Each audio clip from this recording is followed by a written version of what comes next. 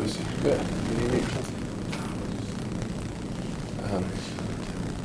No matter what, during the trial. That's the trial right here, but we're going to get the jury at one.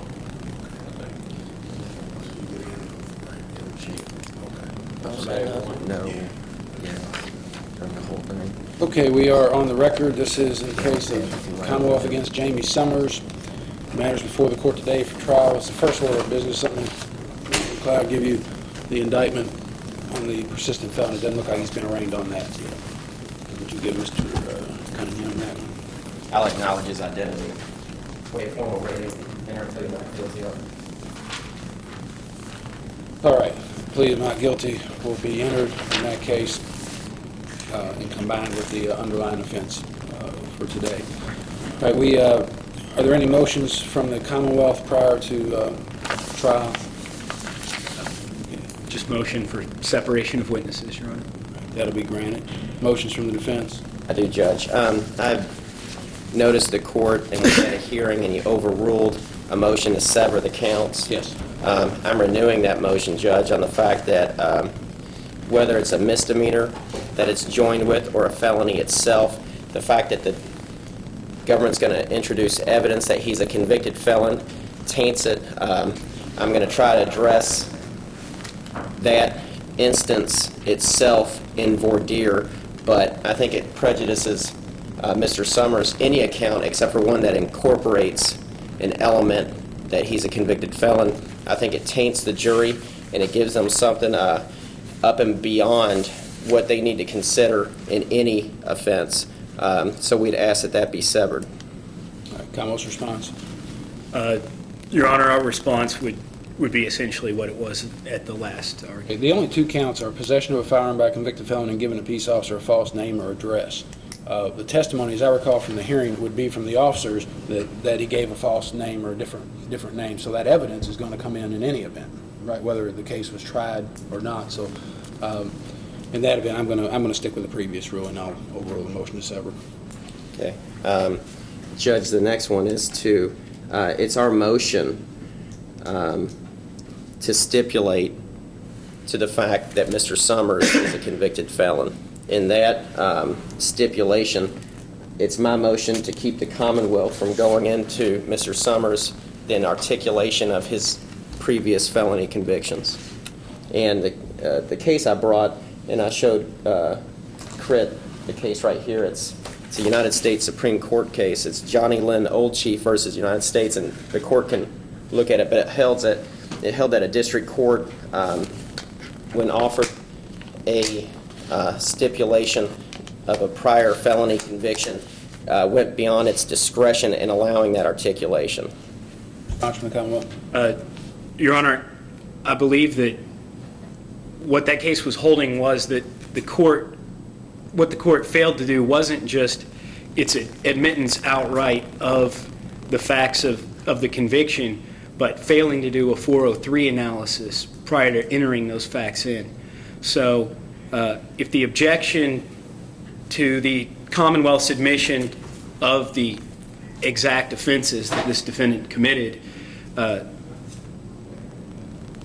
basically I think the court should go through a 403 analysis, and I'm prepared to argue that. Well, I mean, the 403 analysis would be whether the probative value outweighs a prejudicial effect. The probative value for the Commonwealth is to prove a conviction of that he's a convicted felon. By the defense stipulating that, what would be the need for getting into it any further? Well, I think that when you're weighing the probative value, you have to weigh of evidence. You have to weigh it as the evidence is presented to a juror, and certainly different forms and mediums of presentation are going to carry greater weights with the jury. I presume from what the defense is saying, I didn't mean to interrupt you, but I presume what the defense is saying is that I would be permitted to tell the jurors that they may accept as factually accurate that Mr. Summers is in fact a convicted felon. Yes, That's exactly right. In other words, then you don't have to prove that he is, and then the only question becomes, is there anything probative about what the nature of it was? And the more, I mean, there's nothing in the statute that differentiates whether, there's no more severe punishment for it being a armed robbery versus a flagrant non-support. You know, it's the same 1 to 5 on the, isn't it, 1 to, or is it 5 to 10. 5 to 10? I mean, so, I mean, I didn't mean to cut you off if you had some more to. No, I was just going to say that the counts the Commonwealth would like to introduce are nonviolent offenses, and the effect of formalizing and solemnizing his convictions, I think, does lend greater weight to the Commonwealth's case, and in that respect is probative. I really think the greater weight would probably be toward the prejudicial side, depending on what they are, especially if they're numerous. So I'm going to grant the defense's motion in that regard, with the understanding that if there's any inkling even that there may not be a prior conviction or he may not be a convicted felon, then that'll open the door for you to prove it, you know, outright any way you want to. But from what I hear the defense saying, they're likely going to admit it in voir dire and in openings and everything else. And I'll tell the jury that they can accept that as factually accurate, and the Commonwealth is not required to put on evidence that he's a convicted felon. So, okay. Any other motions? Judge, the last motion is that we're going to move to suppress the actual arrest of Mr. Summers. The basis, just to give the court an outline, is that he was a passenger in a car driven by a Steve Conklin. The allegation in his citation is that the police officers see a car cross the center line several times. Conklin, as far as the discovery tendered and everything I know about him, was never cited. I don't know how they get from what appears to be a bad stop or a pretextual stop to the point that they arrest a passenger. And that's the basis of that. So I'm going to move to suppress his arrest, that they didn't have a reasonable suspicion to approach Mr. Summers. They weren't legally where they could be at that point. Response? Your Honor, I don't think that failure to charge the driver with a driving charge necessarily makes this stop pretextual. In fact, the officer had good cause to stop the car. It was parked alongside the road with the lights on. When the officer approached, it pulled out and behaved evasively, pulled into a driveway, ducking the police car, then pulled back out when the police car drove by. The officer observed the car weaving across the center line. That gave him probable cause to stop the car. Once he stopped the car, he had the right to request the ID of both the driver and the passenger. And the passenger at that point in time gave a false name to the officer, which led to the officer looking for background check and finding him was a convicted felon. When he had him step out of the car, that's when the officer observed the gun. I'd be more than happy to put my officer on. I was going to say we probably have to have testimony in that regard. So Okay. You want to bring him in? I'll go get him, Your Honor. Yep, that's fine. You all have an agreement, Mr. Moore? Yeah, we have a plea, Judge. I've got 302 and 303 pages in me on some cases. Do you want me to roll it for a plea, or you want to come back in a minute? I don't know how the schedule is. Well, we're getting ready to start trial, so. I was going to help Critt fix the jury, so. You have a plea, so I don't have a problem passing it for a plea. Of course, you want to start this trial. I know.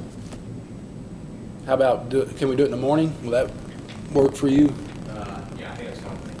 Just roll it to tomorrow morning and at 8:30 or something?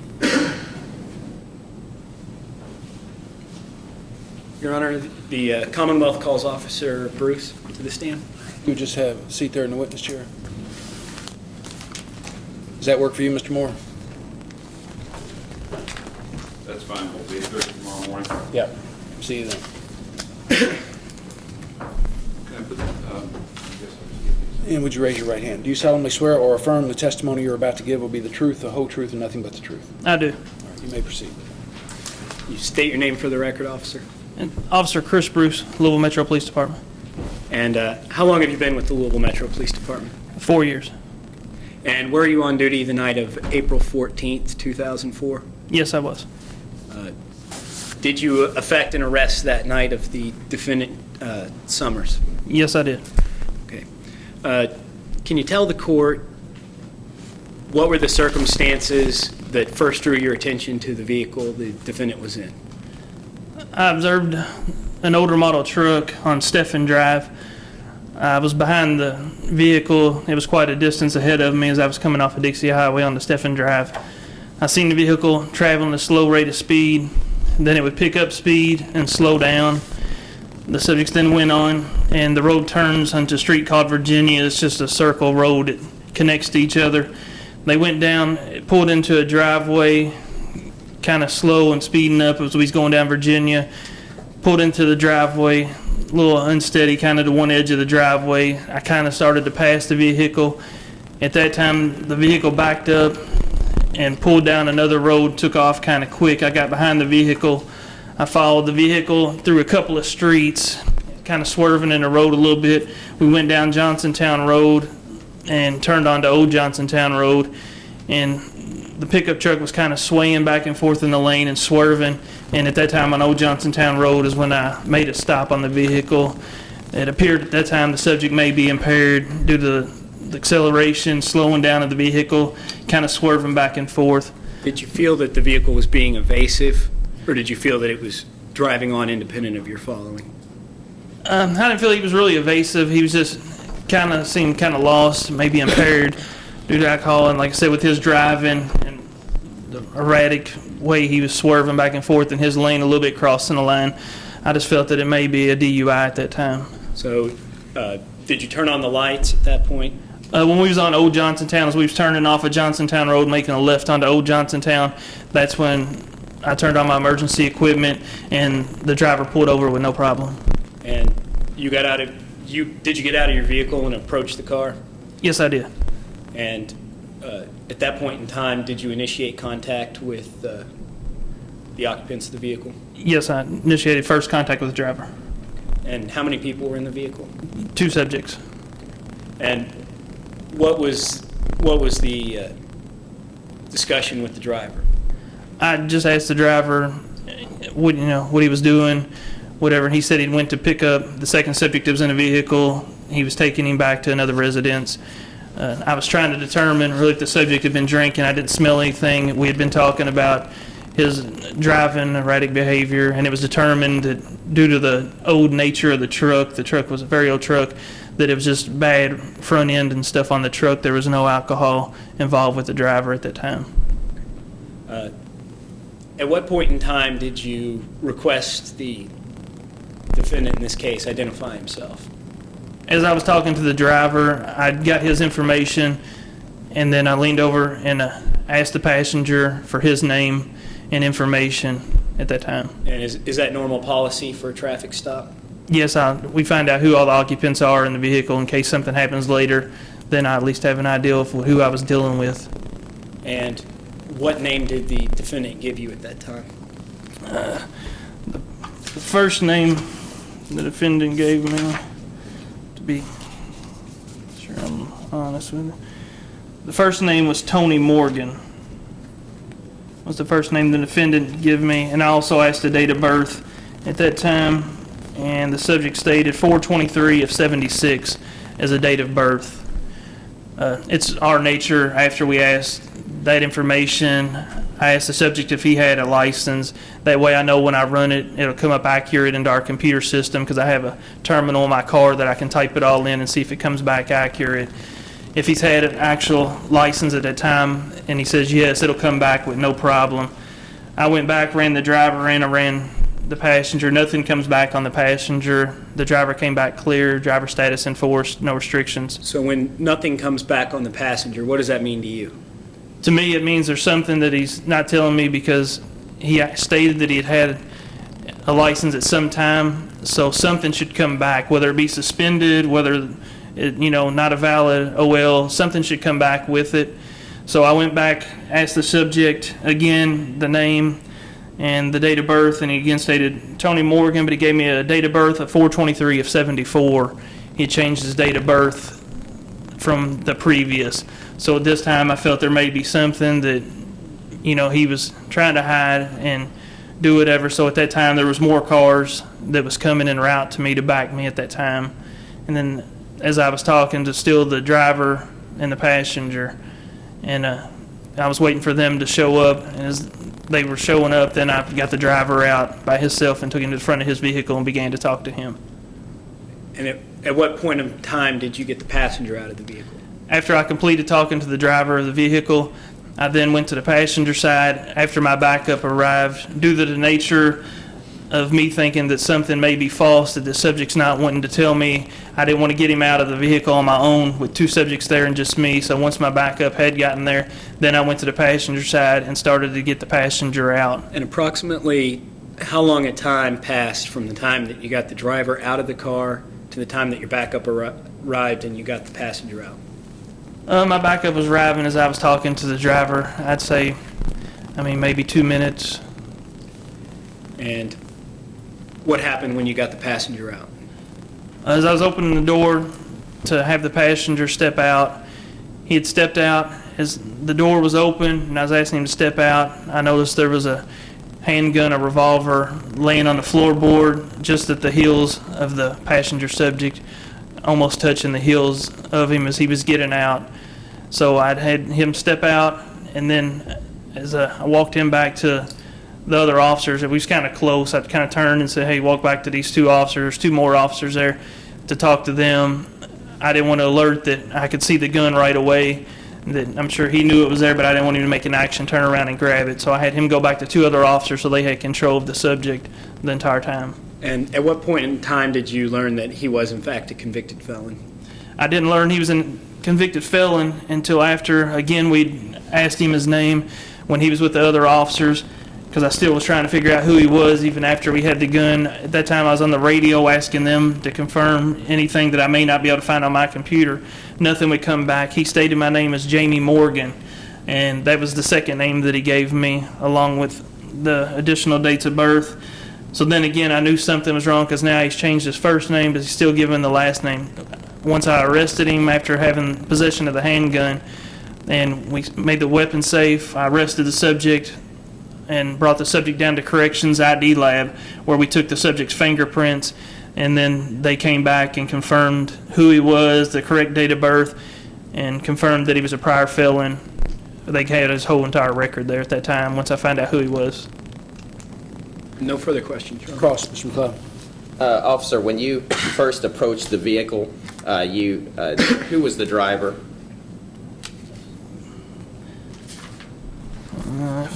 Just a second, I'll find his name. Steve Conklin. Yes. Okay. Yes.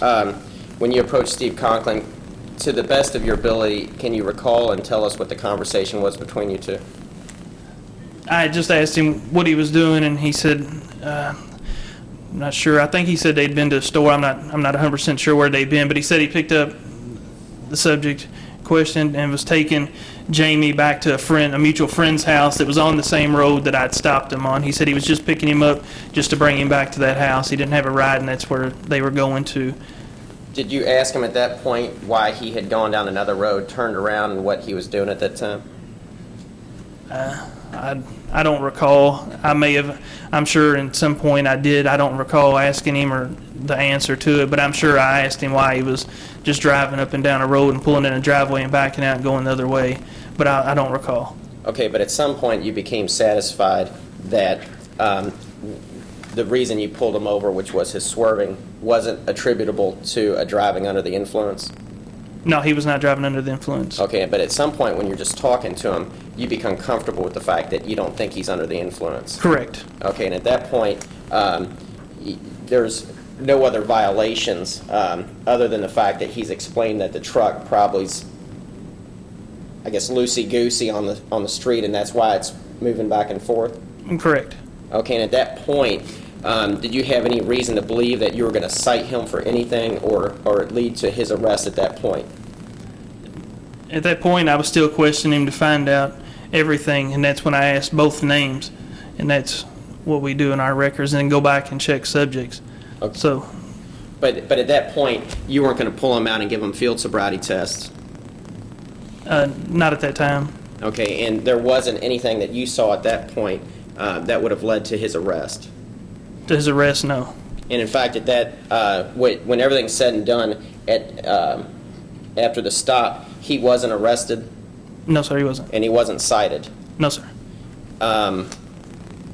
And in fact, the whole reason why you had pulled him over initially, later on, before the actual asking of his name, you had decided that he wasn't under the influence.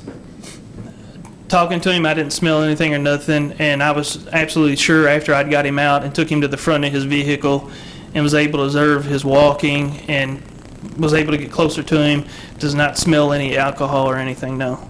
Okay, so at that point for sure, but before that, you had determined that that his driving, the wavering back and forth in the that you witnessed in the truck was due because of the age of the truck. Yes. Once I got him out and took him up front, that's when we talked about the age of the truck and everything. While he was sitting in the vehicle, I was just talking to him, just general conversation. Hey, what are you doing? You know, what's going on? Trying to see his speech, trying to smell any alcohol that would be coming off of him when we were sitting there. We didn't really talk about the truck being old until I pulled him out, and we was just talking about a bunch of stuff real fast in front of the truck, going through everything, yes. Now, when he was sitting in the truck, though, you were satisfied at that point that there was no probable cause for any type of driving under the influence charge. At that time, there was a pretty large doubt that there wasn't. I really wasn't smelling anything, and his speech was pretty good. But as far as 100% sure at the time, no, until I got him out and talked to him in full length. Also, there was no, at least there's no documentation, his taillights worked, there was no other prior I believe violations. everything was in working order. Okay, and then you were satisfied as well that he wasn't under the influence. Yes.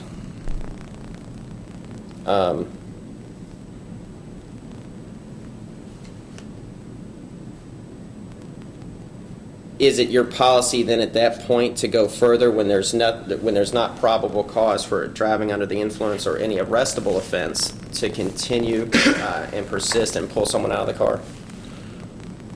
When the information they've given me, I feel incorrect, yes, there is. Okay, was there any reasonable suspicion as far as before you approached and asked Mr. Summers his name, was there anything that would have led you to believe he was breaking the law? No, not at the time, not prior to it, no. Okay, and at that point, you had determined that at the time that you request that of him, you had determined that Mr. Conklin was not under the influence. No, I hadn't pulled Mr. Conklin out until after I went back to my computer and I've asked him his name, and then I went back to check on the driver status of Mr. Conklin to make sure everything was good and working order for him, that he had a good license and everything. And I'd asked Mr. Summers his name and asked him, you know, if he had anything on file so I'd know that if something would come back correct. And he's like, well, I got a license. And then I went back and ran it, and nothing was coming back on what he said. So then I went back after I found out everything was correct on Mr. Conklin and got him out and took him to the front of his car to find out I was buying more time for my backup. Now, when Mr. Conklin,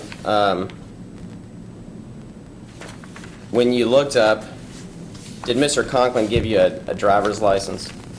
Yes. Okay, when you looked his name up, did you find anything on him? It just comes back with a driver status showing that his driver status was enforced, that he was able to be driving, it wasn't suspended. Okay, so you didn't see his record at that point? No, we don't get their records on our computers. Okay. Or when we call it in on our radio, we don't get records. They just tell us whether driver force is in force, whether they're allowed to be driving, whether it's suspended, or if they have a warrant on them from some other state through the national computer system or here local. That's the only information they give us. I have no more questions. Any redirect? I just want to clarify a point. You asked for Mr. Summers' name prior to removing the driver from the car and talking with him up at the front corner of the vehicle? Yes. Okay. And it's normal procedure to ask for the identities of passengers in a vehicle that you've had probable cause to stop? Yes, I asked who's in the vehicle just so I know who I'm dealing with. And do you run the plates before you get out? Now, sometimes on our computers we do. We can type them in now prior to stopping so it comes up with who we are, but I'm not sure if I ran it prior to. I don't believe I ran it prior that night. No further questions, Your Honor. You recross? Officer, can you describe Johnsontown and Tradeport which is you have as the location of the arrest. Exactly. I mean, what do you want to Is it know? industrial or is it a neighborhood? Johnsontown Road used to go straight down and it veers to the left a little bit. It used to be the Johnsontown Road area. Now Johnsontown Road goes straight, and Johnsontown turns into Tradeport. The portion of the road that we turned on from Johnsontown to Old Johnsontown, it's more of going towards the neighborhood section, the old neighborhood section. Right at the corner, if you go straight just a little bit past where we made the left-hand turn, it now turns into an all-industrial Riverport is what it's actually, the whole area is called on Greenbelt, is Riverport now. It's all businesses, but we turned a little bit left, just veered to the left, turns onto Old Johnsontown, and it's all houses and stuff where we was going to. Now, what would you, how was the lighting at that time? Lighting on Johnsontown Road is, there's no street lights or nothing. There's plenty of houses. Where we was, there was a business on the corner a little bit that had some light. I mean, it's fairly decent. I have no more questions. All right, you may step down. Any further witnesses for the Commonwealth? No, Your Honor. Any witnesses for the defense? No. All right, arguments? Judge, I think by the officer's testimony, what I remember as the first time when Critt was directing the officer, he had decided at the point when he had pulled him over and the conversation was engaged with Mr. Conklin, who's a driver, that there was no, at that point, what may have been probable cause to pull someone over, a reasonable suspicion. At that point, that was alleviated. There's nothing there at that point. I think it's easy to come to the conclusion that Mr. Conklin wasn't going to be arrested, that there was no violation, that the car itself, in and of itself, was the reason that the car was crossing the center lines and whatever else the officer testified to as the articulation of why he pulled him over. At that point, I think he doesn't have even reasonable suspicion to contact Mr. Summers once he's found out or come to his own conclusion that there's no violation, at least for what he pulled Mr. Conklin over initially for. On that basis, I think I don't think there was. I think constitutionally, Mr. Summers has the right in a car where there's no suspicion. There's not going to, and not only that, there was no violation or any charge that was ever brought against Conklin. He was never even given a citation for what the officer initially states he pulls him over for. And so on that basis, I think that he wasn't, at that point, once he had made that decision, Mr. Summers shouldn't have been in an area where he was approached, because at that point, the probable cause no longer existed. The reasonable suspicion, I don't think, existed as well. Response. Those suppositions by the defense aren't really supported by what the officer was saying. Surely if the officer had pulled someone over and they'd said that their vehicle was operating in a defective manner and that was the cause for the swerving, and the officer observed that they were intoxicated, they wouldn't just cut them loose. And so it wasn't until the officer had the appropriate amount of time to observe and converse with the defendant that he was able to make a determination that alcohol wasn't the cause, and to believe the driver in this case that it was the vehicle. So the officer testified that he pulled the driver out of the car in order to talk with him and to make sure that he wasn't exhibiting any signs of intoxication. Clearly, he's still trying to assess the situation when he pulls the driver out of the car and when he's talking to him. That was the purpose of why the driver was pulled from the car. It gave him an opportunity to watch the driver walk and to speak with him a little more in depth. The fact that initially, during the stop, he didn't smell alcohol is by no means completely deletes the probable cause to stop the car or to believe that the defendant had still been drinking. He could have been drinking vodka or a less odorous alcohol and still been intoxicated. Well, my memory of the testimony was, well, clearly there was a reasonable, articulable suspicion to pull the vehicle over just based on the erratic driving. turned out to be mechanical in nature, or it seems it is, but at the time, certainly a reason to pull the driver over. Then my memory of the testimony was that while he did not smell alcohol coming from the car, from the driver, he had not ruled it completely out at that point. He certainly hadn't made a determination that it was there, but hadn't ruled it completely out. By then, the officer has already sought the identity of each individual in the vehicle, and if I'm correct, before asking the driver to come out, had run the computer, the driver's license already. And at that point, we have a driver who checks out fine, a passenger who has said he has a license but doesn't come back in any way, shape, or form, which I think at that point provides more suspicion for a little extra look into things. So I think he did have a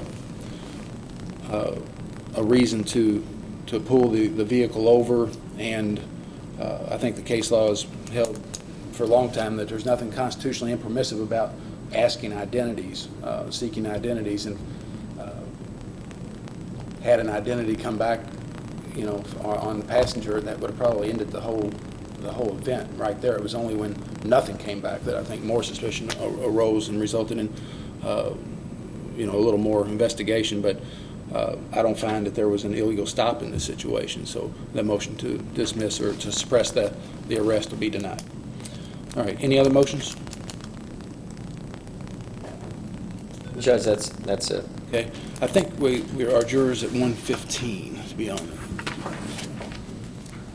Is 1:15, is that when we got them? Okay, thanks. So we'll see you back here. Make sure to be back a few minutes early, and Mr. Summers will get dressed, and then we'll proceed. Thank you. So you all may be seated.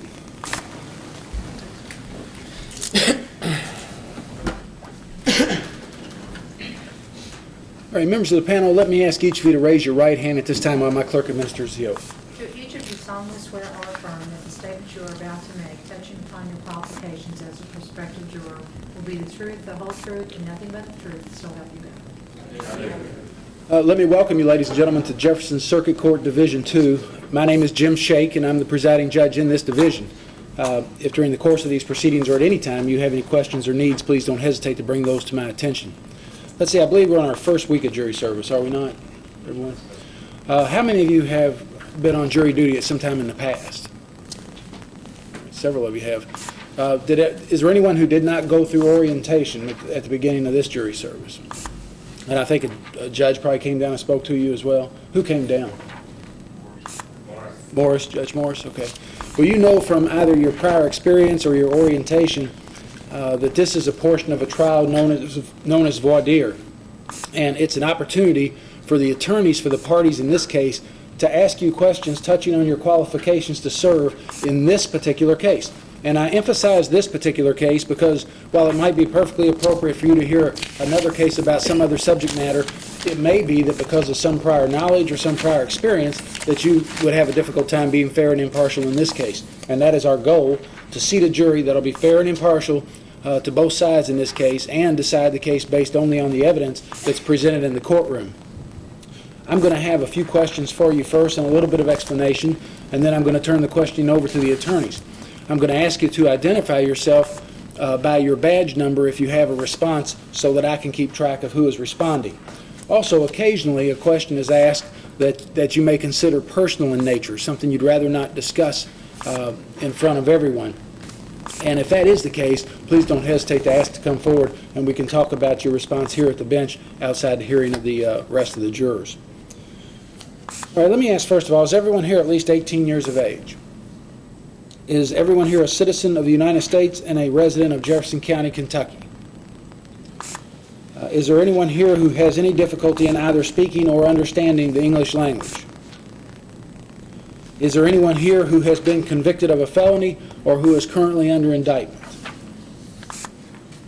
And is there anyone here who has served on jury duty within the past 24 months, but that doesn't include this tour of duty? All right, we called you here for the trial of a criminal case. Do all of you understand the difference between a civil and a criminal case? I know that's gone over with you in your orientation on the tape. The style of this case is Commonwealth of Kentucky against Jamie Summers. And when I say the style, that's the name I'm reading right from the indictment. Do all of you understand what an indictment is? An indictment is merely a piece of paper. It's the official charging instrument, but it carries no weight as evidence and should not be considered as evidence or as having any weight at all against Mr. Summers. Do all of you understand that? Mr. Summers is charged with being a convicted felon in possession of a firearm and with giving a peace officer a false name or address.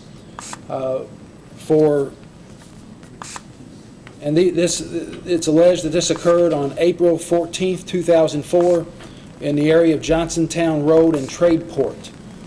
With just that very brief description, is there anyone here who thinks they may know something about this case? All right. If something pops up during further questioning that makes you think you know something about the case, please bring that to my attention. Do all of you understand that Mr. Summers is presumed innocent? And do you further understand that the burden of proving his guilt rests on the Commonwealth to prove beyond a reasonable doubt? Do you understand that? The Commonwealth in this case is represented by Mr. Critt Cunningham. Mr. Cunningham, would you please stand? Do any prospective jurors know Mr. Cunningham? And would you introduce co-counsel with you and your officers here with you? This is Mitchell Denham, Officer Christopher Bruce, and Officer Stephen Farmer. Do any prospective jurors know any of these individuals? Let's see, I see a hand there. Yes, sir, your number? 102-737. My folks been. Yes.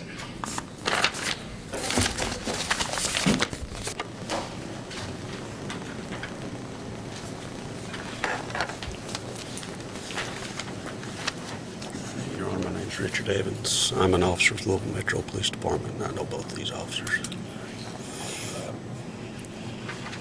You think it might make it difficult for you to give Aaron an I wish the court would not put me in that position. I understand completely. Did you have any questions?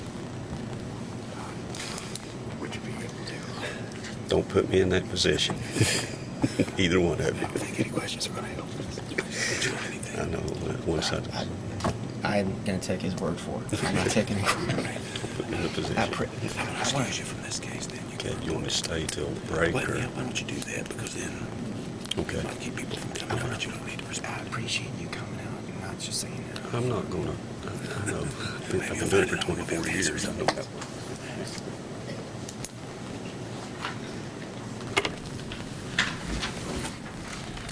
Was there anyone else that had a response to that question?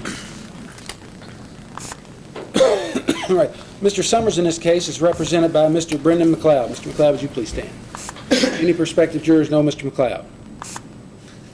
And would you introduce your client? This is Jamie Summers.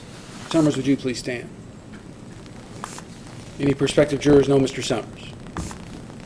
All right, you may be seated.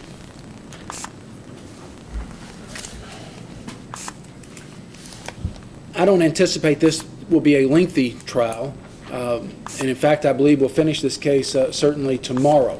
Is there anyone here who has some sort of standing commitment tomorrow or a conflict that would make it difficult or unduly harsh to be present tomorrow? All right, let me start. No, on this side. Yes, sir. It depends on how late in the evening. I mean, I want there to be buses running possible when we get out this Okay. evening. All right, that's going to be my next question I'm going to go over with you, so I'll cover that in just a moment. Anyone else over here? All right, over here. Yes, ma'am.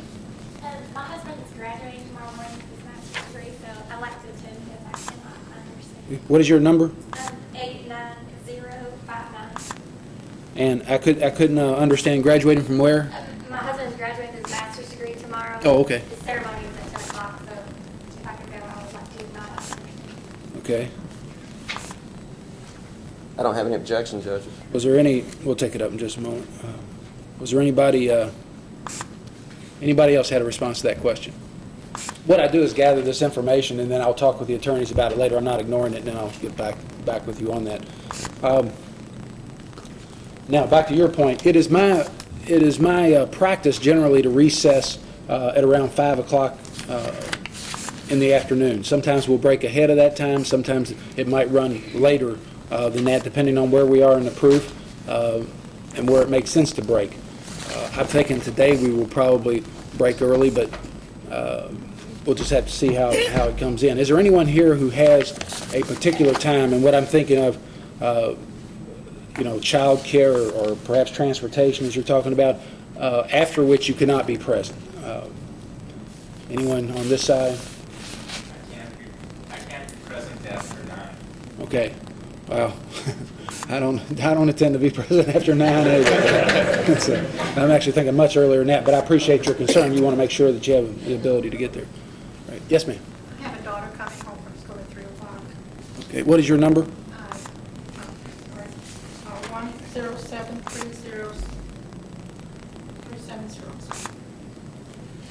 107-370. 370. Okay. 72. Okay. I can remember when juror numbers used to be like 12 and 13. So your daughter comes home from school, And 3 o'clock, yes, sir. and is there somebody there picking her up today? Well, my husband has a doctor's appointment. That's why I kind of had to be there today. She's 11 years old, I don't know.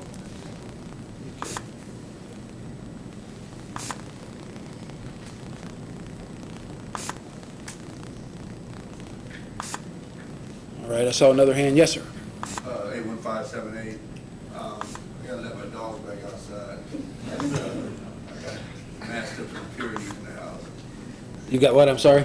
I have English mastiff and Pyrenees in the house. I just let them in at lunchtime. What time do you, Please, Bob. what time, I was going to say, what time do they start destroying things? Well, they're watching their soaps right now, so. About 4:30. I'm not going to ask you what they're watching.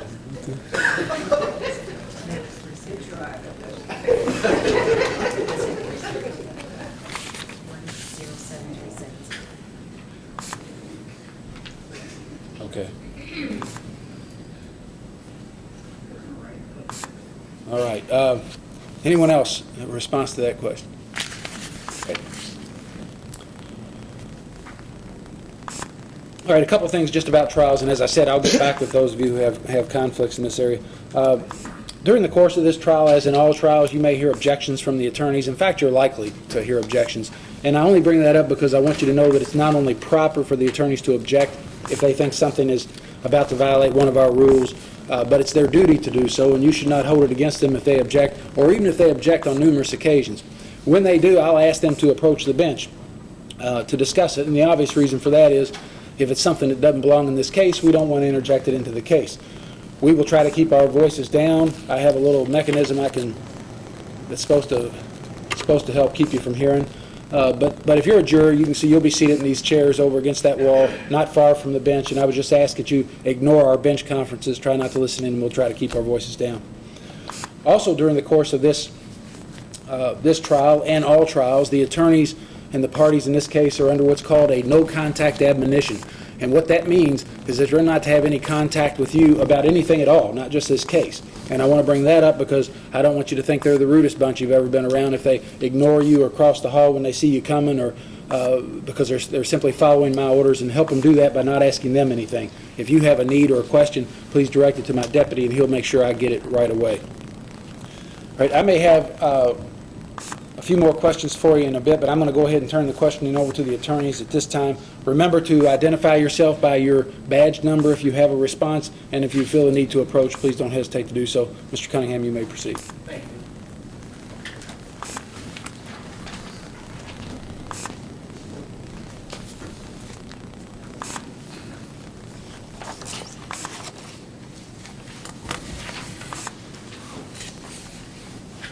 How are you all doing?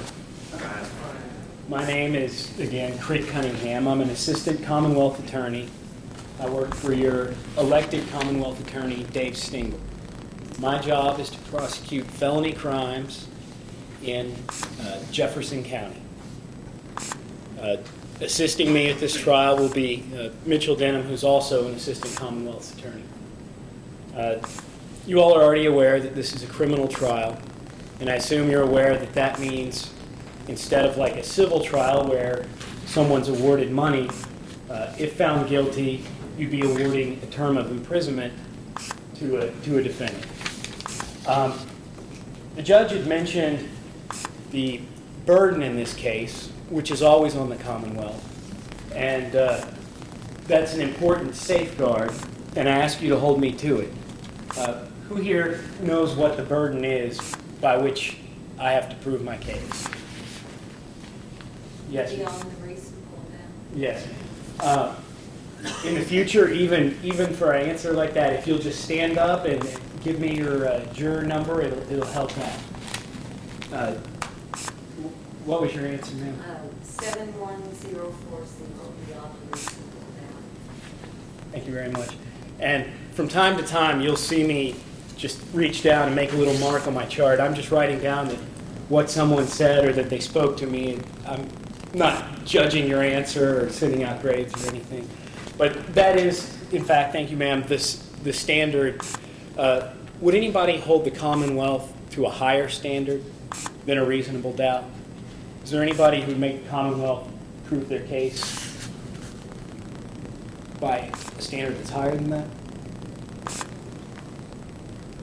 Is everyone capable of holding the Commonwealth to that standard? All right. Basically, the trials are divided into two parts. There's a guilty phase, and if you get to it, a penalty phase. And the guilty phase is a search for the truth in which you as the jurors are going to be the ultimate fact finders. You're going to be called upon to determine what actually happened and to decide between conflicting testimony and resolve events. The second part is where a punishment's established, if we get to it, and that part is where you have an opportunity to do justice. You'll be given a penalty range, and you'll assign a penalty within that range that you think is just and fair. Now, in this truth-gathering process, there's a couple things designed to help you on your way to determine the truth. One of those has already been mentioned, and that is the burden that the Commonwealth has. The next thing is that all crimes are divided into elements. There might be people that you feel that they're guilty of something, but the Commonwealth can't make one of the elements of the crimes. We proved A, B, and C, but not D. Does everyone here agree that at that point in time you should acquit that person? Likewise, there might be a question that is left unresolved in your mind. It's something you really want to know about the trial, something that was going on or something of interest that we just don't talk about. We never resolve it, but it's not one of our elements. Is everyone here capable of putting their curiosity aside and as soon as the Commonwealth meets our burden within the elements, finding the defendant guilty, if that's what the evidence points you to? Now, there's a couple different types of evidence, and those of you that have gone through the voir dire process before are probably already familiar with this line of questioning. Who can name the three types of evidence that are involved in the trial? Anybody? We'll start out easy if you can name one type of evidence. Anybody got a guess? Yes, sir. 96530. Okay. Hearsay. Not necessarily a type of evidence, but how does that come about? Testimony, yes, sir. That's one type of evidence. Testimony is an important type of evidence. Is there anybody here that would have a hard time convicting somebody on testimonial evidence alone? If you believe the testimony. You gave me sort of a quizzical look, sir. Was my question nonsensical, or were you thinking about it? You said based upon a person's testimony alone? Yes, sir. There's no other evidence presented, but there's witnesses who say X, Y, and Z. If you believe them, would you be able to find a person guilty just on the basis If I of find a testimony, person a credible witness. if you believe them. And how do you assess somebody's credibilities? By the way, their statement may informed, and whatever the evidence is that backs supports. Anybody else, how do you assess credibility of a witness? Please stand up and give your number. 958 about the demeanor. Okay. How they present themselves, how they talk, walk, act, whether they're shaky, whether they're solid, pretty much how they present themselves. Now, with your role as the determiner of fact in this case, resolving conflicting testimonies is something you're going to be called upon to do. Is there anybody here that doesn't think they'd be able to resolve conflicting testimony? Anybody that has a particularly hard time determining if someone's not telling the truth? Now there's a third type of evidence, and I'll be real impressed if anyone can get this one. Oh, real impressed. All right. 10171 physical? And physical evidence, yes, sir. Why don't you tell us, sir, what's physical evidence? The evidence you place in front of the actually visually excessive, whether shape or action, something that has to do with the situation, a weapon, so forth. And someone said circumstantial. Okay. And what do you mean when you say circumstantial evidence? Circumstances is something that you can't actually see, but something that is meant to be proven by word of mouth or other ways. Let's say circumstantial evidence is an inference made from a logical inference made from one of the other two kinds of evidence, from someone's testimony or from physical evidence. It's just a basic logical step. If you've got X, it means Y has to be the case. Is everybody capable of accepting all three of these types of evidence and bringing them to bear in your ultimate decision on the facts of this case? Is there anybody that has a problem with any of these three types or doesn't understand what they'll be asked to do with them?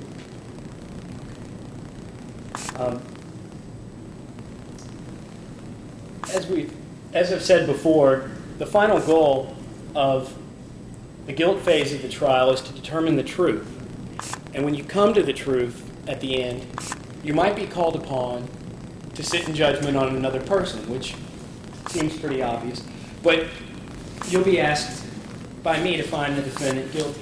Is there anyone here that for religious or philosophical reasons would have a hard time standing in front of another person and saying that they were guilty of a crime? Ma'am, do you mind standing and saying your jury name? 103324. And what would your reservations be?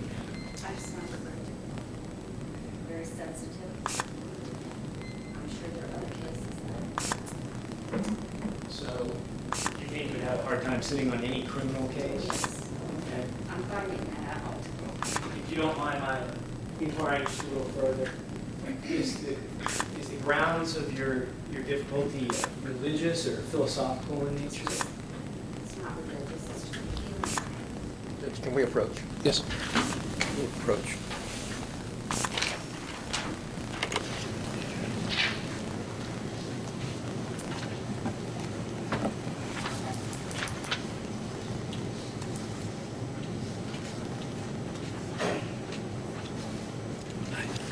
You were just explaining, I think, why you feel the way you feel, if you could. It's just a personal thing with me that I can't sit in a small room like this and convict somebody to go to prison. Okay. I mean, is that true no matter what the evidence shown? And it's okay if it is. It's difficult, let's put it that way. It's emotional to me. Okay. Yeah, and we all would want jurors who would take it very serious and for whom it would, be a very serious matter. But there's obviously a line where it crosses over that and might infringe on your ability to even be a juror, and that's what I'm And that what I don't know. You're not This sure. is my third time to be called to jury duty in 4 years. Really? And In 4 I years? just, I mean, I can do disability things. I can do if somebody wants money for something. But when it comes to prison, I just feel very strong about it. And I know you have to do it. I mean, that's your jobs, but... Did you want to follow up? No, I have enough questions. All right, you may be seated. We'll take motions for cause at the end of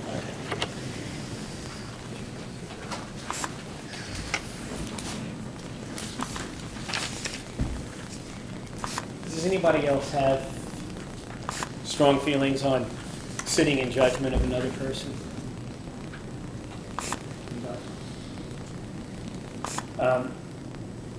That brings us to the second part of the trial. If you should find the defendant guilty, then we'll go into a penalty phase.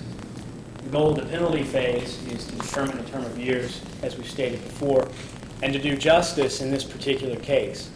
Is there anybody that would have a hard time sending someone to prison for a term of years for a nonviolent crime?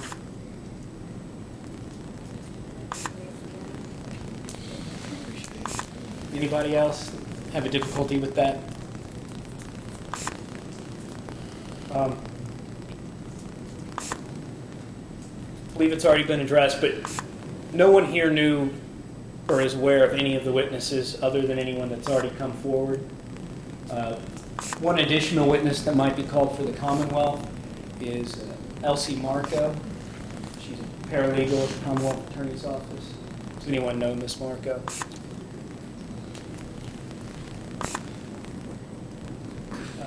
Who here has sat on a trial before in a criminal case?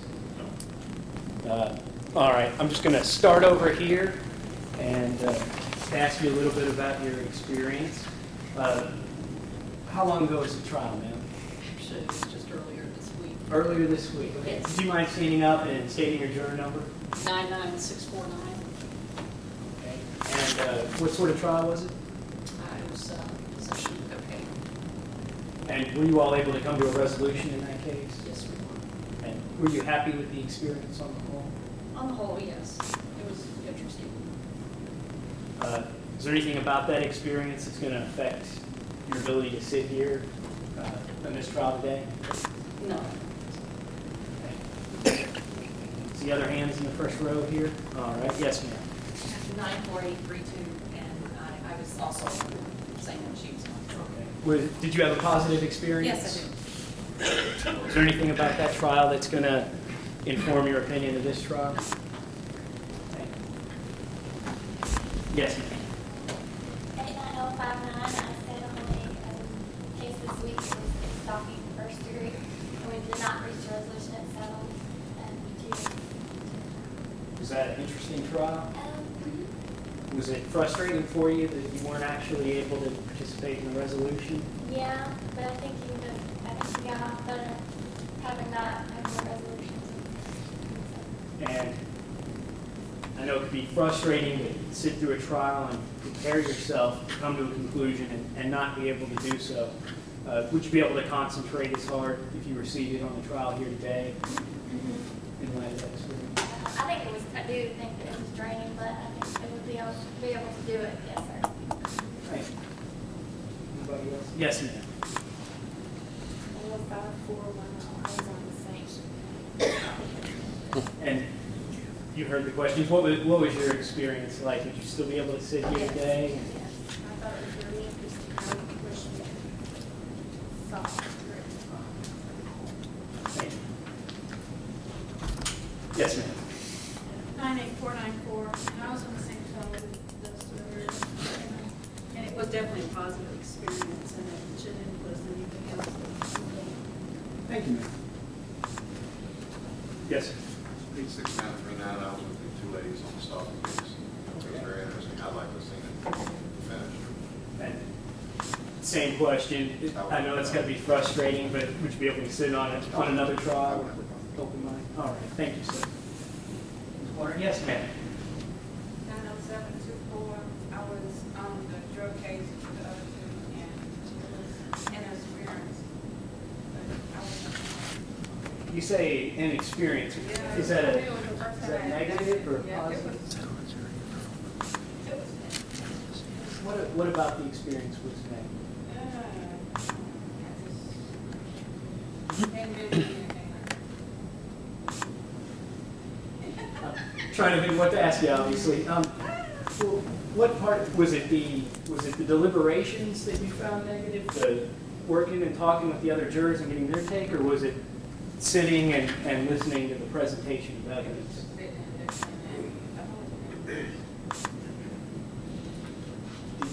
Did you find it particularly, was it just kind of dull, or was it difficult, or I'm just... really, it was kind of dull. Yeah, that's the difference between TV trials and real ones. But you'd be able to sit through the dullness of another one and perform your civic duty here today. I appreciate that. All right. Anybody on the first row? Yes. 98509, same trial as everybody else, early part of the week. There was two different ones. Was this Okay. the stalking one or? The stalking one. Yes, sir. And anything about that trial carry over with you here today? No. Start fresh? Completely different situation. Thank you. Yes, sir. 95028, same as 98509. Lord, anything about that experience going to taint your perceptions of this trial? Thank you. Yes, sir. Hi, 101 494. I'll break the pattern. Mine was 7 years ago, I believe. Appreciate the novelty. It was a drug possession charge. Criminal case, drug possession. Were you all able to reach a verdict on that case? The jury did. I was the alternate juror, so. Will you experience the same frustration then as these other folks? I learned the results later. This part of the process. And you're ready and happy to get back in the South? Yes, sir. All right, thanks. Yes, sir. 106115, about 4 years ago, drug possession. How did, were you all able to reach a verdict in that case? Were you happy with the experience? Yeah, somewhat, Was that your first time as a juror? First time. Anything about that experience give you any pause for being a juror for this one? No, but right now I'm recovering from eye surgery complications, so I'm suffering from double vision, resistant to light. Okay. Appreciate that. You'd be able to, if a witness was testifying on the stand, would you be able to see them or see evidence presented? Come together. Don't wave them around. Is that what you're saying? Do you think that situation is that going to inhibit your ability to think about or analyze anything that's being presented today, or do you think you'll be able to get by with that? Thanks. Yes, sir. 101071, earlier this week, we did on driving while in the influence case. It was solved. Was that in district court? Yes. And what was that experience like? It was my first trial to sit on it. So, no, he actually accomplished something.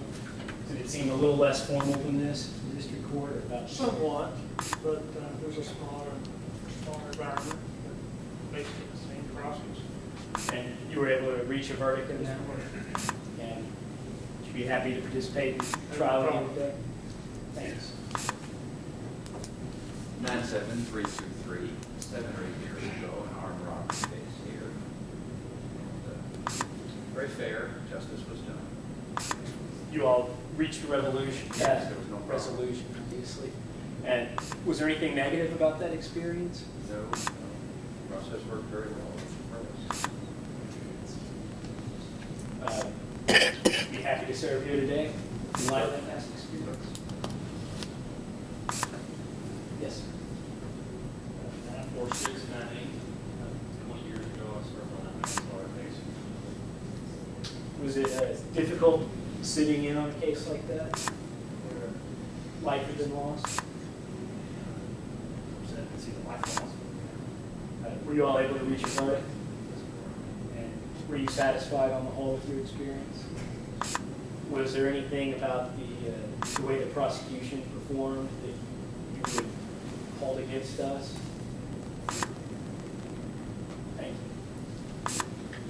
you. All right. A large part of the Commonwealth's case today is going to be testimony from police officers. Can everyone here agree that a police officer's testimony should be valued the same as the testimony of anyone else? Yes, ma'am.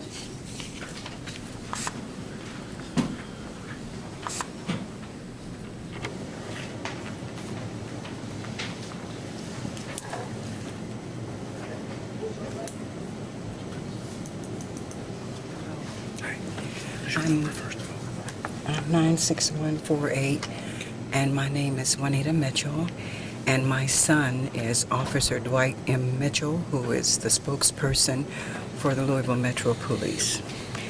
And I kind of think I have met one of the police officers before. The other part is that unknowingly in the restroom this morning, is that the mother of the defendant? Not knowingly, I spoke with her and asked her if I could help her because she was being sick in the restroom. So I just feel like I'm disqualified. First, as it relates to, I mean, do you believe because of your son's position that you would tend to favor police officers? Yeah. I tried to get on the other one, but they rejected me. I didn't get to be on the other one the other day.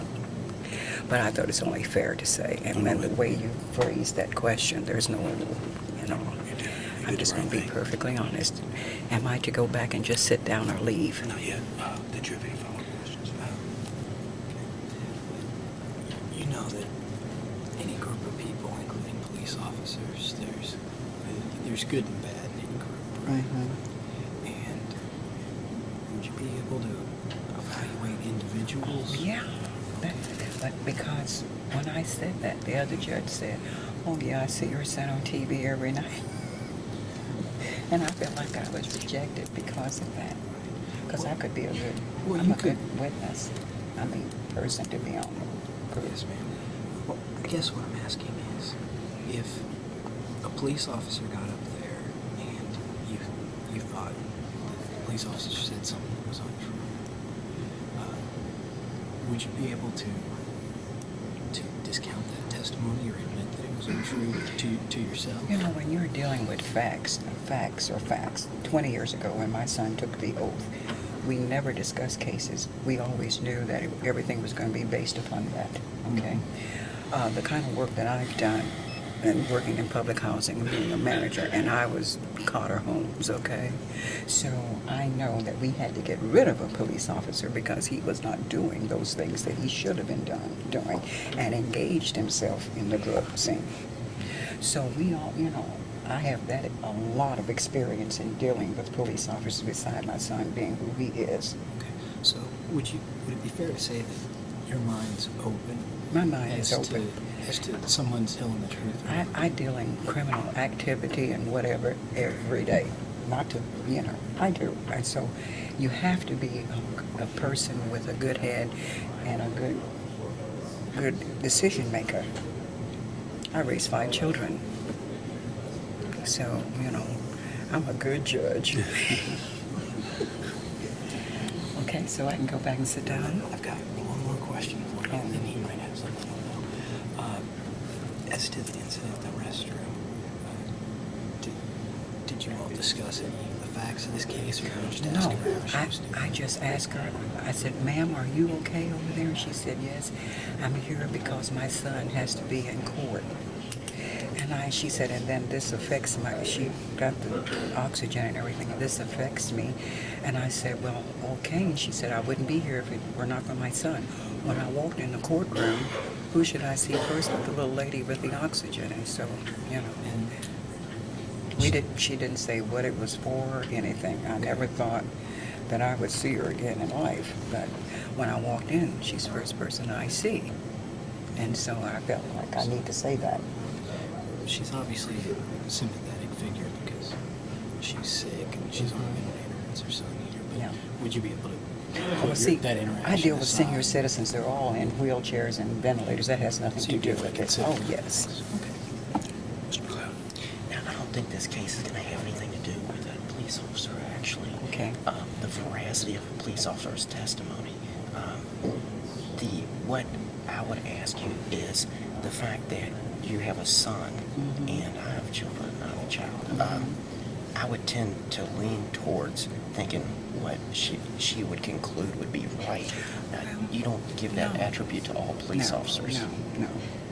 You see, when you've been in my position and doing the kind of work that I do all the time, you learn to separate what is and what isn't.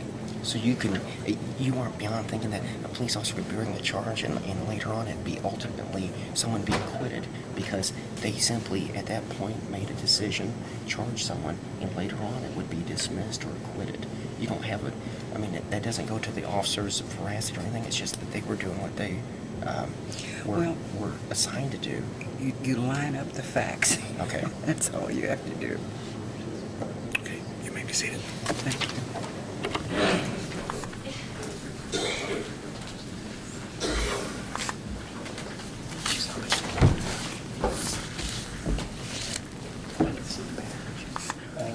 I was asking if everyone would be able to hold the testimony of a policeman on par with the testimony of a layperson. So, is there anybody here that has a particularly positive impression of police, that a police officer would be more likely than anyone else to tell the truth, or anyone that's had a negative experience with police that would lead you to conclude that an officer might be more likely than someone else to not tell the truth? Yes, sir. Would you like to approach, or would you like to stand? Sure, I'd like to. Okay. And please go ahead and state your number. 88241.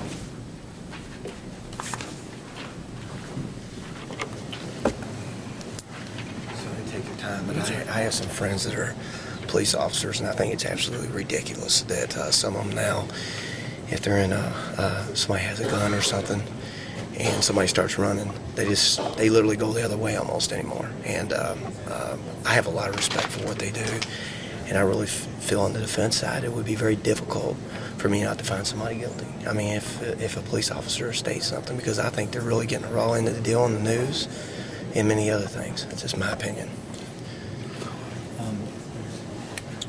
Would you be able to keep, any group of people is going to have good people in it and bad people. Would you agree with that? And so, do you agree that's also true with the police department? There's going to be some people that are truthful and some people aren't. I think the media is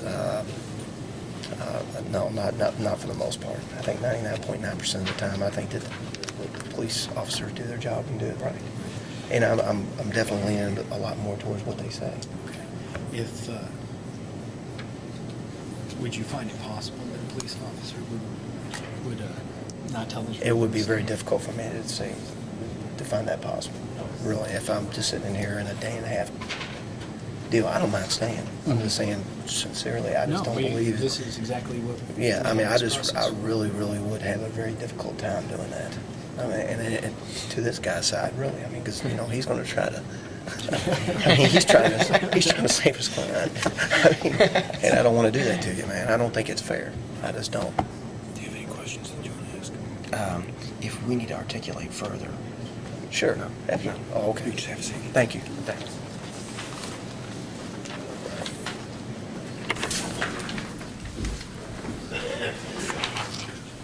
Anybody else on that same question?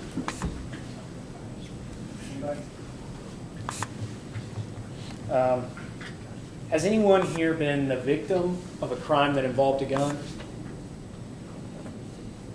That's good.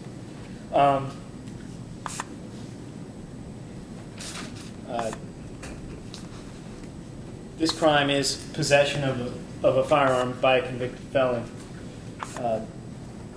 Is there anyone here that has a sort of constitutional or philosophical objection to denying anyone the right to have a weapon? Is there anyone here that thinks that it's a constitutional problem not to allow someone the right to bear arms? In this case, that's someone being a felon. Anyone have any thoughts on that at all? Does anyone here own a weapon themselves? Just show of hands. Just keep it up for a second. Does anybody here that has a weapon feel like it's unfair that someone else, because they were convicted of something in their past, no longer has a constitutional right that you have to own a weapon?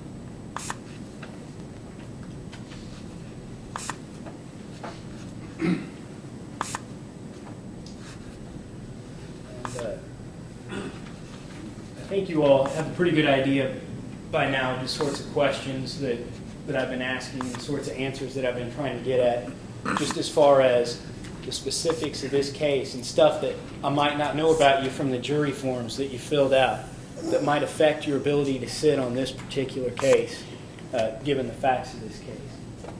Is there anything that I haven't asked about that anyone finds important that maybe I should know about that might make them not an ideal juror or impartial juror for this particular case? Anything at all?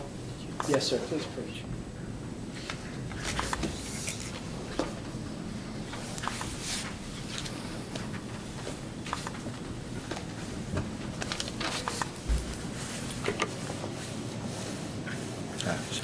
Eight 3969.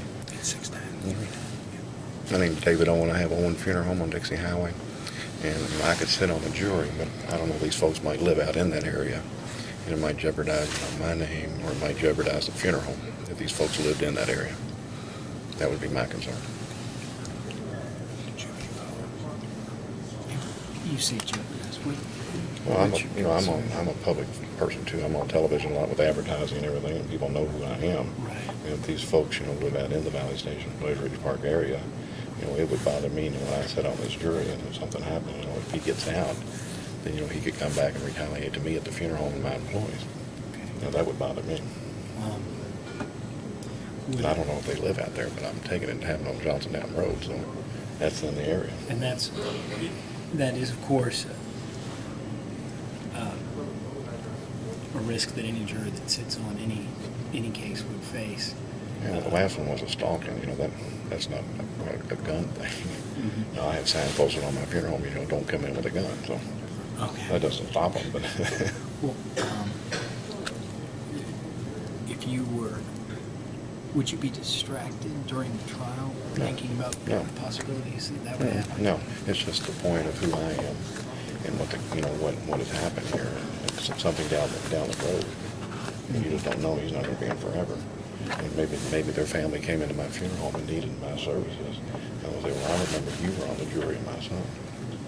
So that's what I'm looking at. So, with that in mind, I guess, are you just, would you say that you, obviously you have a concern, would you say that you would go so far as to ask not to be seated? Or just to let us know that... I'm going to let you know who I am and that this case sounds like it's out in my area.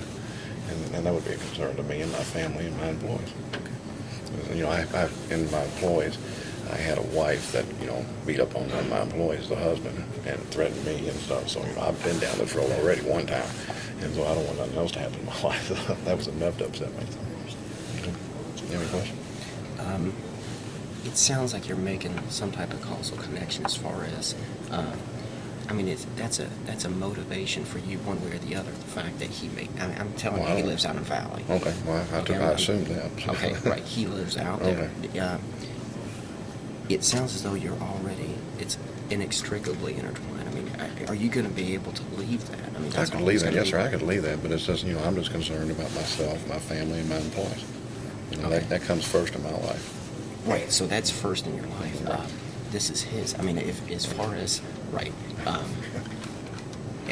I feel, it doesn't sound like you're comfortable. I mean, I know you want to do, I mean, Yeah, we want to do I'm what the surgery judge for 2 wants. weeks, you know, I'm a busy person, so I'm here. So I'll do whatever you want me to do, but I'm just telling you how I Let me feel. ask this, you know, at such a time, if you were a juror and you were deliberating, trying to determine whether the Commonwealth had proved its case beyond a reasonable doubt, are the issues that you just talked about, the fact that this happened close to your business and your employees, is that going to in any way creep into your thoughts about this case? It probably would, yeah.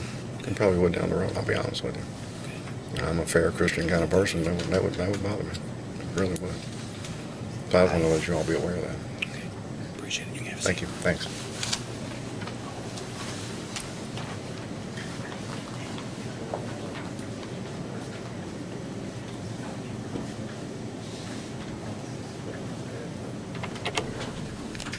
All right, this is the same sort of catch-all question I asked at the end. You all had some time to think about it while the fuzz was on. Is there anybody else that for some reason would just feel uncomfortable or feel that it was inappropriate to sit at this trial for any reason?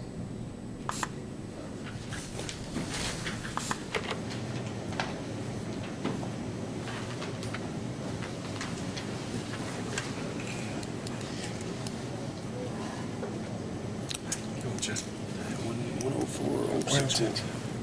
104061. I've had some difficulty with law enforcement, especially about truth. Of course, I've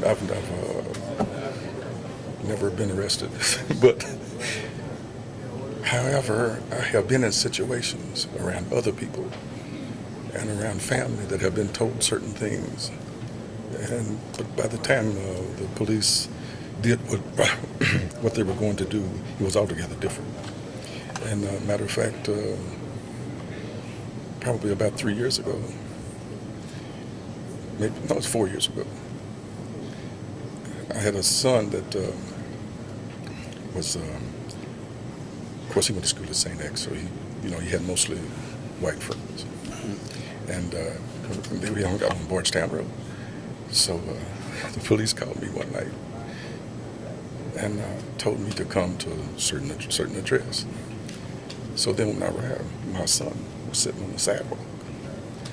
You know, he was just the only person of color there. And so then they went to. So then I tried to run to him. They manhandled me, throw me down. No, because I had to prove who I was. You know. So then after that, I said, what has he done? And they said, there's been a lot of crime reported, in the area. But he was on private property. So, and plus not only that, but I'm 63 years old. And, and no, I can't believe verbatim what a policeman says by any means. Yeah, that's, the intent of the question is to find out whether somebody believes police officers more just because they're police officers, or believes them less just because they're police officers. Now, I can understand you having a very sour taste in your mouth about the incident that you just described. It's inexcusable. The question is, are the parties not on a level playing ground as we start this case because of that? And it's okay if that's the case. That's why we have this process. But if you really believe it would be difficult for you to be fair and impartial based on that experience, I'm assuming that, first of all, these police officers weren't involved. Oh, definitely not. Okay, that's so we know it's different people altogether. And the question is what happened to you gonna lead over into your feelings about this case? I see. I understand. Only you can tell us that. I'm a fair person. I think I could, yes. Okay. You think you could set aside that experience, as bad as it was, and judge this case and make a decision based on the evidence in this case? I could do my best, I'm sure. All right. Did you want to follow? Officer, do you want to follow? Yeah. All right. You may be seated. Thank you. Thank you.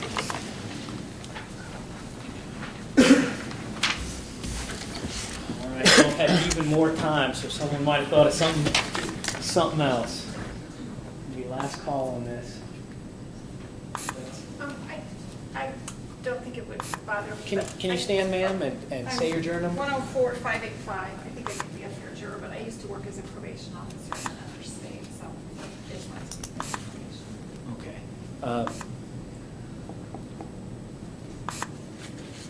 Is there anything about being a probation officer that would make you? I don't think so, no. Thank you. Mr. McLeod? Cunningham. Judge. Ladies and gentlemen, my name is Brendan McLeod. I've been representing Jamie Summers, who you probably realize now is not the Bionic Woman. He's a young man. He's 26 years old. He's from Louisville, Kentucky. What I didn't get to introduce you as well is Ryan Vantrease, and he's going to be here during jury selection. He works with myself, along with John D. Camillus and Chris Meinhardt, and our office is down at 3rd and Market.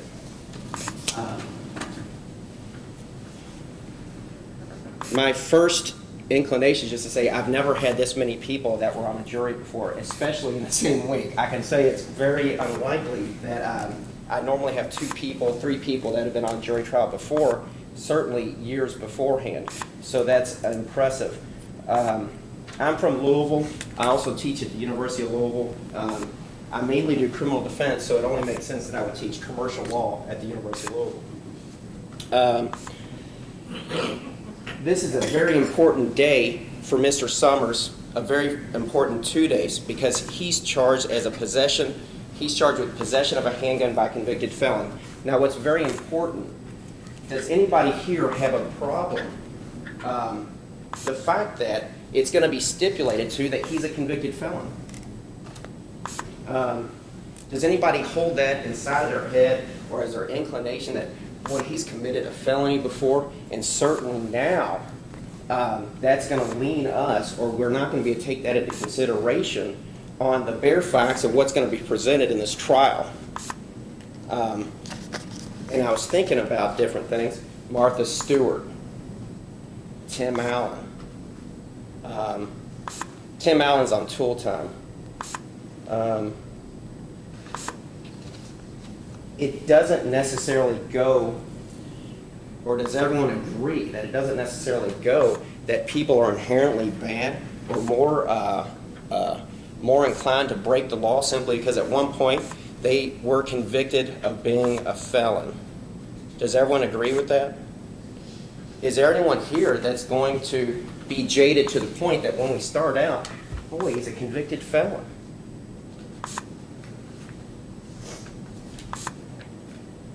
Now, Mr. Cunningham also addressed everyone in here, and he talked about the 2 phases of the trial. There's a guilt-innocence phase where you'll determine as the jurors, as the trier of fact, you'll determine what the facts are in this case, and then you'll apply the law to it.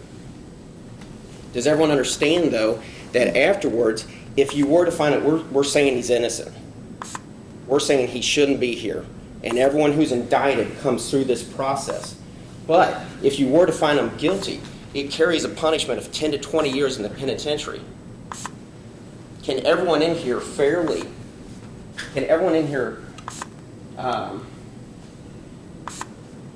conceptualize and be able to take those terms of years and be able to fairly understand or be able to judge and determine if you were to find him guilty? And again, we're saying he's innocent. And be able to give a term of years of 10 to 20 or something in between. Is that inconceivable to anyone here today?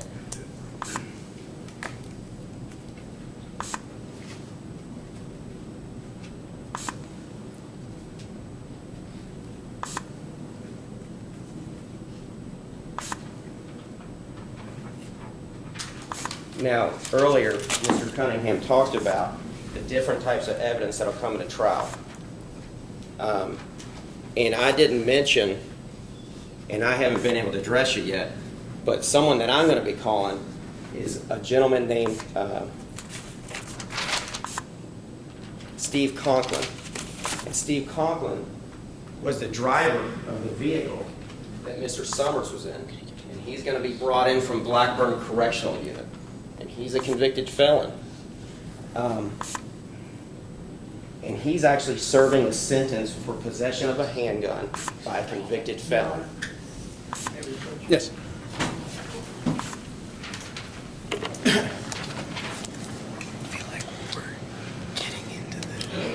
There's some irrelevant information about this other witness. Judge, that's going to come in, and the reason it's going to come in is because it goes to his motive, and that's why, that's one of the criteria that if he talks about someone testifying and you're judging someone's credibility, motive is one of them also. And that's what your question is, the Yes. jurors, whether they can consider his testimony. That's right, motive. You may proceed. Thank you. Let me back up. There's going to be a state of conflict being brought in from Blackburn. He's doing 18 years, possession of a handgun by a convicted felon, not arising from this facts and circumstances. Now, does everyone understand that motive could be a basis of credibility or a veracity of a witness when they testify? Does everyone agree with that? I think you stated earlier someone's demeanor, how they look when they're talking. If someone's, does everyone understand that there's definitely motivations that could change someone's testimony or what they would say?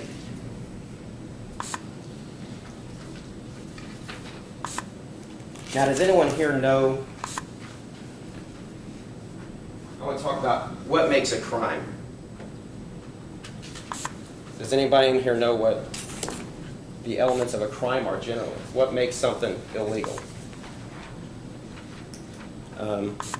Yes, ma'am. I don't know if I'm not just breaching the law, breaking the law. Okay, so there has to be a law. Is that, I would assume that. is that what I'm feeding you right now? Yeah, well, I would assume that a law would be broken or something would be violated for a crime. Okay. Now, something has to be statutorily outlawed before it would be a crime.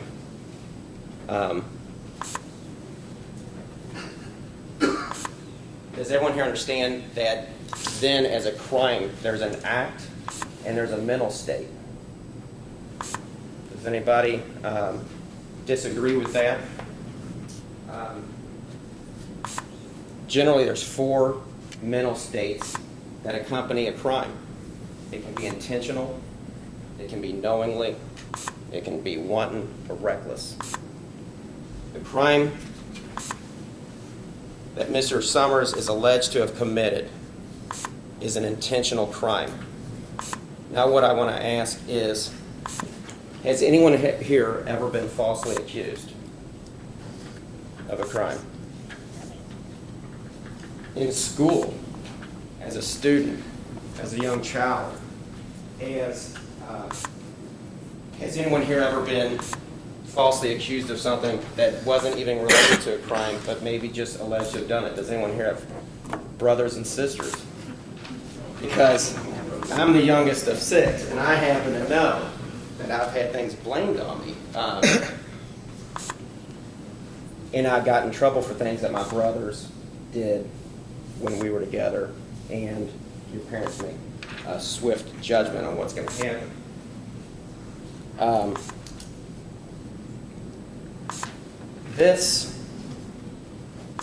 What he's accused of today, and why we're here, is what I would consider almost a status crime. You don't have to have an intention to break the law. It's simply the fact that someone is in possession of something. And that's what this case will break down to, is possession. Now, what's very important today, and the most important day that he's going to have, and Mr. Cunningham talked about it, is the standard beyond a reasonable doubt. It's not a typical standard. It's not something that you would find in your daily living. If I come in and my daughter has crayons in her hands and there's crayons melting inside the VCR, I'm not going to say, Gracie, I know things look bad for you. But we're going to get all the facts together, And if we find beyond a reasonable doubt that you were the ones that put the crayons in the VCR, that's going to be a problem. That's not the way you think on a day-to-day basis. Does everyone understand that? You have to be sure. You have to be sure to a very high standard in order to find that Mr. Summers would be guilty of this crime. And it breaks down, and those of you who've been in a trial and you've been in a jury deliberations room, I don't know if it's a close call. I don't know the facts and circumstances of the cases that you're involved in. But the jury deliberation room can be cutthroat. It can be high pressure. You have to be able to hold your own views, be open to discussions. But can everyone here promise myself, Mr. Summers, the Commonwealth as well, that if you haven't been convinced, and you may be the only one way or the other, if you're not convinced beyond a reasonable doubt, if you don't believe it beyond a reasonable doubt, is everyone here strong enough? Can you make sure that you don't then simply side because the pressure in the jury room is, I would say, emotional or heated? Can everyone here make that promise or have the Constitution to stick by what they believe at that point in order to just not succumb to the pressure that is inherent in the jury deliberation room? Do you think anyone here, does anybody here, would they have a problem with that? Anybody? Because again, 10 to 20 years is what Mr. Summers is facing. And the synergy between a jury in a criminal trial, it has to be unanimous. And some people may want to get out early. Some people will have their minds made up. Some people won't. You have to have your own articulation to understand and be able to come to that conclusion. You have to be satisfied because your decision ultimately is going to have ramifications, and they could be very long ramifications, and you don't want in 5 years, in 2 weeks, in 3 days to say, wow, that didn't make sense at that point. You have to be sure, and that's why the system today is set up to be unanimous, to be beyond a reasonable doubt. If there's a doubt, to fail on the side of freedom of acquittal.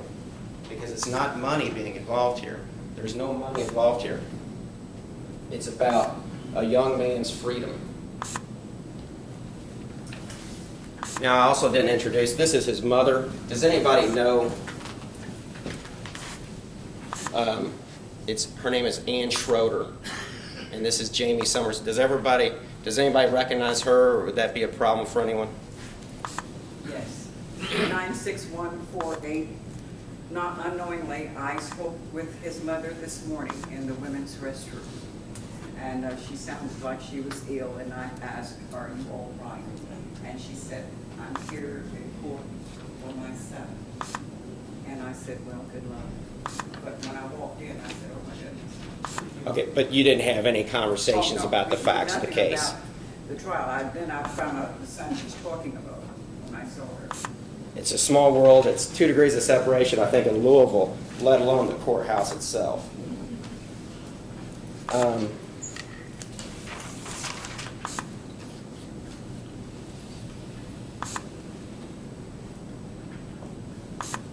Now, they went over briefly, and I don't try to overlap a whole lot of what the prosecution has to say. But a gentleman stated hearsay as part of testimonial evidence. Now, hearsay in general is a statement made by a party that's not on the stand, and it's inadmissible. This trial, generally, I ask that no one hold it against Mr. Summers, if I'm making objections and we're approaching, I don't think this case in and of itself will be one that's heavily litigated as far as objections. But if you have an objection, if we approach, it very well could be that for some reason hearsay was elicited, that something through the rules of criminal procedure, evidence, the Constitution, would not be admissible by law, and that's why we would approach. But I would, if I'm making objections, I would ask you not to hold it against Mr. Summers, because he doesn't have any, I'm controlling basically the tactic or our procedure through the trial in the best interest of my client.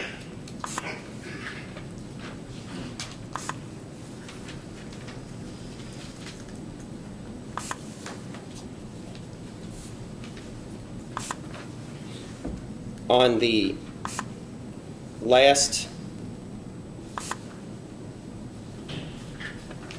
thing that I'd like to address is that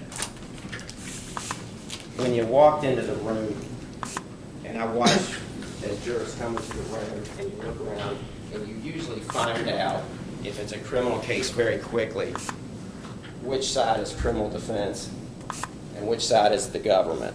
And obviously, a uniformed police officer sitting with the prosecution may key that off initially. But when everyone walked into the room, did anyone say, boy, I wonder what he was falsely accused of? It's usually the exact opposite. What did he do to be sitting next to a criminal defense attorney and not at the same table as the police officers and the government and or the prosecution? Does everyone understand, though, that everyone that has come through here and acquitted or initially started, it doesn't go to guilt and innocence, the fact that we're sitting here today. It's an allegation. Can everyone separate any inclination of a taint of actually being accused of a crime and separate that from the absolute guilt and innocence of the trial itself? I want to thank you for your civic duty. I know it's tough to get away for 2 weeks, and I appreciate your time today. Thank you. Hey, counsel, approach a moment.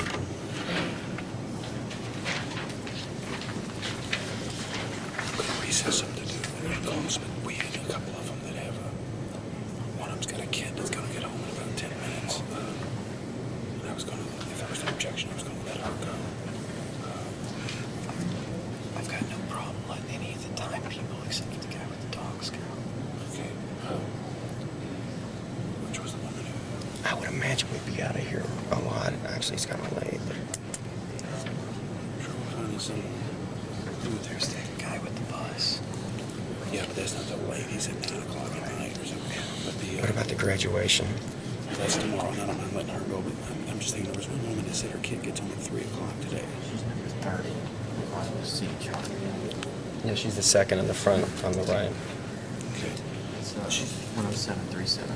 Yeah, she's the only one I was really going to tell her to stick around for a minute while we recess and then let her go on and go. And I have one more question, Your Honor, before we recess. There were two questions that Mr. McLeod put to the jury that I disagreed with. One was the mental state, which could also be knowing in this trial. And that's fine, because in my closing I can address that by talking about the jury instructions. But in actuality, the penalty that he's looking for the crime that he's accused of in this phase in the trial is only 5 to 10, not 10 to 20 years. So I won't have an opportunity to discuss that in the closing. So I just wondered if there was any way to rectify that now. The only range should have been given is 5 to 10, then it shouldn't have been given as the appeal. My understanding, Judge, and I was going to address that in limine, and it just slipped by, not in limine, but after the jury started coming in, is that because he's a persistent felony offender, they aren't going to have a choice but to, and it's not about the particular charge itself, but when they make a determination they're going to make a determination that's between 10 and 20. I mean, they don't have a choice between when they. But I think the recent cases say that you only get the penalty range of the charged offense, which is possession of a firearm by a convicted felon. Because, first of all, they got to prove beyond a reasonable doubt that he has a vehicle. I mean, that's a whole other portion of the trial. So it should have been 5 to 10 was the range that should have been given. I didn't knowingly do that. I mean, I thought that actually Ryan and I talked about it on the way over because I thought I was in the right.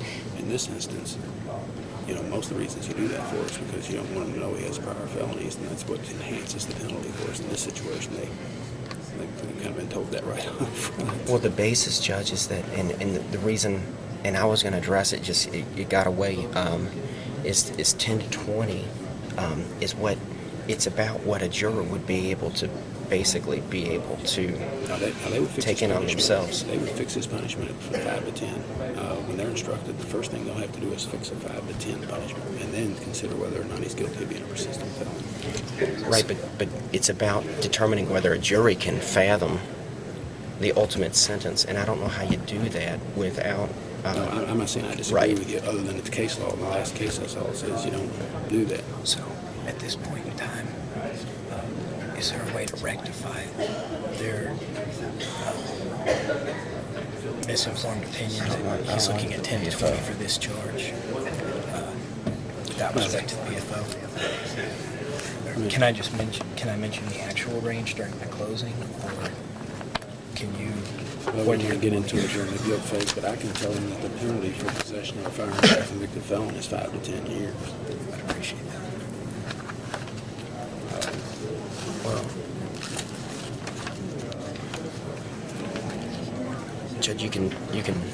I'm not going to disagree with whatever you're, but it looks as though it takes. I mean, it looks as though then, on the basis of, as an officer of the court, that I've misled a jury, and I don't know if that, at this point. Well, I don't mind telling them that. I'm not sure what was said, but if I don't mind if you want to correct it. Well, I mean, I would have, if Critt would have objected to that while we're going through voir dire, I think that was the proper way to preserve what would be some type of admonition to the jury right now. Now to come back afterwards, I didn't object to Critt, and he didn't object to me, but if... Of course, nobody said they had any problems with 10. Nobody... Yeah, no one had... But I think that it's human nature that you consider the penalty. If, for instance, if it was a misdemeanor trial versus a death penalty trial, the gravity of the consequences affects the somewhat open standard of beyond a reasonable doubt. And I think the more dire the consequences, that's going to be taken into account either subjectively or consciously by the jury when they're weighing the evidence. Well, Judge, I think that places a higher burden on the Commonwealth than the charges that we should have in this instance. I agree with that. I agree with what Critt's saying. What I think, though, is I think if it could have been objected to be preserved, but also it's about what a juror. My basis, just not to look like I had some ulterior motive going. My basis was the fact that these jurors have to be able to use that range of 10 to 20, and they're going to have to with this. If they convict, they're going to have to know that. But now to go back afterwards and this not be preserved, and it looks like I said something like 10 to 20, I think that detracts. I don't care about myself, but it detracts from Jamie Summers and the fact that, why is this 5 to 10? Why is it 10 to 20? You're right. It probably should have been brought up, and it was just an error. Right. And he's right. He's saying he don't want people back there saying, gosh, was it his or wasn't it? Well, we're talking 10 years. Well, I agree, except for that, it wasn't objected to at that point, and, we could have addressed it at that point. Well, I think it's timely enough the panel hadn't left. They just need to be told what the deal is. I can either tell them, or I don't mind if you want to say, if I said 10 to 20, I meant to say 5 to 10, or however you want to do it. Or if you want me to say just simply that the penalty range for possession of a firearm by a convicted felon is 5 to 10 years, I'd be happy to do that and let it go. Or say, can everyone consider that range? They can consider up to 20 because you already asked them 10 to 20. Right. But I presented to them that it carried 10 to 20 and it went without.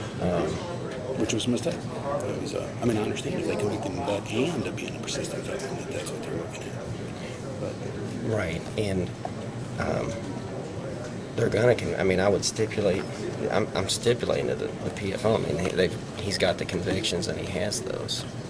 I mean, it's part and I don't find it separate. It's part and parcel. He's got to prove a PFO by a different felony than the one he proves for the possession of a firearm. I assume you got 3. I've got 4. Yes, 4. Yeah, he's got 4. I mean, it is what it. If they find him guilty of this charge, it's going to be 10 to 20, and that's. I'll do whatever. I mean, I just want that objection to go on as far as. Okay. Do you want me to do it, or do you want to do it? I'll do it. Okay.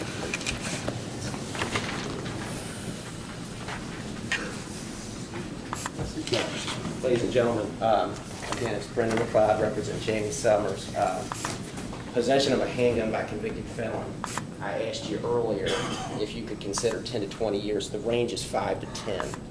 Is everyone going to have, be able to determine, for Mr. Summers' sake, 5 to 10 years if you were to find him guilty?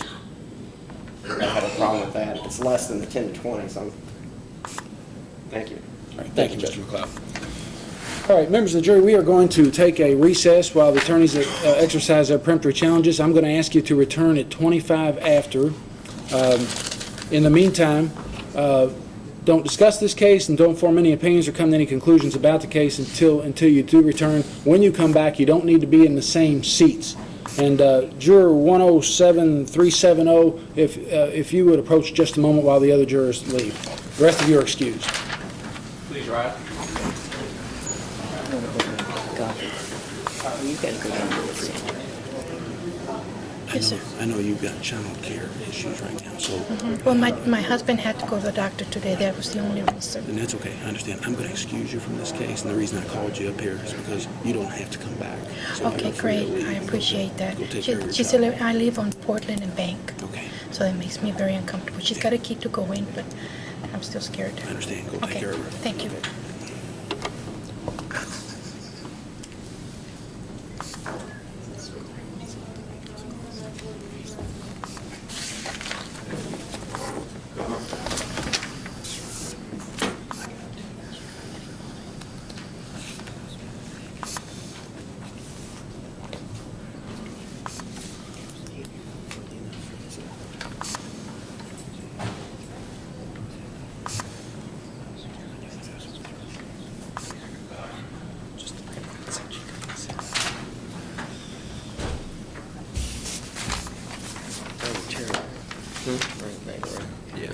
Okay, we remain on the record outside the presence of the panel. Everyone may be seated. Motions for cause from the Commonwealth.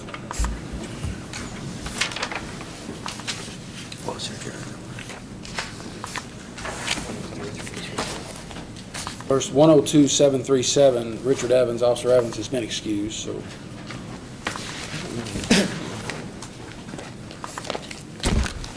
And I have excused 107370, Ms. Ybarra, child care.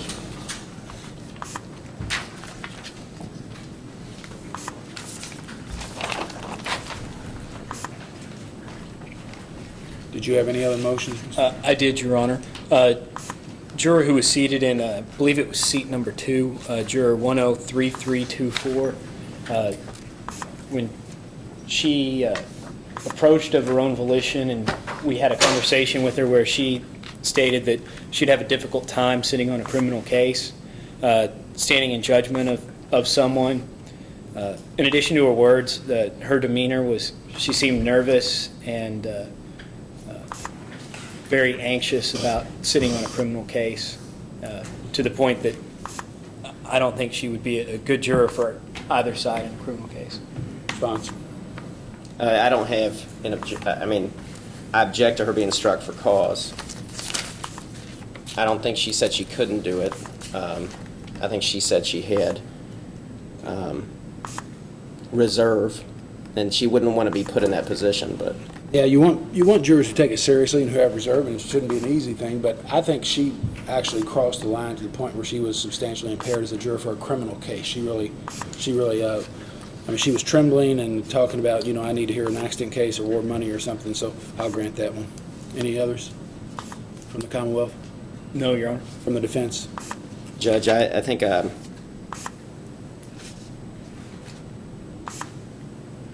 seat number 27. Did we address her already? It's 88241. 88241, we did not address her.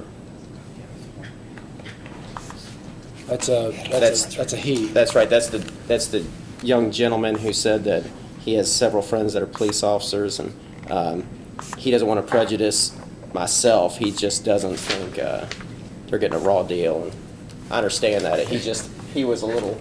No objection to that. I didn't even try to rehabilitate him. Right. There was also a 26939, and that's seat 41.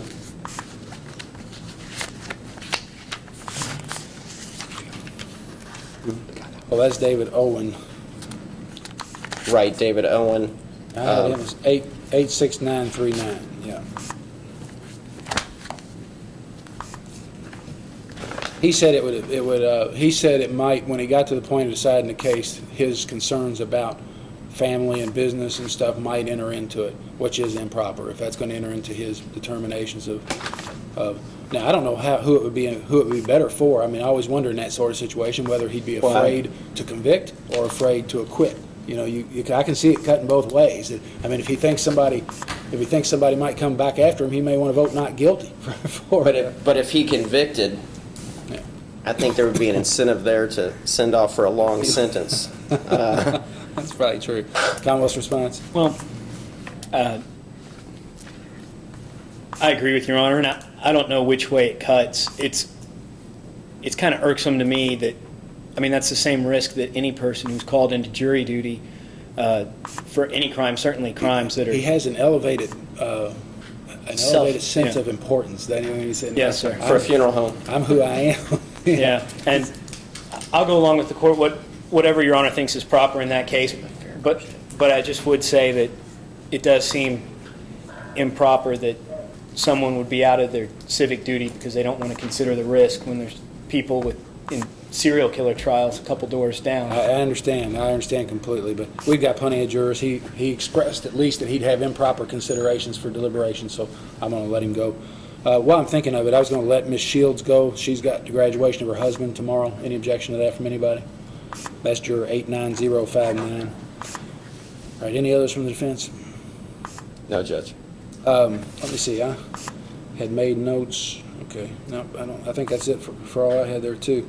All right, then I'm going to give you 9 strikes each since we're going to go into tomorrow. I'll have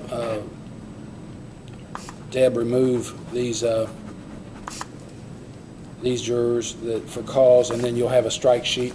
Take 9 and try to get them done by 25 after, so that you might start deciding who you want to strike now, because it'll take her a minute and then you can just record it on your sheet. Just go back. The jury, please.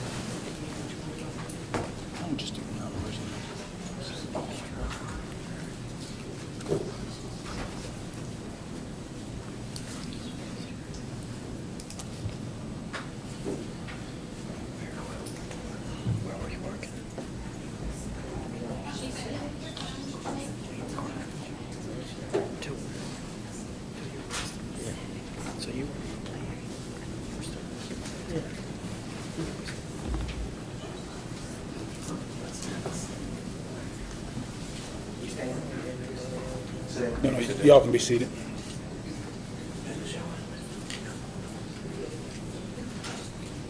I think I may have done that. Sorry about that.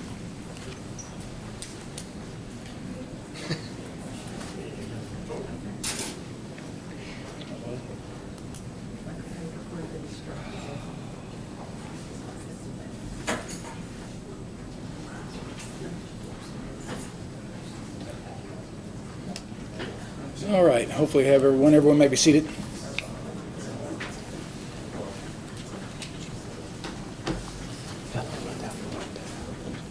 All right, members of the panel, as you hear your number called, please come forward through those swinging doors and my deputy will show you where to be seated. Seat number 1, badge 91298.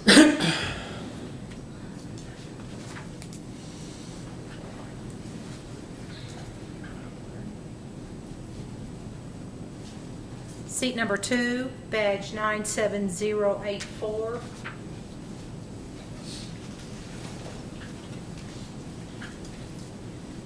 Seat number 3, badge 98509.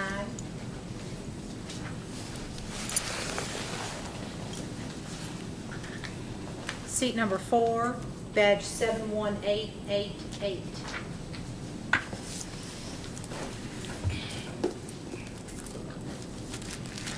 Seat number 5, badge 99458.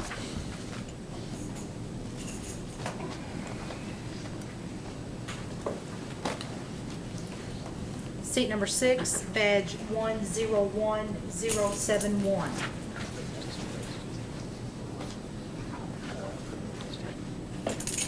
Seat number 7, badge 86483.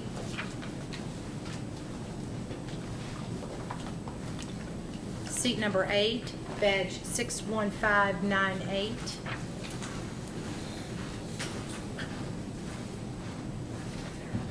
Seat number 9, badge 96148.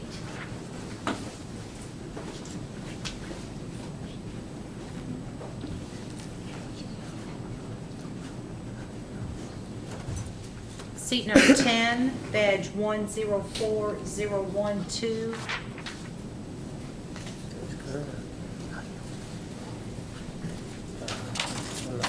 Seat number 11, badge 101816.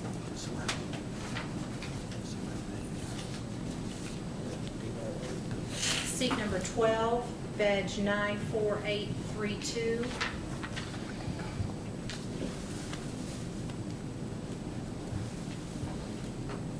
Seat number 13, badge 81139.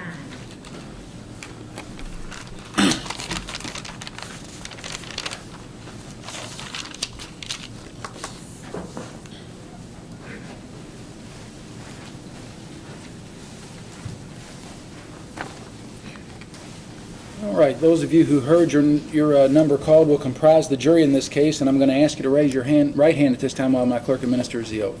Do each of you solemnly swear that you will well and truly try the issues in a true verdict render in the case of the Commonwealth of Kentucky versus Jamie Summers, so help you God? I do.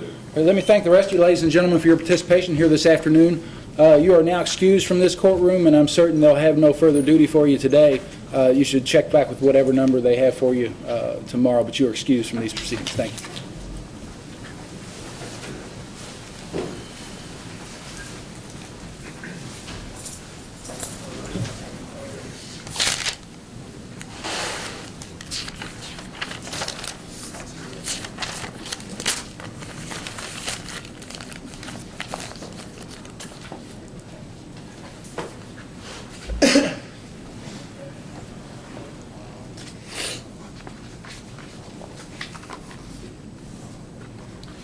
All right, members of the jury, we are ready to proceed now with the trial of this case. Before we do, I'd like to tell you very briefly and preliminarily how we will proceed. In just a moment, I'll ask Mr. Cunningham to make an opening statement on behalf of the Commonwealth. At the conclusion of his opening statement, Mr. McLeod may make an opening statement on behalf of Mr. Summers or may reserve opening statements until the conclusion of the Commonwealth's proof. Now, opening statements are not evidence and should not be considered by you as evidence, but it is an opportunity for the attorneys to tell you up front what they expect the evidence is going to be. It's often been likened to a roadmap so that you have some idea of what to expect as the trial begins. After opening statements, the Commonwealth will present its evidence, and the evidence will take the form of sworn testimony from the witness stand here to my right, and the evidence may take the form of exhibits, and those that are admitted into evidence will be available for you to take back with you when you begin your deliberations. At the conclusion of the Commonwealth's evidence, the defense may present evidence but is not required to do so. At the conclusion of all the evidence, I will instruct you on the law of the case, and I'll do that by reading the instructions to you, and you'll also have the original instructions in several copies to take back with you when you begin your deliberations. After I have instructed you the attorneys will have an opportunity to make their closing arguments, and closing arguments, much like opening statements, are not evidence, but it's their chance to sum up for you what they believe the evidence has shown and perhaps how you should find.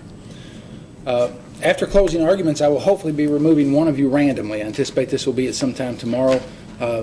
I've sat 13 of you, and that's because if someone became ill overnight and unable to continue, we would have 12 jurors that we need to decide this case. I am going to go ahead and order all of you to remain healthy, however, throughout the course of the trial. We don't know who the alternate will be. It could be any one of the 13 of you, so it's important that all of you pay close attention. I take a break about every hour and 15 to hour and 30 minutes, but I'm not bound to that schedule, so if you need a break at any time, please just raise your hand and let us know, and we'll take a break. All right, I believe we're ready to proceed. Mr. Cunningham, you may open. Your Honor.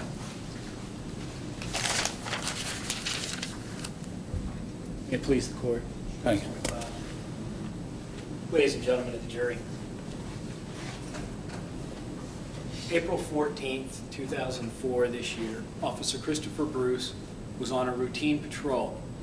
He was driving his police cruiser around the Dixie Highway area. Specifically, he was on Stephen Drive. He noticed while he was driving a truck pulled over to the side of the road with the lights on. As he drove his car by, the truck drove off and pulled into a driveway. As his cruiser passed by the truck pulled back out of the driveway and drove down the road. This just drew the officer's attention to the vehicle. As he was observing the vehicle, he noticed that it was swaying in the road a little bit, shifting toward the median. He began to grow suspicious that there was alcohol involved and that perhaps the driver of the vehicle was intoxicated. He proceeded to follow the vehicle a couple blocks to the corner of Johnstown Road and Tradesport, at which point the vehicle swerved a little more and he pulled it over. He initiated the lights on his police car, put a searchlight on the back of the truck, stepped out of his car, and went to assess the situation to figure out what the story was with this truck. He conversed with the driver of the vehicle, and initially he was trying to smell his breath to see if there was in fact any alcohol involved. He couldn't smell any alcohol, but he wanted to find out for certain. So he pulled the driver out of the truck. At this point in time, he asked the driver for his name and his license. He also asked the passenger for the passenger's name.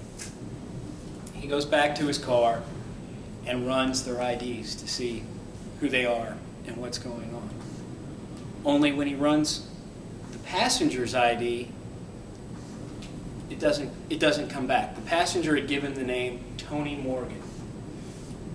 Officer Christopher Bruce ran the name Tony Morgan with the birth date the passenger gave. Passenger, the defendant in this case, Jamie Summers. Well, Jamie had given the name Tony Morgan. The officer goes back, explains the name didn't run. He gets a new birth date. Also doesn't show. Meanwhile, he's requested backup from his fellow officers. You will have seen Officer Farmer here. He showed up at the scene. What followed was the driver was removed from the vehicle and moved up to the front corner of the truck where he could be interviewed and the officers could see if he was in fact under the influence. Officer Bruce waited for his backup to arrive. Then he opened up the passenger door of the truck to talk to the defendant more. When he pulled the defendant out of the truck, he saw something down in the well of the truck in the passenger side of the compartment. What he saw was two things. He saw a walkie-talkie and he saw a handgun. Now, he didn't want to draw immediate attention to the fact that he'd just seen a handgun in the seat because he's yet to assess the danger of the situation. So he has the other officers take the defendant off to the side. Then he removes the handgun from the car. You'll learn, ladies and gentlemen, that this handgun was loaded at the time that it was found. The defendant is a convicted felon. That the handgun has subsequently been test-fired by the officer, and it did, in fact, eject rounds in the way that a fully functioning handgun would. It was little bit after that, the defendant was taken down to the station, and he was positively identified as Jamie Summers. And at that point in time, it was confirmed that he was, in fact, a convicted felon. He was charged with giving false information to a police officer when he gave a false name, and he was charged with being a convicted felon in possession of a handgun. And at the close of the Commonwealth's case, I'm going to ask you to find this defendant guilty on both of those counts. Mr. McLeod, do you wish to make an opening statement at this time? Yes, Judge. May it please the court, Mr. Cunningham. Jamie.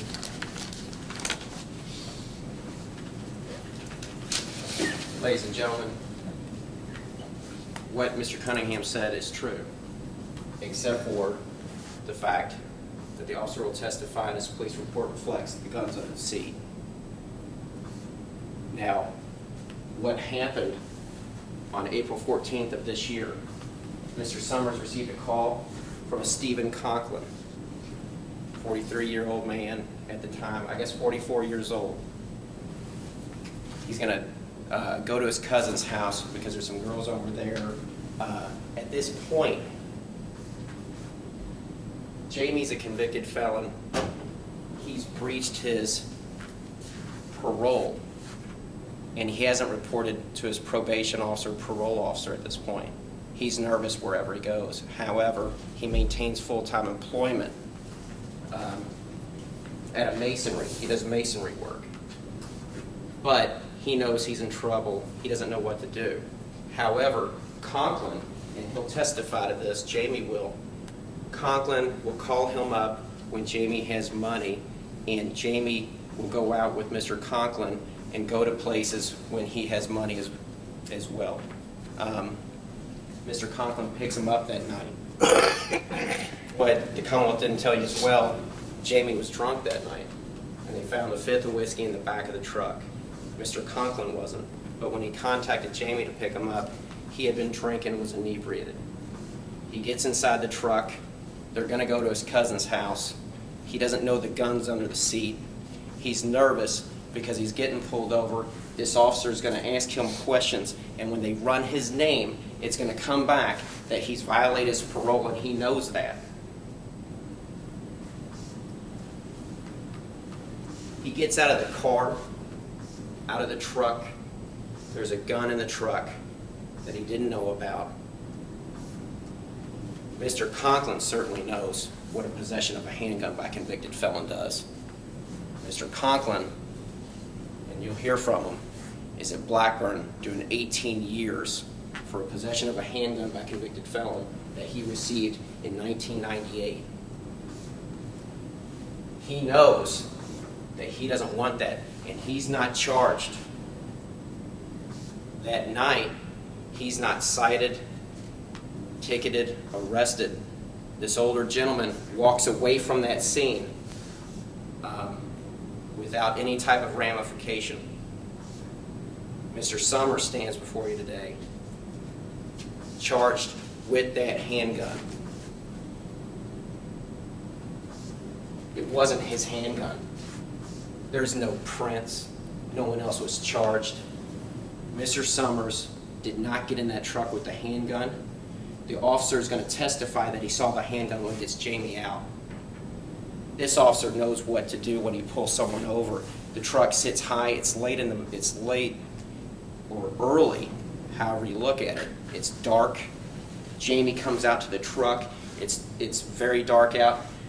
You know, hey Steve, how you doing? Gets in the truck, looking at Steve, getting ready to go somewhere and maybe have some fun. The officer doesn't have, he's going to protect himself. He's going to look around. When he's getting someone out of a truck, he's scanning that truck, and at some point he sees that handgun underneath. They have different reasons to get inside that truck. And Jamie's reason, he's getting in and he's looking at someone he thinks is a friend. He gets in, he doesn't have a reason to look under a seat, to look in the truck. He gets inside the truck, and they're driving down the street, and Conklin's all over the street. The officer will testify that he thinks that Mr. Conklin is under the influence. Well, when he's going to get pulled over, when he starts quizzing Jamie, no matter what happens, Jamie's nervous anyway.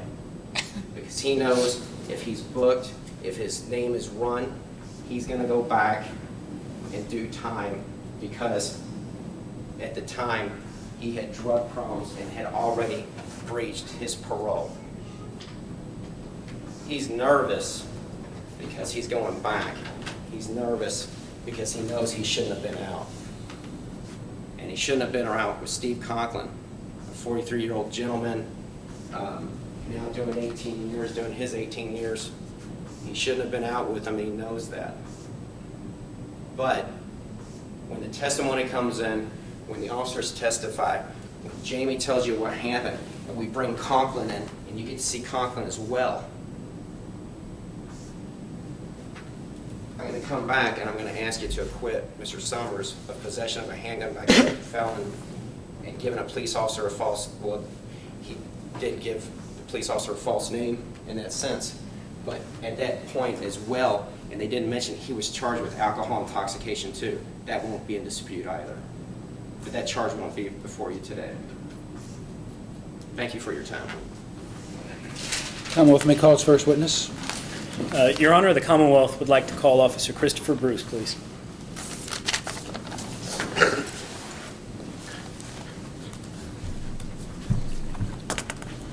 Raise your right hand. Do you solemnly swear or affirm the testimony you're about to give will be the truth, the whole truth, and nothing but the truth? I do. You may be seated. You may proceed when you're ready, Mr. Cunningham. Thank you, Your Honor. How are you doing today, officer? All right. Could you state your name for the record, please? Officer Christopher Bruce, Louisville Metro Police Department. And how do you spell your last name? B-R-U-C-E. And how long have you been with the Louisville Police Department? 4 years. 4 years. And what sort of training have you received during the course of your 4-year tenure? Went to criminal justice training at Eastern Kentucky University and done a couple of extra years at Jefferson Community College is also where I had some of my training at. And then we get a 40-week in-service class every week.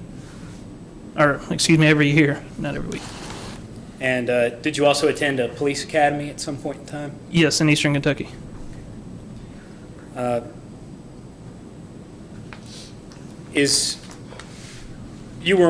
you on duty the night of April 14th this year? Yes, I was.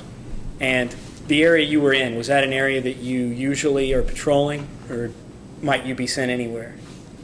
I can be sent anywhere in my district, but that's predominantly the beat that I ride every night when I'm in that district.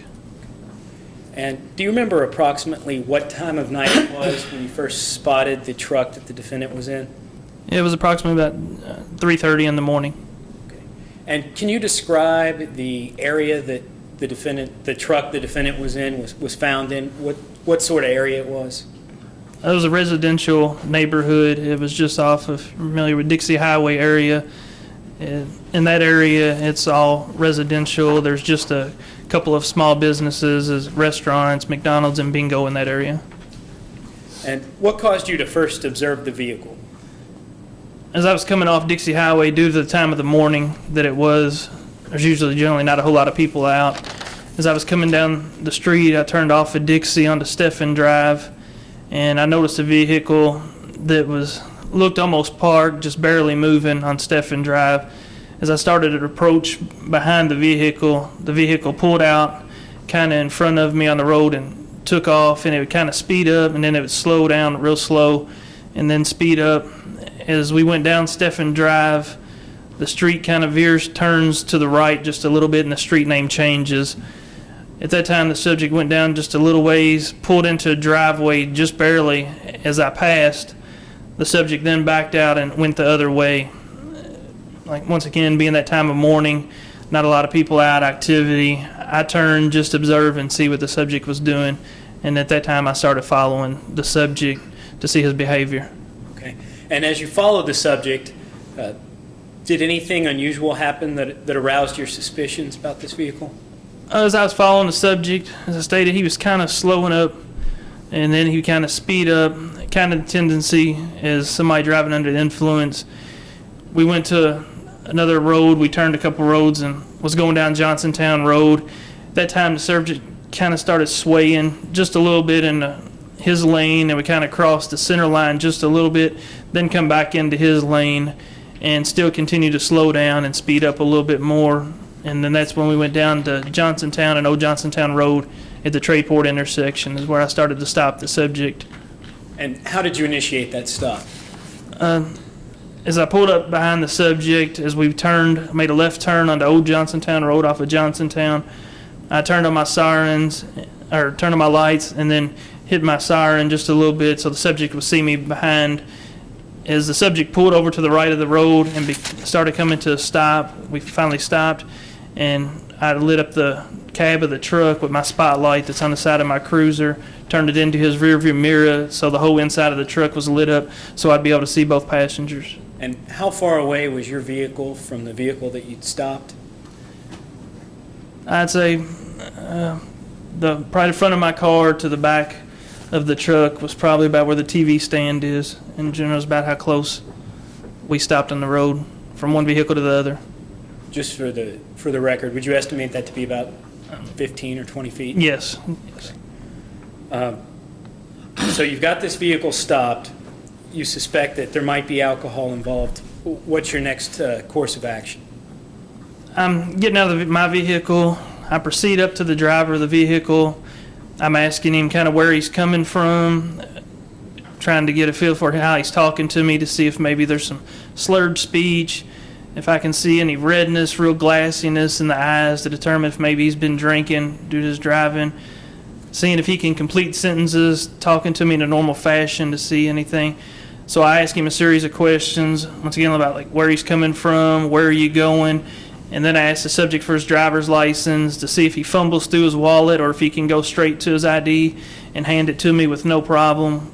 Subject hands me his ID, and then that's when I also ask the passenger his name. When you were talking with the driver of the vehicle, Mr. Conklin, did you detect any alcohol in his breath? At the time I initially contacted him and during the course of talking to the subject while he was in the driver's seat, at that time I could not find or detect any type of alcohol. And did his actions seem inconsistent with the idea that he had been drinking alcohol? No, everything was pretty calm. He handed me the ID pretty good. He kind of looked through his wallet a little bit. Like I said, when you ask him, they kind of fumble, but everything seemed to be somewhat, straightforward. He didn't seem real intoxicated or anything. And at that time is when I got the driver out. And you mentioned you requested the name of the passenger in the vehicle. How did the passenger respond to you? I asked for the passenger's name and date of birth. That way I could also check to see who I was dealing with the driver and the passenger. Let me interrupt you. I apologize. Is that normal procedure to ask for the identities of anyone in a vehicle that's being stopped? Yes, just so I know who's all in the car and who all I'm dealing with in case something happens later. Then I can have an idea of what they told me and who they are. And what name was given to you by the passenger in this vehicle? The passenger at that time stated his name was Tony Morgan with a date of birth of 4/23 of 76. And do you see that individual here in the courtroom today? Yes, I do. Could you please point to that individual? The defendant. So you've now been given the name Tony Morgan by the defendant and a birth date and the driver's license of the driver of the truck, Mr. Conklin. What do you do with this information and these items? I took the information from the passenger. I took the license from the driver. I went back to my police vehicle. Inside my vehicle, I have a mobile terminal, just like a laptop computer, where I can punch in and run information without calling out on the radio. I check the information on my computer. Everything comes back fine with the driver. His operator's license was good. He was allowed to be driving. It wasn't suspended or nothing. All the information, he come back clear. He wasn't wanted anywhere through my terminal. At that time, I ran the passenger, and I'd asked the passenger prior if he'd had any type of ID, because if you have an ID, you're definitely going to come back on my computer. And he said he'd had an ID prior. Nothing came back on my computer. I couldn't find anything running what he gave me in my computer. At that time, I got suspicious, and that's when I started calling for another car to come to my location. If at any point in time an individual did have an operator's license issued to them, would their name normally come up on the computer? Yes, it would. So what were you able to deduce from the fact that the defendant's name didn't come up on the computer? When his name didn't come back, and he had stipulated once before that he did have a license, I was able to go back and ask him for his information again to make sure that I took everything down right that he had given me. And also at that time, you advise subjects that you get nothing back on. You can kind of tell them, look, if you give me the wrong information, you can be criminally charged for giving a police officer a false name or address. And you try to inform them. A lot of times they'll come up with the correct ID after that time. Once again, I went back and asked the subject, and he was still claiming to be Tony Morgan and gave me the date of birth at 4/23/74. And then he corrected himself and said, I'm sorry, it's 4/23/77.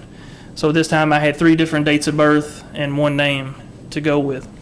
And did you try running that name with either of the other dates of birth? Yes, nothing came back with all 3 date of births matching that name.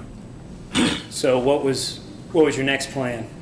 My next plan is I started talking to the driver some more, having suspicions about the passenger, but I didn't want to get too much into it because where I was kind of secluded, and I had no other officers with me, and I had 2 subjects.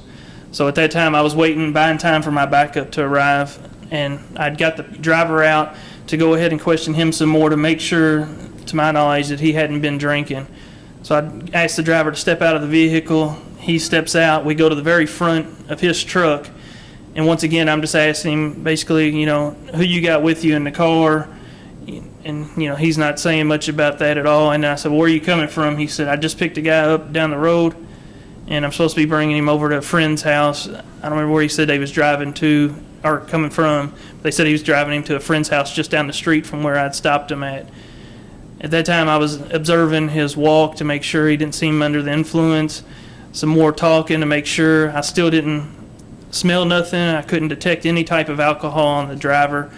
And at that time, I was satisfied that the driver hadn't committed anything. After a little bit further talking to him, we determined he was driving an older truck, and the front end on the truck wasn't real stable, and that was the reason for crossing over the center line and not staying real straight due to the model pickup truck he was driving. Now, was the cabin of the truck closed off when you were interviewing the driver? Was the door shut? Yes, when I got him out, the door was shut. I shut it behind me. And why'd you shut the door? That way the passenger couldn't slide over into the driver's seat and exit the vehicle on me and have 2 subjects out on me at the same time. He'd at least have to go for a door, and I'd hear the door, be able to see it, and I'd have more time to react than just having an open door, and he could have got out with no problem, or the driver could run back to the vehicle somehow and take off on me without me being able to stop him prior to opening the door. Okay. Let's go back to the passenger for a minute. During the time that you were talking with him, asking him for his name and birth date, did he seem inebriated to you? He had a little bit slurred speech. I was never really close enough to him. I was always on the driver's side of the pickup truck until my backup arrived and I went to that side. But standing on the other side, you could tell his speech was a little bit slurred. Other than that, I couldn't tell anything. Did he seem aware of his surroundings and what was going on? Yes, he seemed fully aware of what I was asking him, what I was telling him, and answers he was giving me. Did he give any answers that were non sequiturs to any of your questions or just didn't make any sense? No. I answered everything as I asked him. How long was it from the time that you pulled the driver out of the vehicle to the time that you pulled the passenger out of the vehicle? How much time would you say went by? I'd say approximately 2 to 3 minutes. Now, what was going on during that 2 or 3 minutes that caused the delay on getting the passenger out of the vehicle? That's when I was questioning the driver about everything is in them 2 minutes. And once again, I was buying more time for my backup officer to get there because I felt something was wrong in the passenger compartment of the vehicle, and I didn't want to get two subjects out. So I just kept talking to the driver and the passenger. I was facing, the truck would be facing me. I was at the very corner facing the driver so I could see him, plus I could see the passenger in the car, and I could watch two at one time as I was talking, and the driver just seemed to be, or excuse me, the passenger just seemed to be sitting there just watching me the whole time with no movement really. Okay. So your backup arrived in approximately 2 or 3 minutes. Yes. And what happened once they arrived? My backup arrived. Officer Farmer approached me coming up to the driver. I told him to stay with the driver. We had two subjects. As that time, a sergeant arrived, a third officer. He went to the back passenger side of the vehicle as I approached the passenger door of the vehicle. And once again, I opened the door and I started to get the subject out, and I said, "What's your name again?" As I was getting the subject out, and he stated Jamie Morgan. At that time, I knew something was definitely wrong. He done gave me 2 names, 3 dates of birth. I continued to get the subject out. It was all in one continuous motion as he was getting out, asking him. As he's getting out, I'm looking down at him. As soon as I open the door and he's rolling out of the truck, the way the truck is, there's a floorboard in this truck, and it goes back. In these old pickup trucks, it kind of rolls up the back is how the floorboards do. It's not a straight floorboard and your seat sets on it. It kind of curves up like a backing, and then you have a seat that sets right on that. As he's getting out, I noticed there's a handgun laying in the floorboard right where his feet were, along with a yellow Motorola handheld radio, kind of like the real cheap ones you see at Walmart where you can just talk back car to car and whatever. So I go ahead and I'm getting him out, not saying anything about the gun, not wanting him to alert that I'm looking right at it. So he exits the vehicle, and we take him straight back to my sergeant, so he's out of the way. And I go straight back, and I retrieve the gun that's laying in the floorboard in view. And did you have any difficulty with the light from the police car seeing the weapon there on the floor? No, due to being a small cab, it was just a single cab and a pickup truck. It wasn't extended or nothing. The spotlight, we shine them straight into your rearview mirror, so you can't look in the rearview mirror and look straight back at us and see where we're walking up to, approaching a vehicle, and have it jump on us. And that illuminates the inside of the vehicle quite a bit, so you've got enough light in there to see what you need to see. I know we've talked about this in the past, excuse me, in great detail. Can you describe as best you can the inside seating area of this particular truck? The inside seating there consists of its one bench seat. The host seat is completely together. Then you have the back of the seat that's hooked on it. In the floorboard, you'll have the driver's side that's got a floorboard. It's kind of like a pan. It kind of dips down, because in the center you have a small hump that's in the center on the floor, and then you'll have another pan. But the back of the floor it curves up, instead of like most passenger cars that you have or whatever, where it's just straight, you go straight underneath the seat. Well, these kind of go up, and the seat sets up just a little bit above the little roll that's in the back of the seat, and then the seat sets right on top of that little roll that's there. Okay. This is important, so I'm going to break it down even more. There is a bridgeway in between the 2 foot areas. Yes. Inside the passenger compartment. Yes. And would it be possible for something to slide from one side of the truck to the other with this bridge in between? You'd have to be going a pretty good rate of speed and take a real sharp corner, because it'd have to go up the row and kind of jump onto the other side to get there. It just wouldn't slide over. How high up would you estimate this hump to be from the basic floor? I don't know, maybe 6 inches, 7 inches. It's a small little hump that goes back, and it's where the transmission line runs all the way down to turn the wheels. Okay. Now, as far as the actual seat itself goes, would it be possible for something to be lodged either in the back seat or under the seat, and the person sitting in the seat not be aware of it? Judge, let me check. Approach.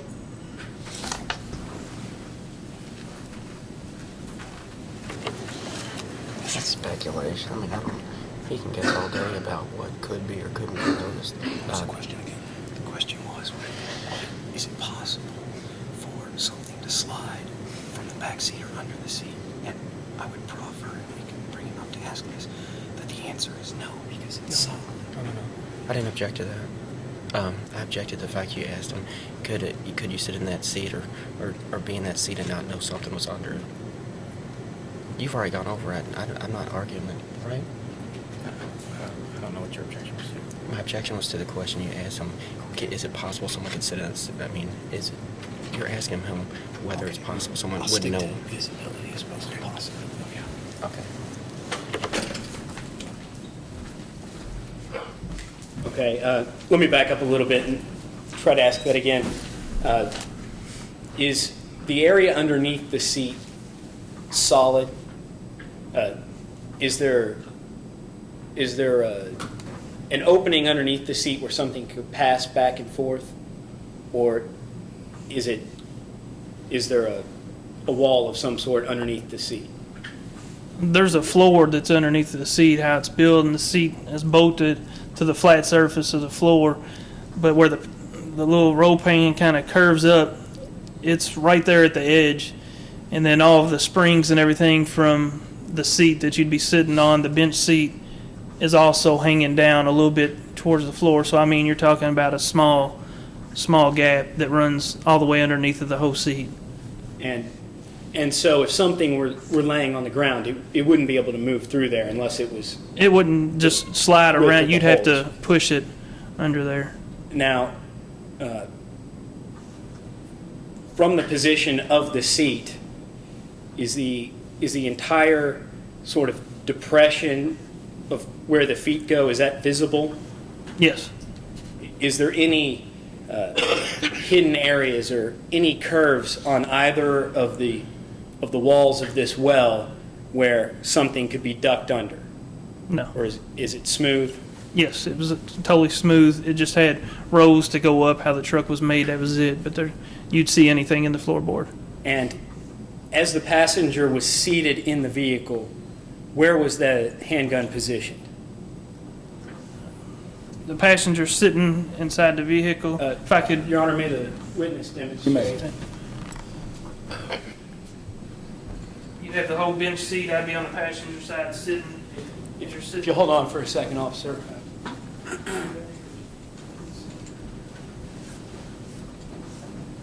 Be sitting in a vehicle like so, and laying right here would be the curve where it comes up right along here, and the handgun was laying right at the bottom of his heels when I opened the passenger door. And so was the handgun back any farther than his heel? No, that's right where his feet were. It was towards the back, and the handgun was laying right there. Flush with the right wall? Right where the lip started to curve. It was laying right there. And where was the walkie-talkie? Walkie-talkie was laying right on the left side of his heel at the other curve where the middle bench starts. There was a walkie-talkie was laying right next to the gun, right there. It was on.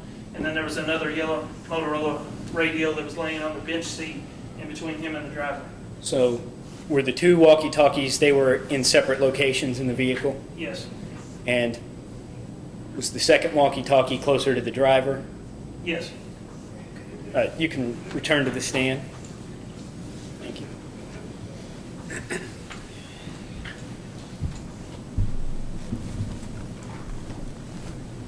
So,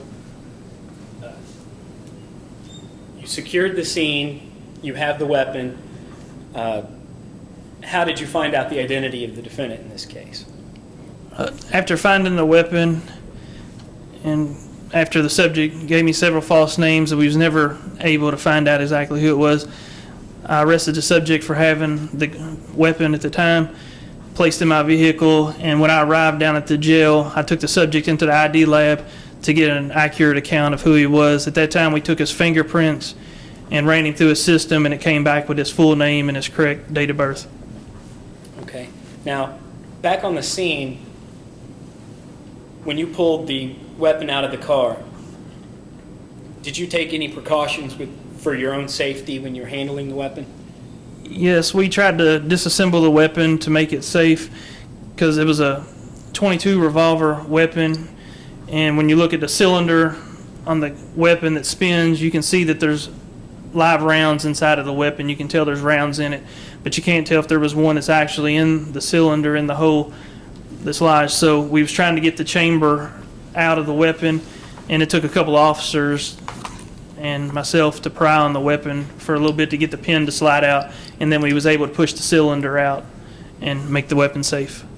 Your Honor, may I approach the witness? You may.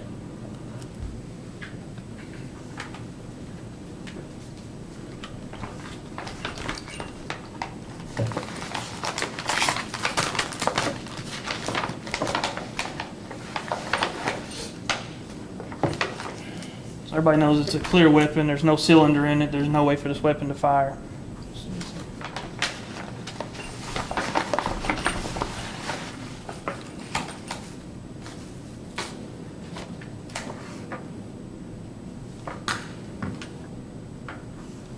Now, is that in fact the same weapon that you removed from the vehicle? Yes, it is. And is it in substantially the same condition as it was? Yes, it is. At this point in time, the Commonwealth would like to admit the gun into evidence as Exhibit 1. Any objection? No objection. So admitted. Are there also rounds with it as well? Yes, there is. Well, we'd like those also included with the gun. Be a collective exhibit. Yes, sir. So, are you the only person that handled the gun at the scene? No, myself, Officer Farmer, and Sergeant Sullivan, all three handled the weapon due to not being able to dislodge the cylinder, and since it was actually, at that time, we was unaware if it was working or not. Didn't want it to go off, so all three of us was attempting to get the cylinder out, and finally, after we all tried, and I tried once more, I was able finally to pull the pin out and dislodge the cylinder. And did you transport the weapon back to the police station? Yes, I did. And what did you do with it there? I logged it into the property room downtown. And how does that log work? I take a form, and then we go down to the property room. I take it in, they sign it in, they sign who brings it in, and log everything in of the officer that was the arresting officer, the officer that transported it, and it all goes into a system, and then they file the weapon over at headquarters. And have you removed that weapon for any reason prior to today? Yes, I have. I've removed the weapon one time, and that was just to test fire the weapon to make sure the weapon was an accurate firing weapon. And was it in fact a accurate weapon? Yes, it was. And can you just tell us what you did to test the weapon? We put the weapon back together at our training facility with our armors, which are firearm experts. They loaded one round in it and took it out onto the range as I was there and shot one round into a target to make sure it was indeed capable of firing. After firing the one round, I then disassembled the weapon, placed it back in its original packaging, and transported it back to headquarters to be logged back into property again. Why was Mr. Conklin not charged with any offenses that night? Why was he, let me break it down better. Why was he not charged with drunk driving? Mr. Hong, at that time, after questioning him, talking to him, and observing him, at no time did I detect any alcohol, and it was found that the vehicle was probably impaired and the reason for the subject swerving in the roadway. At that time, I didn't feel there was any need to charge him with his vehicle, just stated that he may need to get it fixed so that will not continue in the future. Now there's two people in this vehicle and one gun, and you only charged one person, the defendant. How did you come to the conclusion of who should be charged with possession of the firearm? Judge, can we approach? Yes.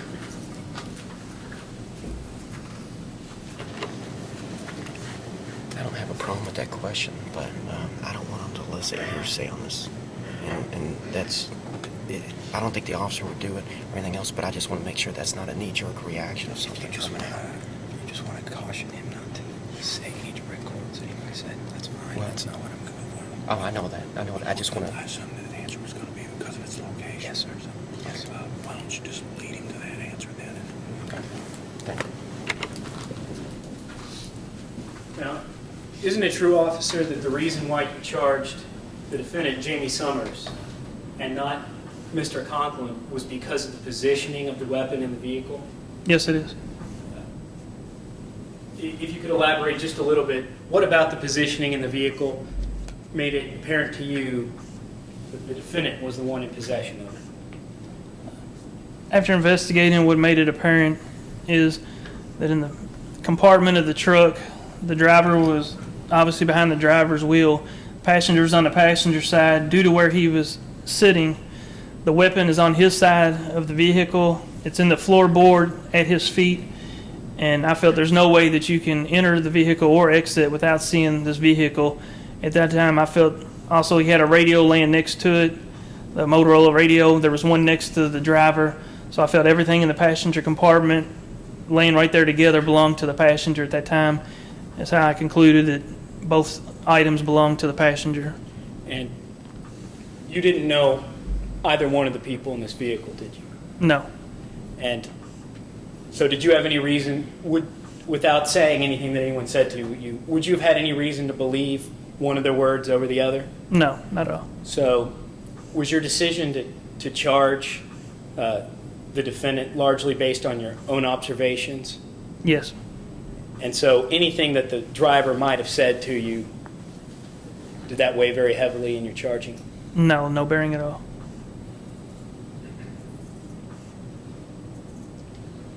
And was there any alcohol in the vehicle?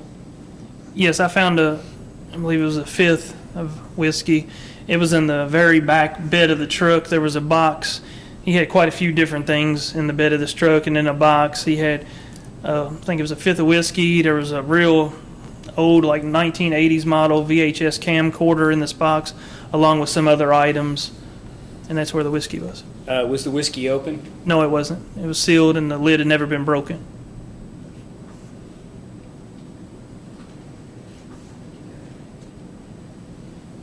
Thank you very much, officer. Yes. Cross for the questions. Yes, Judge, thank you. Officer, how you doing? All right. Now, I've gotten speeding tickets before, and when you approach that car, you have your flashlight out. Yes. Okay, and when you approach and you're looking inside as well, Yes. Normally. when you engage someone that's a driver of a car, you're also, I would imagine your training would say that you're gonna look at the plain view as far as what's inside the truck as well. Yes. As much as you can see. As much as you can see. And while they're fumbling around or trying to get their license or comply with your orders, you're looking around at that point and you're looking at him as well. Yes. And that gun wasn't in plain view. Not from where I was standing. You didn't see it at that point. Not from where I was standing, no. And what led to what became suspicious behavior is when you engaged Mr. Summers and he gave you a wrong name? Correct. Okay. It didn't draw your attention that he was scrambling around or trying to tuck anything? No, yeah, I didn't see him moving. He never moved from the time you affected the pullover to the time that you actually pulled him out of the truck? As far as body bending over, moving, none of that. Just, a normal head, looking around to see, hey, what's happening. But no abrupt bending down, doing anything. So you never saw him go to his feet? You never saw him try to, what you would describe as someone trying to get rid of something? No, sir. Okay. Now let me ask you something just generally. If he wasn't in that car, you would have charged Steve Conklin with possession of a handgun by convicted felon? Objection, Your Honor. Approach. I believe that calls for speculation, Your Honor. I disagree. I think he can answer it if he would have or not. I don't know what his answer would be, but I think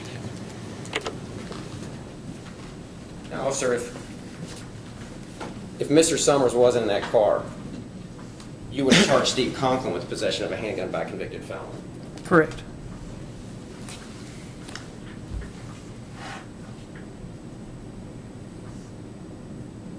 Now, when you called in and you go and you do your check and you're just following procedure, you took Mr. Conklin's license back? Yes. And then you had his name as well, or what he gave you? Name and date of birth, yes. Okay. When you run that, and just for the jury's, just for their knowledge, it doesn't come back with anyone's criminal record.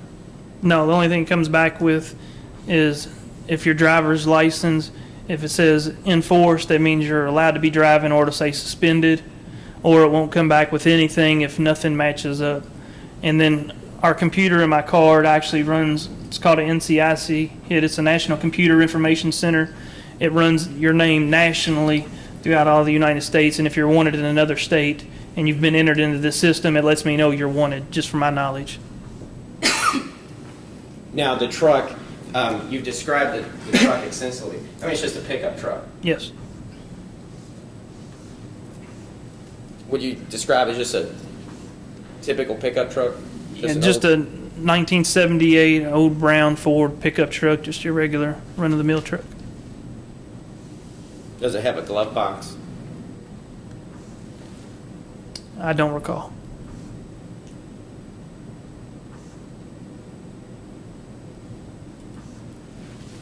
Now, if I can approach, Judge. You may.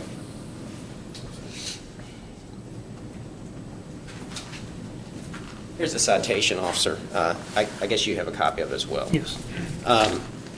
You state in that citation, and is that the one that you filled out? Yes, it is. Okay, you state that the gun is right underneath the seat. Right at this, below the seat, yes. It says just under seat, a .22 caliber. Right at the little dip of the seat, yes. Okay. Now later on, as well, and I can approach you. Judge, can I approach? You may.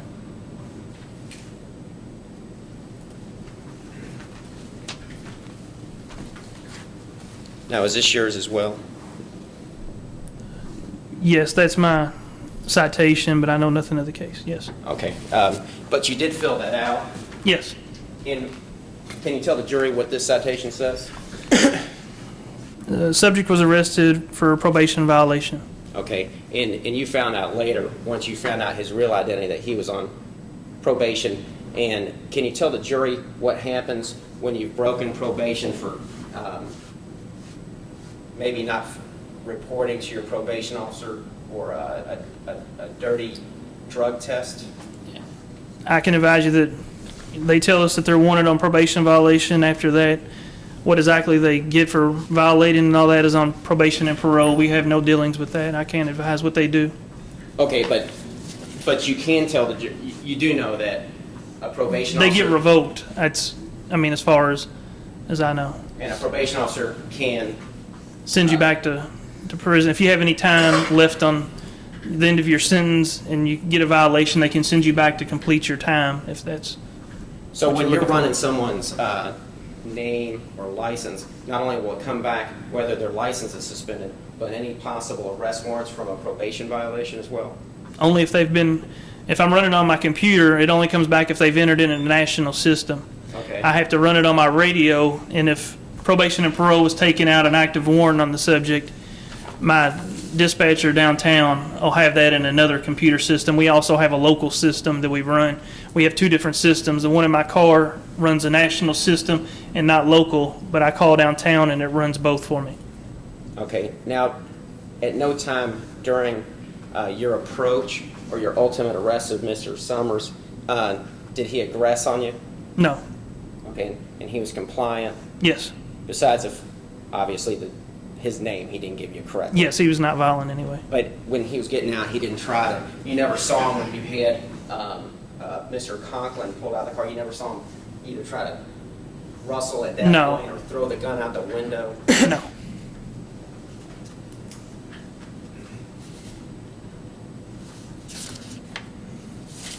Now, as indicted, he stands charged with possession of a handgun by a convicted felon, as well as giving a police officer a false name.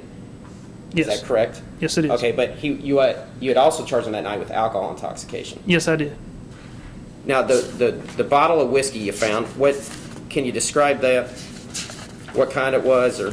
No, I can't, because all I did is just looked in the box to see what was back there as I was approaching, and it's laying on top of the VCR, and it was all just laying there, and I just picked it up and put it back. All I know, it looked like a fifth, and it was brown in a glass bottle. I couldn't tell you the make or brand or nothing.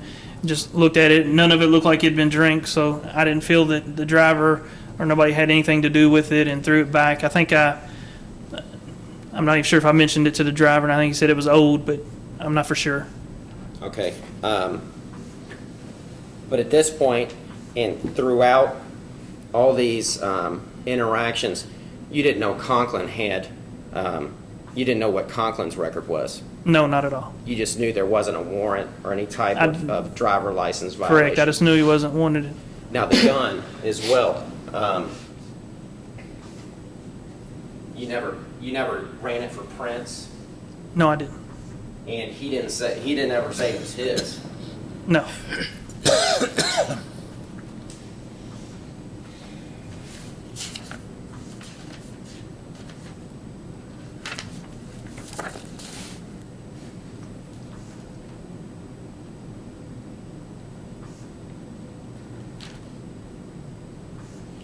Did you perform any other search of the truck, either in the bed of the truck or up in front of the cab as well? Just a quick look in the bed of the truck just to see what was back there. Like I said, it just looked like a couple of junked items, the one small box with a couple of items in it, and just kind of looked in it, and then done a further search in the cab once the passenger was arrested, and then the driver gave consent to go ahead and look through his truck. It's no big deal, and just looked under the seats and stuff, and nothing through there, and try to squeeze through and look at the back, because the back of the seat is up against the bed of the truck. So there's not a whole lot of room in this truck at all, and just didn't see anything look like an old work truck. Officer, I appreciate your time. Judge, I have no more questions. Redirect.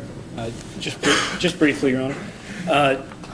Officer, did you have a flashlight on when you opened up the passenger door to get the defendant out? No, I didn't.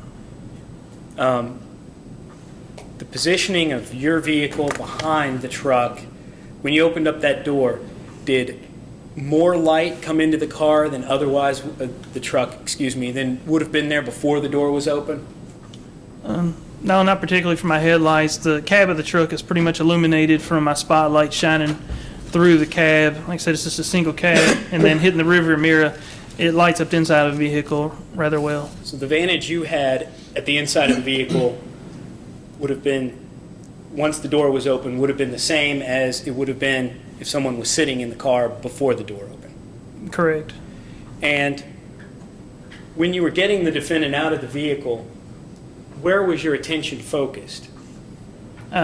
Focusing on the subject, and as I'm getting the subject out, watching their hands, watching them, and looking at what's kind of laying around them, just to make sure that there's nothing just laying there they're going to grab and turn and do something with, because I'm right in between the door and him, watching him and getting him out of the vehicle to go back towards the back of the truck. And how difficult was it to spot the weapon with the lighting and the up against the floor? Did it stick out to you? Oh, I seen it right away. As soon as I asked him to step out and he started to roll out of the truck, I seen it laying on the floor, and then I kind of helped him out and was pushing him to the back to my sergeant. And the walkie-talkie was yellow? Yes, yellow, and it's got black knobs, and it was laying right at the end of the gun. And was it touching the gun? I'm not sure if it was touching it, as the weapon would be laying in a floorboard. A walkie-talkie would be like laying right at the other edge where the middle of the truck, the beam comes through, and then you get the floor. I mean, it was all laying just like that on the floor. You might have noticed this, you might not have. When the defendant was getting out, did his heel disturb either the walkie-talkie or the weapon? I don't believe he kicked either one of them.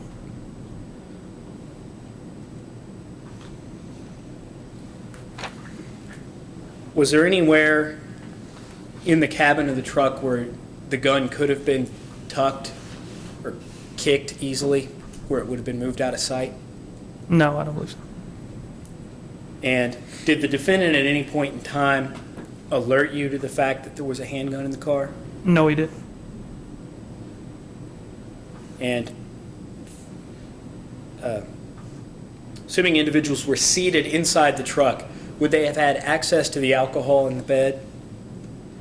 No, I don't believe so from where they're sitting, unless you had to get out and get into the back. I mean, it was all the way in the back portion of the truck.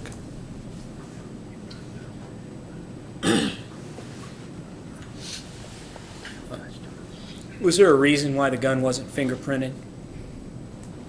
No, I had a subject that was in possession of the weapon. There was no reason for us to fingerprint it at that time due to I already knew who had possession. When you and the other two officers handled the weapon, would your fingers have touched it? Oh, we touched all over the weapon. All three. There have been 3 officers, 2 officers and a sergeant that was turning it all different, facing it up, facing it out, trying to keep the weapon in a safe manner, but trying to get that pin out to make the gun safe. I mean, we touched every part of the weapon. No further questions. Recross. Also, there's no pictures of the truck. No, sir. But my family, we grew up, we had a pickup truck as well. I've never seen one without a glove box. It could have had one, I don't recall. Okay, I mean, have you ever seen a truck without a glove box? No, not to my knowledge. Okay. I mean, certainly that gun would fit in a glove box. Yeah, you could probably fit it in a standard glove box. When you're getting Jamie out of the front, you're in front of it. If this is the door and the door opens this way, you're going to be in front of him so you can see him. Is that correct? And opening the door, yes. Okay. At this point, the neighborhood, there's no street lights or. But, No, not where we are, no. Okay, but your headlights shining in on the truck. The headlights are shining forward in my spotlight, yes. Is probably center on the back of the truck. No, spotlight's right in the rearview mirror. Okay. It goes right through the little back glass that's on a truck. It goes right through there. Now, but as you're looking, you have a better angle of attack looking at it in through the front. Is that correct? And if you were trying to look, you wouldn't see it. You didn't see it looking into the driver's side. No. And you didn't see it. I wasn't until looking You're having. until I'm getting him out. Okay, and you're looking into the front of it, Opening the door. making sure you have. As him the door's here, and I'm opening the door, moving it, and getting him, and I'm standing kind of in between the door now and him, and getting him out as he's rolling out, so I can direct him straight back towards my sergeant. And when he's getting out, he just gets out. He never acknowledges. He doesn't glance and see a gun. I mean, he was acting nervous the whole time I'm questioning him at the very beginning, and he's acting real nervous as I'm getting him out, and I'm helping him out and pushing him straight back to my sergeant, because at this time I knew there was something wrong, because nobody gives you 3 dates of birth and that many different names. Dealing with it every night, we know that there's something up. Okay. I have no more questions. Thank you. All right. All right, you may step down. Who'll be your next witness? Your Honor, the Commonwealth would like to call Officer Stephen Farmer.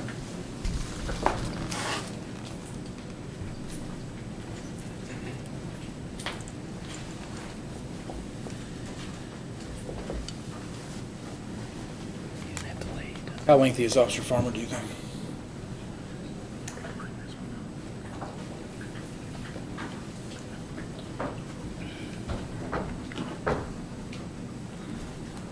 You just come up and have a seat there in the witness chair. Raise your right hand. Do you solemnly swear or affirm the testimony you're about to give will be the truth, the whole truth, and nothing but the truth? I do. All right, you may be seated. How are you doing, Officer Farmer? Pretty good, sir. How about yourself? Pretty good. Can you just state your name for the record and spell your last name? Stephen Farmer, F-A-R-M-E-R. And were you employed by the Louisville Police Department on April 14th of this year? Yes, sir, I was. Have you had any? How long have you been with the police department? Right at 3 years. And what sorts of training have you had with the police department? Had my original 20 weeks of recruit school where they put you through qualifications with your handguns, domestic situations, trial, mock trials, just the basics to get you started to be a police officer. Then I had an initial, I believe it was 12 weeks, riding with a veteran officer showing me the streets, because it's a lot different than it is in the classroom. You know, you watch it on television, but when you get out on the streets, it's a little different. And were you on your own on the night of the 14th? Yes, sir. How did you come upon the scene? What made you show up there? I heard Officer Bruce call off on a traffic stop, and for us, it's custom to back each other. I mean, one-man unit, every now and then you'll have 3 or 4 suspects in a car. It's hard for one officer to control the scene, so we go just to make sure we get home at night is basically the goal of us backing each other. I started his way. I heard it probably about 2-3 minutes after he called off on the stop because I was a ways off. I heard him call for another car to start his way, and I advised I was already en route. As I pulled up, from the time I said I was en route, as I pulled up, it was maybe 2-3 more minutes after I advised I was en route. I see a truck pulled over, Officer Bruce's car behind the pickup truck. As I exit my vehicle, I see Officer Bruce in the front of the truck. I'll put it as in the front left side of the truck in front of the headlight with a subject. I walk up to Officer Bruce, and as I walk up, I noticed there was a subject in the passenger seat of the pickup truck. I walked up to Officer Bruce and asked him what he needed from me. He asked me at that time to stay with the driver. He advised me it was the driver of the pickup truck. So I stayed with the driver of the pickup truck while he went around the front of the truck to the passenger side. Me personally, I was just carrying on a conversation with the driver. Nothing about the stop, anything like that. I didn't know why he was being pulled over. I was just there to back Officer Bruce. While all this was going on, our Sergeant Sullivan, pulls up and was in the back right corner of the pickup truck by the tailgate. So you're on the driver's side, upper corner of the truck.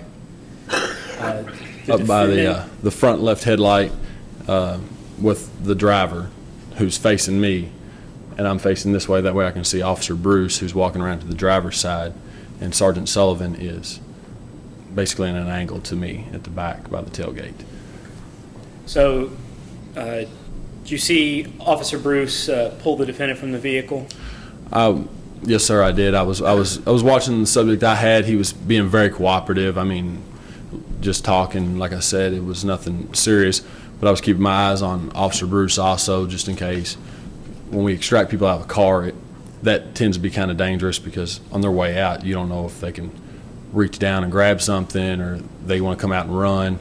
So I was watching Officer Bruce as I was also watching my subject. Officer Bruce got the passenger out of the vehicle and sent him towards our sergeant who was at the back of the truck. When the subject came out of the car, I could tell he was a little jittery. It made me a little uneasy. It also made my sergeant a little uneasy because I started walking around to the sergeant so I could be over there with him. And as I was walking, Officer Bruce advised he found a gun in the floorboard. I told the driver to stay where he was at, and I walked over to where Sergeant Sullivan was at while Officer Bruce was pulling the gun out of the vehicle. Did you see the gun as it was positioned in the vehicle, or did you only see it subsequently when it was removed? I saw it when it was removed. I didn't go around the front of the car. I went straight around the back towards Sergeant Sullivan because he was back in the back. I didn't go around the front or anything. I went straight to the back of the vehicle with Sergeant Sullivan. Is that the weapon you saw removed that night? Yes, sir, that is the weapon. And when Officer Bruce removed the weapon from the vehicle, did you see, was he leaning in really far to get it? No, sir. Across, it's just if you can demonstrate just how he retrieved it. If you recall. Basically, he was just standing there at the door, and it just looked like he just bent over and picked it up off the floor. I mean, like it was just laying there somewhere around the feet area. It didn't look like he had to struggle to reach his hand underneath the seat or reach across anything. And that would be the feet area of? The passenger. The passenger of the vehicle is whose feet it'd be by. And did you try to disassemble the weapon there on the scene? Yes, sir. It proved to be very difficult, and I couldn't get it apart. Later on, Officer Bruce apparently got it apart. Me or Sergeant Sullivan couldn't get it apart at the scene. And why is it that you would do that? It's to make it what we call loader safe. It's so any officer can transport a weapon, and you don't have to worry about it discharging in your car and, God forbid, possibly shooting yourself. or somebody else by accident. So you want to make sure it's disassembled and no rounds left in it, so you can't hurt yourself or somebody else. So, what happened with the defendant after the gun was discovered? Officer Bruce walked back with us, and we placed him into custody and took him back to Officer Bruce's car. After that, I just stayed up with the vehicle with the driver as Officer Bruce started his investigation further into the weapon and what was going on for the night. And did you discuss any of the charging decisions with Officer Bruce, or was he alone responsible for deciding the decision? It's always, Officer Bruce is a veteran. He's got more time on than me. We always discuss it. He was just saying, he gave me a false name, and we just kind of talked about, false name will work. And then we didn't know at the time. We didn't know anything about the subject at the time because we didn't have any proper identification. Officer Bruce said he would take him down to the identification lab, which is down in corrections, where they fingerprint and come back with the subject's real name, date of birth, stuff like that, their background. At that time, Officer Bruce left to go do that to get further information on who the subject was, to find out anything at all, what was going on with the subject. No further questions, Your Honor. Question. Officer, how are you? Doing good. He never gave you any problems. No, sir. He never gave me any problems. Did he never aggress towards you? No, sir. He was just very jittery, as I always put it, shaking like a little leaf on a tree. I mean, he was making me very uneasy. But he never yelled, screamed, made any threats towards anybody. Nothing. No aggressive movements. At all? No, sir. And you didn't witness. You saw Officer Bruce bend down, but you didn't witness where the gun was when the gun, before Officer Bruce had pulled it out. No, sir. I was just assuming by the movements And you that just it was saw close him, by. You just saw him from the back of the car because you had moved around. Yes, the sir. back and you saw what he was doing. He says, "I found a gun." Yes, sir. Okay, where was Jamie at the point when Officer Bruce announced he found a gun? He was right back by the corner with Sergeant Sullivan and me, right at the back fender of the pickup truck in that area right there. I don't know. I can't remember exactly if he was right on the back or right on the fender, but he was right in that corner bend right there. So he was already back there. Yes, sir. Now, did he reach there before you left the front of the car? Yes, sir. He was with Sergeant Sullivan. Okay, so he was with Sergeant Sullivan, and you were still up in the front with Cunningham. As he was walking back, I started walking that way also. Okay. Just to go, because like I said, as he got out of the car, he was very unsteady. He was making me very nervous, and if I get nervous like that, I always feel it better to have some more officers in one spot. Like I said, the driver was not giving us any problems at all. He was talking. I mean, we were just cutting up just like nothing was going on. So I started around the back, and as he got to Sergeant Sullivan, I was just coming around to get to Sergeant Sullivan when Officer Bruce said he found a gun, and then we had the subject right there between me and Sergeant Sullivan, so he couldn't go nowhere, couldn't do nothing. And that's when I observed Officer Bruce just bend over and pick up the gun, which I said appeared to be from just the floorboards area. And for all practical purposes, it was uneventful. You just handcuffed Jamie. And yes, sir. As far as arresting him, yes, sir. It was just putting his hands behind his back and cuffing him as far as I can remember. As I said, there was no resisting, no nothing like that. He took him to the car, and from there, Officer Bruce handled it from there. Thank you, officer. I have no more questions. Can you redirect? No, Your Honor. You may step down. Counsel, approach, morning.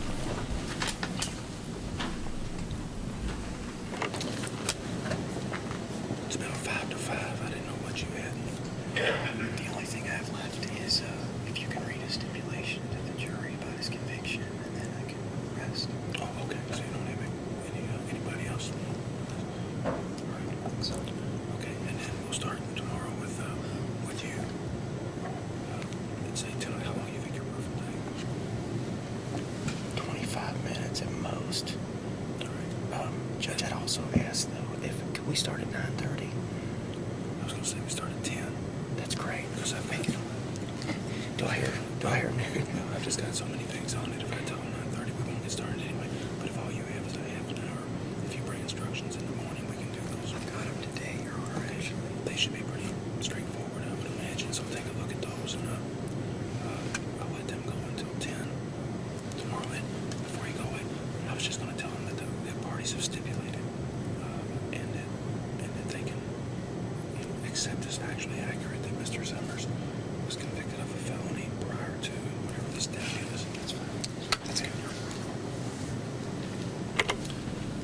All right, members of the jury, it is 5 minutes till 5, so we are going to recess for the day in just a moment. Before we do, though, I'd like to advise you that the parties have stipulated, and you can accept as factually accurate, that the defendant, Jamie Summers, was convicted of a felony prior to April 14th, 2004. All right, I have looked at my schedule. I have several things to clear, and I believe the Commonwealth rests, is that correct? We do, Your Honor. All right. I have several cases I need to clear before we resume in the morning, and I'm going to try my best not to have you just stand around, so I'm going to ask you to come at 10. I think I can probably get us ready to go by then. If for some reason I can't, Sean will come out and tell you, Judge lied to you, go have another cup of coffee, but I'll try my best not to do that. Keep in mind the admonition, do not discuss this case and do not form any opinions or come to any conclusions about the case until it's submitted to you for a decision. And as I said, if you'll just gather out front at 10, we'll hopefully call you in at that time. Have a good evening. Please rise.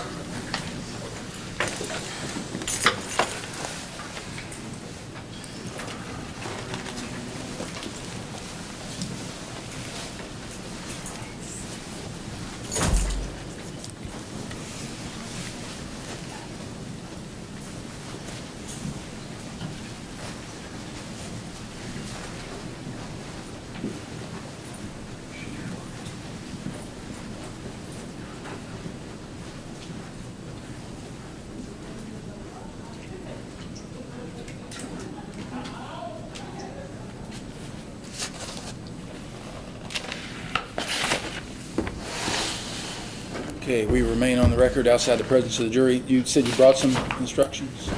Yes, I do, Your Honor. You have a copy for Mr. McLeod? I imagine they're fairly straightforward, aren't they? I hope so, Your Honor. Judge, I object. Also, Yes. on disk if there's any questions. Oh, that's good. That'll give me a chance to look at them in the morning. All right, then we'll be in recess until tomorrow. Let's see. Judge, You going to take the gun back to the property, or are you going to lock the gun up? How do you want to do it?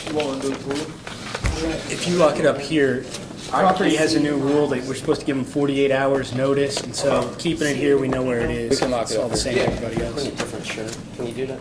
Judge, can he give her a hug? Fine with me, sorry, sure. No, please No. don't. With the cameras, our command is in real strict on that. Sorry, All right. that's okay. Sorry. I would have could. What kind you want? Like that, but just different. A white shirt, maybe. Okay. Whatever. I mean, whatever. That's I'm not a bad. Thank you. You kind of know who to start looking for, you know what problems were before. He was in Freddie Rock. I don't know if he's on it currently. Federal. Okay, we are on the record outside the presence of the jury. Mr. McLeod, you want to make a motion before we bring the jurors in? Judge, I can make a motion on a directed verdict at this point. The standard as of what the officer testified, Officer Bruce, is that the gun wasn't visible when he's up on the side of it, looking inside the truck itself.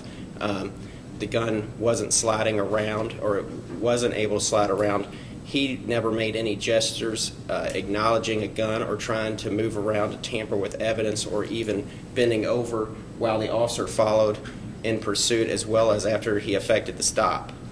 I think sterilized from just what the Commonwealth offered at that point, the gun was, as described in the citation, just under the seat. It wouldn't have been visible from my client sitting underneath, sitting on top, sitting in the passenger seat, as well as the fact that because there was no motion, there was no movement to show that he was going down or trying to conceal anything, the gun was placed and wasn't moving at the time of the stop as well.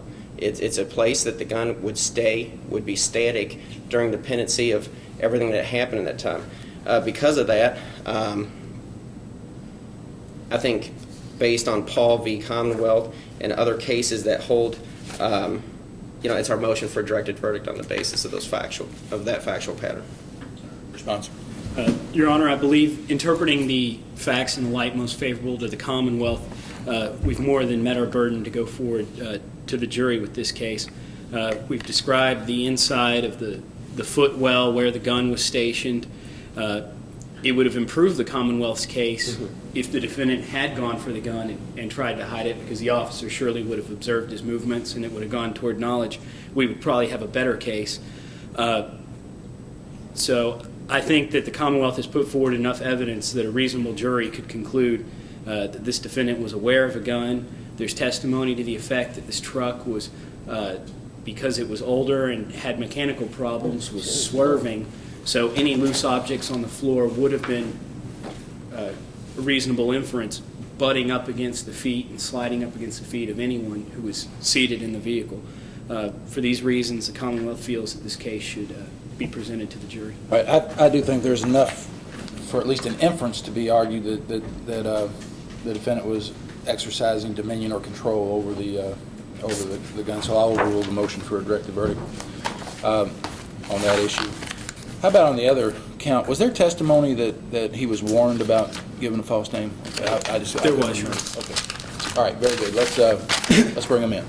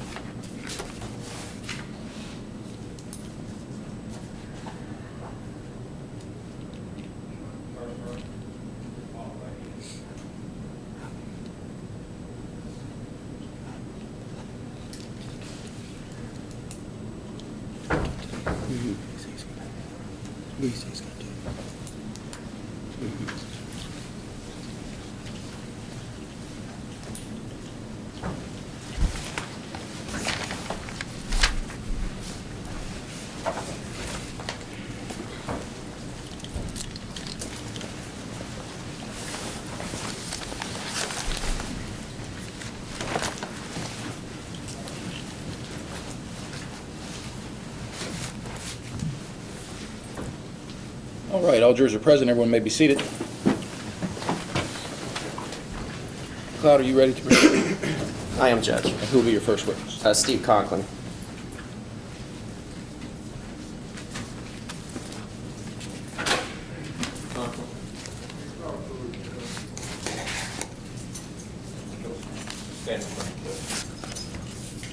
He needs to come up and have a seat in that witness chair and watch your step there.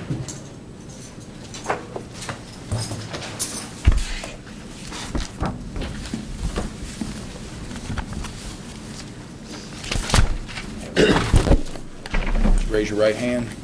You solemnly swear or affirm the testimony you're about to give will be the truth, the whole truth, and nothing but the truth. Yes, I do. All right, if you'll sit as close as you comfortably can to that microphone to assist the jurors in hearing your testimony, you may proceed when you're ready.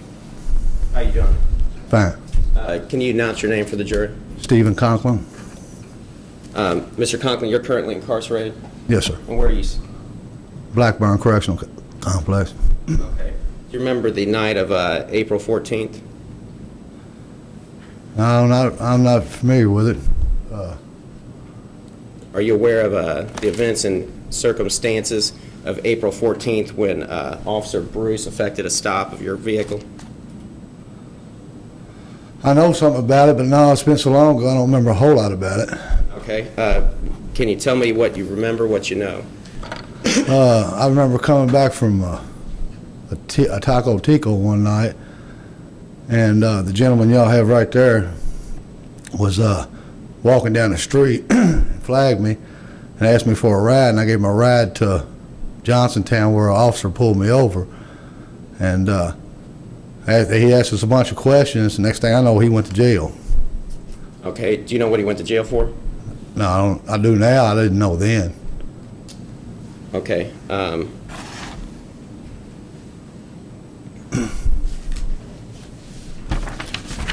That night, what did the officers, what did you know about what the stop was for? I just know that they said he lied to him two or three times about his name. Were you aware that there's a handgun in the truck? No, sir, I was not. Okay, Never seen one. Never seen it. They asked me about it. I never even seen it then. I just seen them all huddled around the other side of the truck. I was on the front. I never seen it then. Now, you saw him enter your car, Yeah. your truck. Did you see a gun at that point? No, sir. Okay. Were you in possession of a gun? No, there wasn't one in the truck that I was aware of. Was the truck yours? That's my girlfriend's. Your girlfriend's truck, was it registered in her name? Yeah.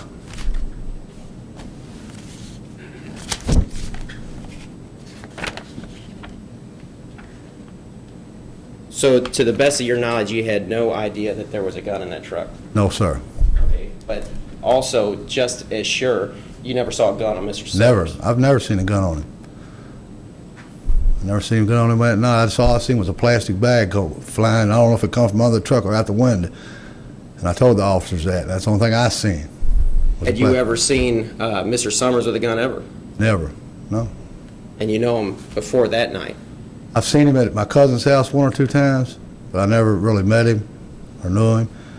And then when he flagged me down that night, I was coming from Taco Bell on Dixie Highway by Stephen Drive. I told him to get in, I gave him a ride. And then we got about halfway down the road. Well, when I picked him up, I turned around the driveway, and the officer drove by us. And then when I backed back out, he come back. I guess he went around the corner and then come back. And when we went down, I don't even know what the name of the street was, but we ended up on Johnsontown. And then Johnsontown turns into Old Johnsontown. So that's where we was. Now, have we ever talked? Never seen you before. I don't even know who you are. I'm sorry, I'm Brendan McLeod. I've never contacted you. No, sir. Did you know you were coming here today? No, I didn't. I come last week, and I knew then what I was coming for. The lady told me downstairs. Did you have any idea what the charges were, what the trial was about? No. I heard through a friend. That's what I knew. I told you a while ago I knew what I'm doing here now, and the lady told me downstairs. I come last week, and they laid it over till I didn't even know this morning when the officer woke me up and told me I had to be down to security at 6:45. Okay. Now, currently, at the time of this stop, and this is just general, were you on parole or were you on probation? I was on parole.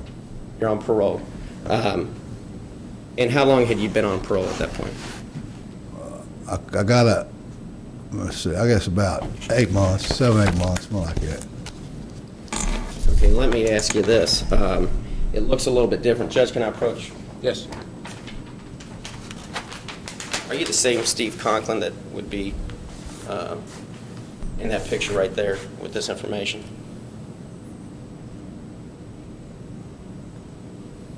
Your hair's different, but is that your picture? Yeah. Mm-hmm. It's grown out some since then? Yeah. Does this fairly and accurately depict what you looked like at the time, though? Yeah. Okay. Judge, I'd move to admit this as exhibit number 1. It's a Prosecutor seen it? I'm sorry, Critt.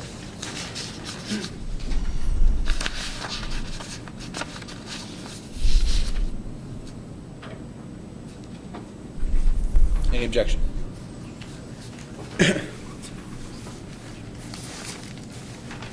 May we approach? Yes.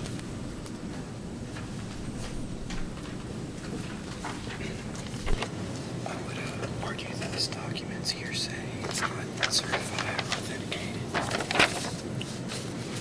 This is a business record, and there's nothing on there that he didn't state fairly and accurately depicts who he is and where he is and where he's incarcerated. If it's a business record, Your Honor, then we need the custodian of the records in order to get it in. Well, Judge, I not only think it's among one thing, it's a business record, but that gentleman's authenticated it in a sense that it doesn't add or detract from anything. I was going to say, what's the relevance of this?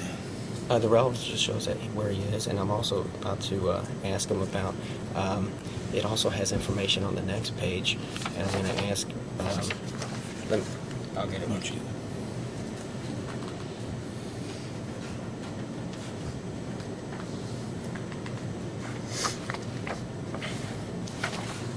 Okay, and that's, I'm going to ask him if this would be the same person, and if those are his charges and what he was revoked on, and he can say yes or no. But you can ask him about it, but these are hearsay documents. I mean, he can testify to what he knows, and you can question him about it. Judge, I agree they're hearsay, except for the fact that he can. I mean, I don't. It doesn't make them non-hearsay, though. That's the only thing. But you can question him about it. It's just the documents.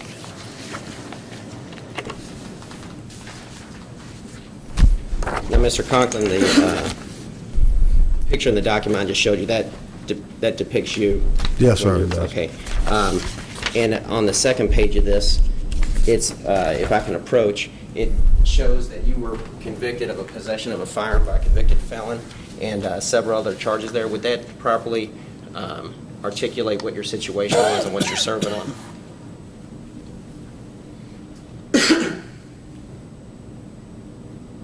Yeah. Mm-hmm. That's what you're currently doing. And so would that be correct that you are right now serving 18 years on a possession of a firearm by a convicted felon, persistent felony offender first, among other charges? Yeah. Yes, sir.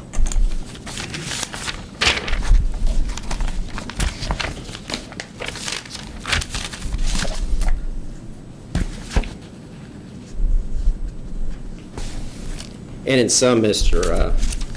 Conklin, that night you had no information about a gun in your truck. I never seen him get in with nothing. Like I said, it all happened in 20 minutes. The whole incident happened in 20 minutes.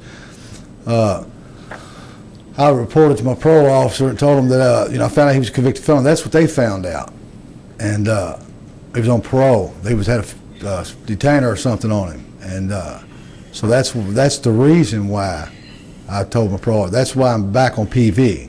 Okay. I've did my time on this. Done made parole. I'm back on parole violation because of that. Because of that night? Yes. So even though you weren't cited, is it true, and just generally for the jury, you're not allowed to associate with a convicted felon? That's the reason why, yeah. Okay, and vice versa? Vice versa. But that night, when they ran it, your license came back clean, and the officers, you would have imagined, didn't know that you were I wasn't convicted. doing nothing, at the time. I wasn't doing nothing. I wasn't on. They wouldn't have known about it, I guess. I don't know. But I told them where I lived at and told them where I was going. They knew I was straight. They knew I wasn't drunk. It was just a flukes. I don't know. It was just one of the times I shouldn't have been there. He shouldn't have been there, or whatever.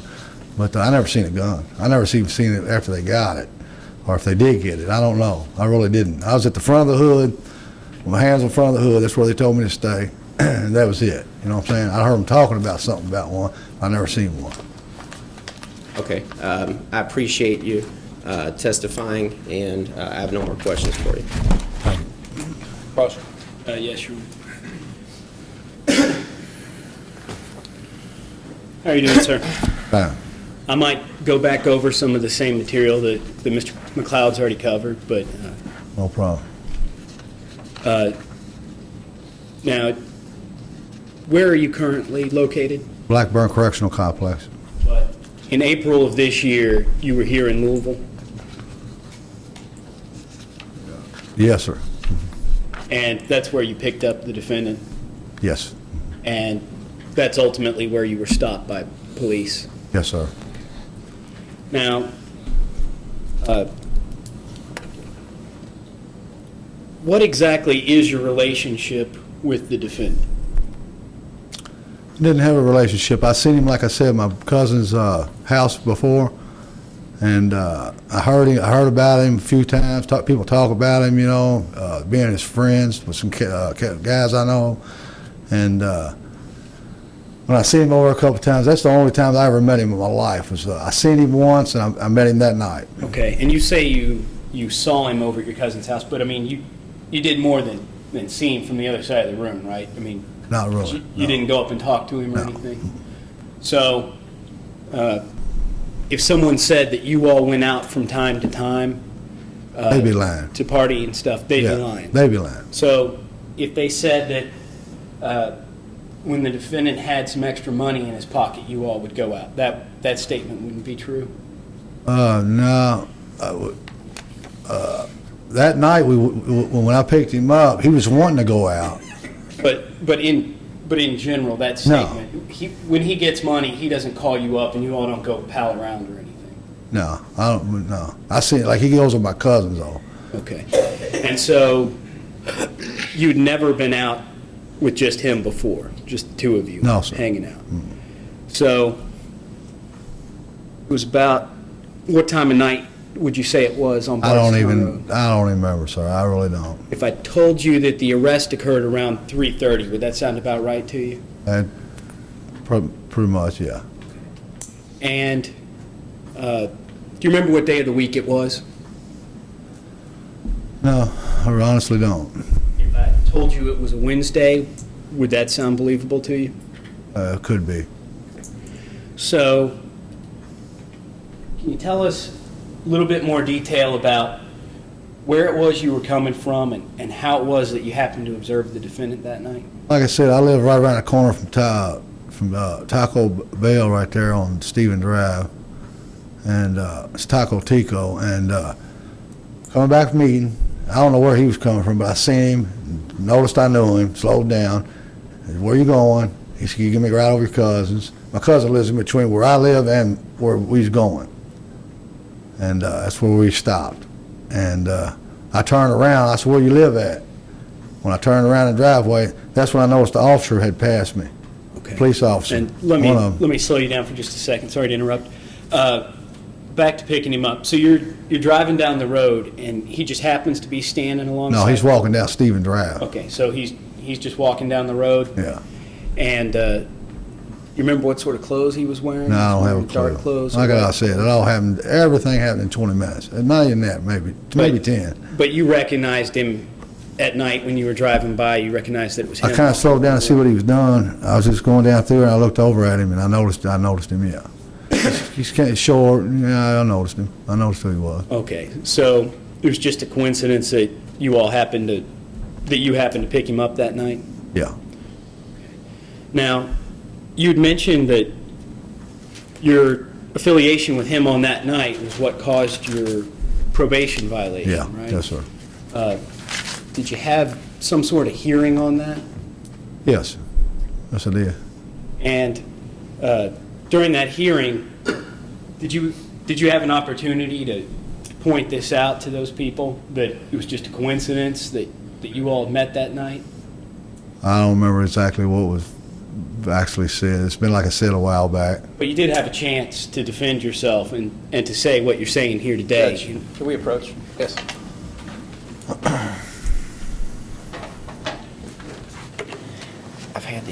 I've had PV hearings, and there's no discretion in the administrative law judges. If they found that there was a convicted felon driving in his truck, that they're going to say, go explain it to the board. So the fact that he was parole violated, unless the court wants to go into and talk about or somehow bring in, or you instruct the jury on what standard they hold, I mean, there's no discretion. If they found that Jamie Summers is driving his truck, he's going back. That's their practice, but there's a hearing officer that makes the determination, like O'Connor. Right, Mr. O'Connor, right. But if they found that he's in there, The question was just if he had a chance to tell before that board at the hearing the story that he's told today, if he had a chance to say that it was an accident, their meeting. if they find a violation, Judge, no matter what it is, if it's beyond just probable cause, if it's more reasonable than not, if he states that he was in there, O'Connor's not going to listen to a defense. He sends him back to the board. He's like, you can explain that to the board, and maybe they'll take that in as far as your deferral. I'm just thinking of the question itself. Is it proper to ask him whether he had a chance to tell his story? Well, out of the context, I don't think it matters whether he has a story or not. The defense is inside of there. It's not designed for defenses. O'Connor's duty as an ALJ is to find out, is it substantiated what the allegation is? If he says it is, there is no defense. He goes back to the board. It's not like, it's not like a probation officer. They hold it right down. And I've done 100 of them. I did a bunch of them too. I know how they work, but but I mean, you wouldn't suggest that if he were to walk into this courtroom and not know that I'm a convicted felon, and then somebody says, I saw him in the courtroom, and the judge there's a convicted felon, you're not suggesting he could be sent back for that, would you, when he had absolutely no clue? Absolutely not.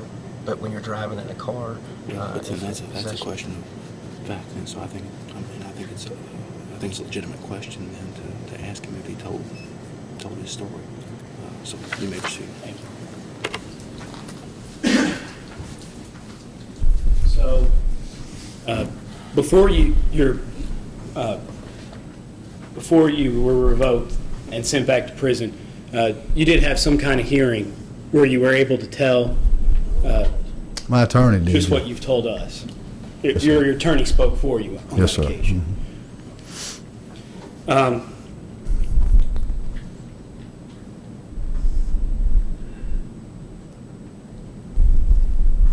Did you have any alcohol to drink that night? None. None. I had a fifth of, I think it was Maker's Mark, unopened. It was a collector's edition. And what about the defendant? Did he have any alcohol? Yeah, he smelt of alcohol. But from talking to him, did he seem, how drunk did he seem to you? He had a Did he seem buzz. drunk, or did he just seem like he'd had some drinks? It seemed like he had a few drinks. So, how old are you, sir? I'm 44. And how old do you think the defendant is? I have no idea, maybe 25. And does your truck have a glove compartment? The truck you were driving that night? I don't know. I don't know. And I think it does. you said that you just met the defendant a couple times at his cousin's house or your cousin's house? My cousin's. Your cousin's house. How long ago was the last time that you would have seen him there prior to picking him up? Like how much time? Probably 2 or 3 nights. Just a couple Yeah, nights before. It wasn't long, yeah. I seen him over there. And how many other occasions do you think before that you might have seen him? Maybe one other occasion. Maybe one. And did he hold his thumb up to hitchhike with you, or did he flag you down? He just kind of turned around like one like that, like he was, to see if anybody knew him. I guess I don't know, but I just slowed down, and looked at him. Yeah, he did kind of flag it, see if I don't know. Yeah, he just turned around, went like that, like give me a ride. He didn't stick no thumb out. No. So he was looking into. He didn't know who you were at the start, did he? He might have been doing that to let whoever was driving down there know that he was walking, not hit him. I don't know, but Okay. I just seen him be able to do like that, and I slowed down, and I looked at him, and I said, "Where you going?" And he jumped in, and I said, "Get in. I'll give you a ride." And so where was it that you were taking him to that night? Where did he say you wanted to go? My cousins. To your cousin's Yeah, house? about 100 feet from where we pulled over. Okay. Maybe 200 feet. I don't know. And you said just a little bit ago that you've been to your cousin's house a couple times, and that's where you met him, right? Yes, sir. So, do you have any difficulty finding your cousin's house that night? Yeah, we got pulled over. We didn't make it there. But, I'm sorry, maybe my question can be more specific. As far as actually driving to your cousin's house, did you have a hard time finding it? Did you get lost at any point along the way?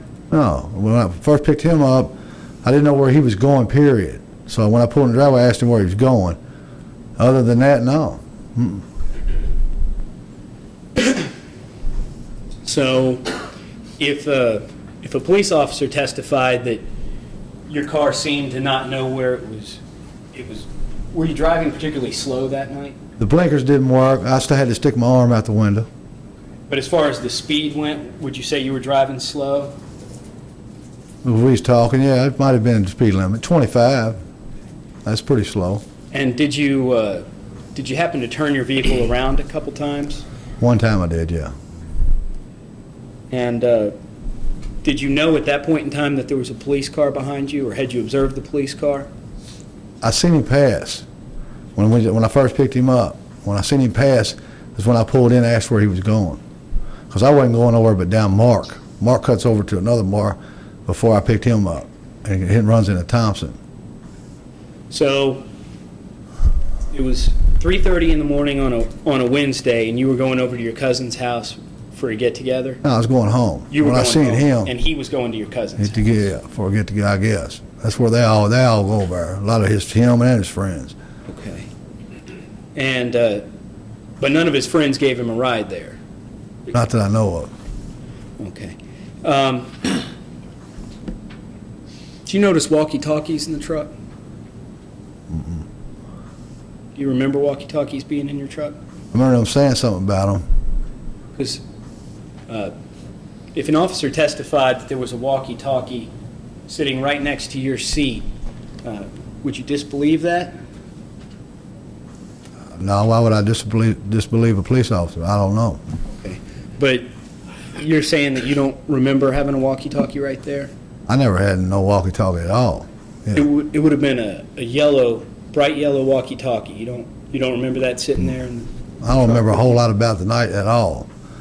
But you weren't intoxicated, I remember the right? police, and I talked to them. They got my license, gave it back, and then they told me to leave. Okay. But you've testified that you weren't intoxicated or anything? No. Well, it was just- So you're saying you don't remember a whole lot about the night? It's been so long. Just because it's been some time? It's been since, beginning of this year. It's been almost 8 months.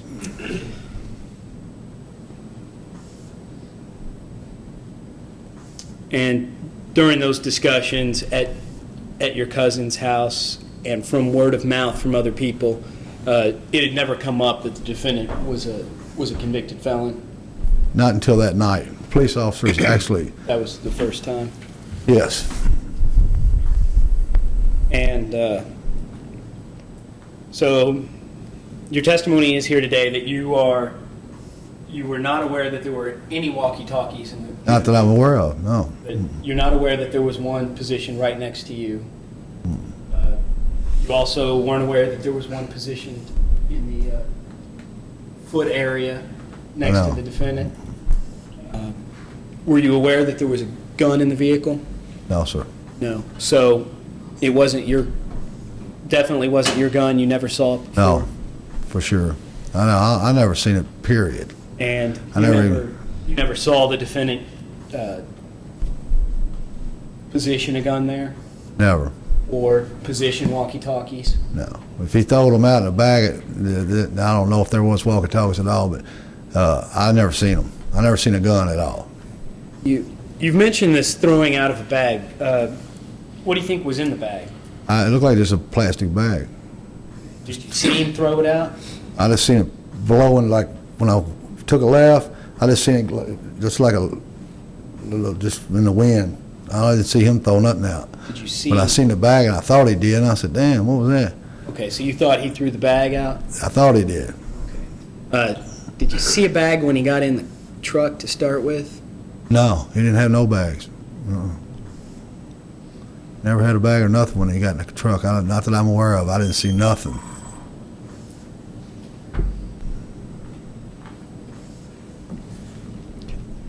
And police stopped you all. At that point in time, were you nervous when the Well, police sure, stopped I was nervous. you? And why were you Like nervous? anybody's nervous when a police officer pulls them over. I don't care who you are. And did the police charge you with anything that night? No, he didn't charge me with that. As a matter of fact, he got me on the front of the hood, asked me a few questions. Well, whose liquor was this? And I told him it was belonged to me. I hadn't been drinking. Told him where I was going, and he told me to go ahead and get in the truck and go. I pulled on out of there. It was probably 10 minutes. 5 minutes, counting picking him up, 15 minutes. And Whole incident. the time they pulled you out of the truck, He didn't pull me out. He come up. You stepped out. He actually come up. I had my hands on the wheels and everything, and he said, "What are you moving around for, talking to this man?" And asked who he was, and he told him somebody's name. That's what started the whole thing. Okay. Now, when they had you out of the vehicle, or when you exited the vehicle, you were up at the front corner of the truck, The front left-hand side, the driver's side. and the door was closed. The driver door was closed. Yeah. of the truck, and the officer was waiting on his back up and talking to you. The officer was. No, he was talking to him. Okay. Now, how long a time would you say passed between when you got out of the vehicle and when the defendant? Probably got 10 out? minutes, the 10 most. minutes? Maybe 10. 5, 10 minutes. It wasn't very long. Thank you. No further questions. Redirect.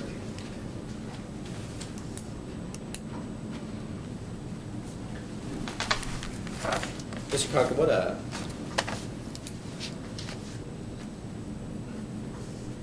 when your violation of parole was heard, was it down at 125? It was supposed to be a new one, and there was a new judge and everything, and I don't know if it's 125 or not. It's supposed to be like at the end of the corridor or something. Is it video arraignment where they have video arraignment in the jail? No. Were you in the jail? No, I wasn't in there. I was in the jail, but it wasn't video. I sit right there and talk to the. Right, is it my lawyer where talked the to me. arraignments are? Is there glass? Yeah, that's it. Was it O'Connor that heard? Yes, I think it was Judge O'Connor. I Now- think so. The new judge, Okay. application judge. Can you tell the jury what the standard is at that? Do they want to hear a defense?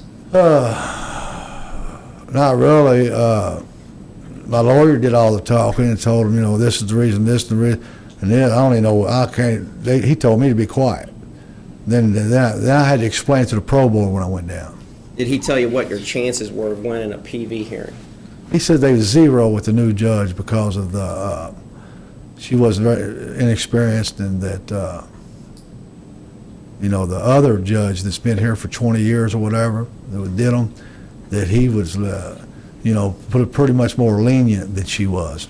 Did he tell you She was that if new. they find a violation, then it's not up to her, but you're going to go back to the board and explain it at the board? My lawyer told me that. Okay. And is that what you did? Yes. And did the board tell you that they determine how far you're going to be deferred or flopped? Yes, they do. Depending Flopped. on what you tell the board? Yes, sir. I have no more questions. Any recross? No, Your Honor. All right, you may step down. Watch your step.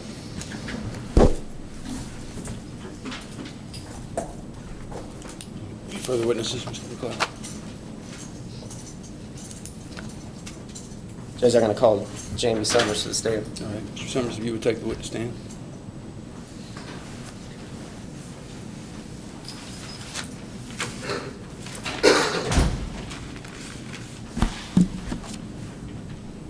Would you raise your right hand? You solemnly swear or affirm the testimony you're about to give will be the truth, the whole truth, and nothing but the truth? Yes. All right, if you'll sit as close as you comfortably can to that microphone, it'll help the jurors hear your testimony. You may proceed. Jamie, I do want you to speak up, and I want you to tell the jury what your name is. Jamie Summers. Jamie, how far along did you go in school? To about 6th grade. To the 6th grade? Yeah. Did you attend high school at all? Yeah, I went from 6th to the 9th grade. I was skipped. Do you work during that time? Yeah, I worked for my mom. Okay.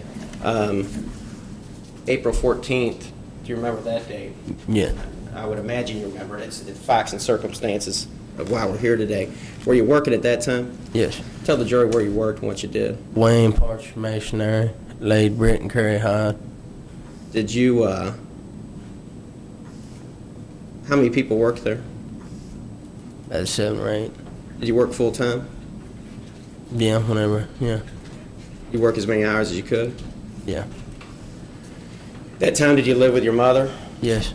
And why don't you tell the jury what you did the night of April 14th? Helped my mom in bed, got drunk. Steve Conklin called, asked me did I have any money, did he want to go out? I said, yeah. Okay, now, you lived with your mother. You said what do you do to help your mother when you're there? She help her out, she got breathing problems, just help her, get around the house, take care of the house, stuff like that. Grocery shop for her? Yes. You take care of her if she's hungry, do you help Make her sure around the house? yes, Pick up her, is she on medication? yes. Now that night, then, what time did your mother go to sleep? Probably around about 12:30, something like that. Okay, and then you start drinking at that time? Yes. What time did you receive a phone call? Probably about 2:45, 3 o'clock. Is Steve Conklin your friend? Somewhat, yeah. Would you call Steve and ask to go out? Yeah. I mean, how many times did you know Steve? How do you know Steve? Who you hang out with? Tell the jury. I met Steve through his cousin.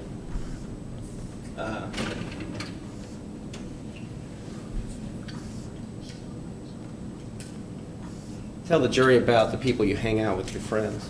I ain't got many. Why don't you have any friends? Now, you work at the masonry place, right? Right. And who does that job primarily? Do you like the people you work with? Yes. Are they your friends? No, not really. Would you go out with them? Yeah, if I could, yeah. If you called them up, or would they go out? No, usually not. Did you go out often? No, not really. Every chance I got. I mean, if Steve calls you, gonna go out? Yeah. Okay. And what did he tell you that night? What time did he call you? Around about 2:45, 3 o'clock, something like that. Were you sleeping?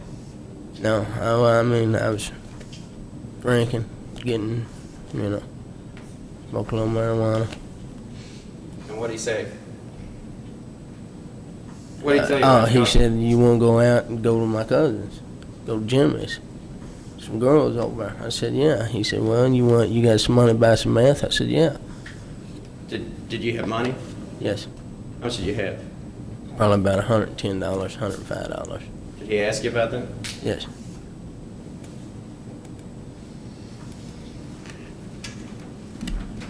He picked you up at your house? Yes.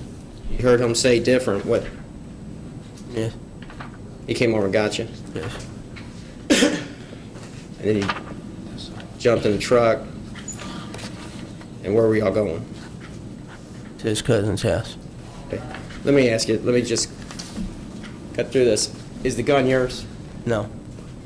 I didn't even know the gun was there. I don't know whose it is. And I don't know whose it is. What about these walkie-talkies? You see walkie-talkies?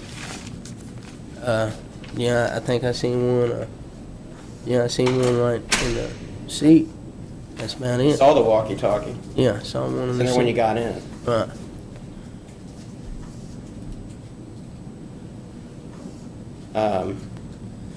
Did you have a lot to drink that night? Yes. Were you happy to be going out? Yes.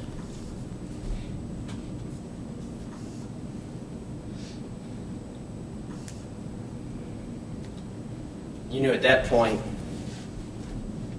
that you had tested positive when you reported to your probation officer? Yes.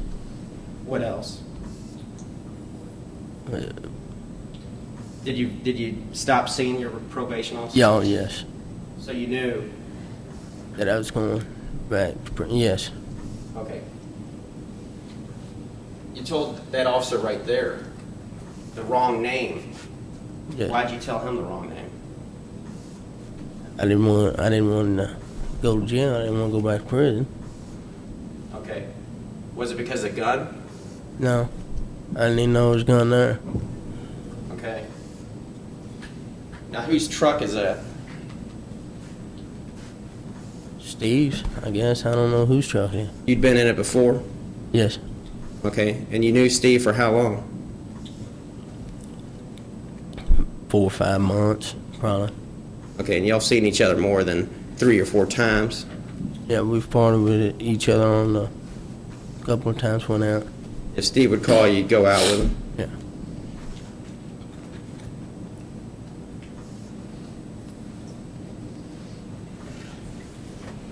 You ever thought about going to college?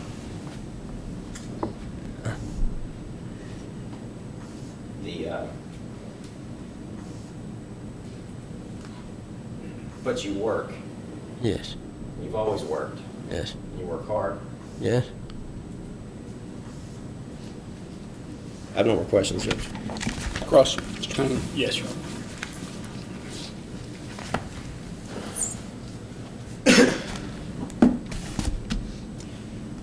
How you doing? Some of my questions are going to duplicate some of the questions you were just asked. please go ahead and answer as best you can. So, how many times prior to the night of April 14th would you say that you've met Mr. Conklin? A whole bunch. Whole bunch. Can you give a ballpark number? Oh, not really, just a lot. Just whenever, you know. Is he your pal? Sort of, I guess. Do you know his telephone number? Yeah, he had a cell phone. And you've called that number before?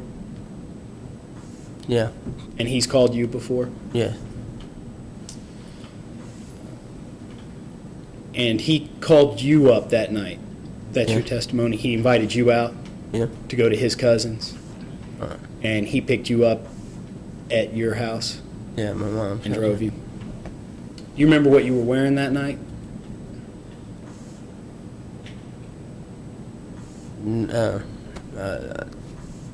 Sweatpants. What kind of shirt were you wearing?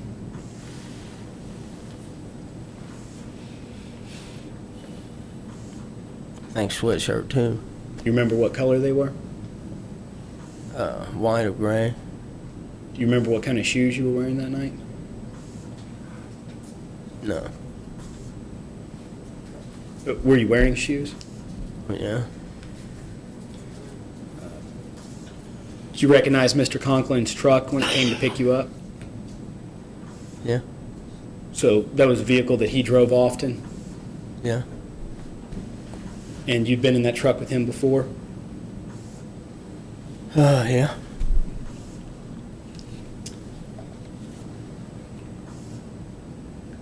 And you said that you've talked with him a lot of times and that you all have met before at his cousin's house and everything. What sorts of things do you all talk about?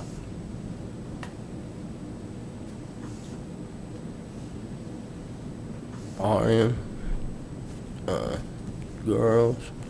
What was that? I'm sorry? Partying. Girls. That's Partying about and it. girls? Yeah. Okay. Work. You talked with him about drugs? Yeah. Yes.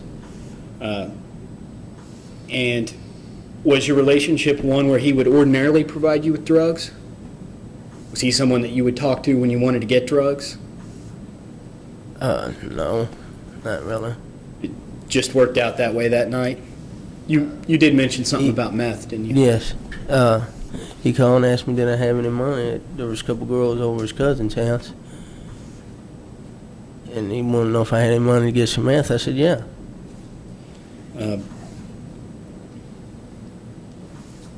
Did you ever do any work for him or anything with him to earn drugs aside from paying for it?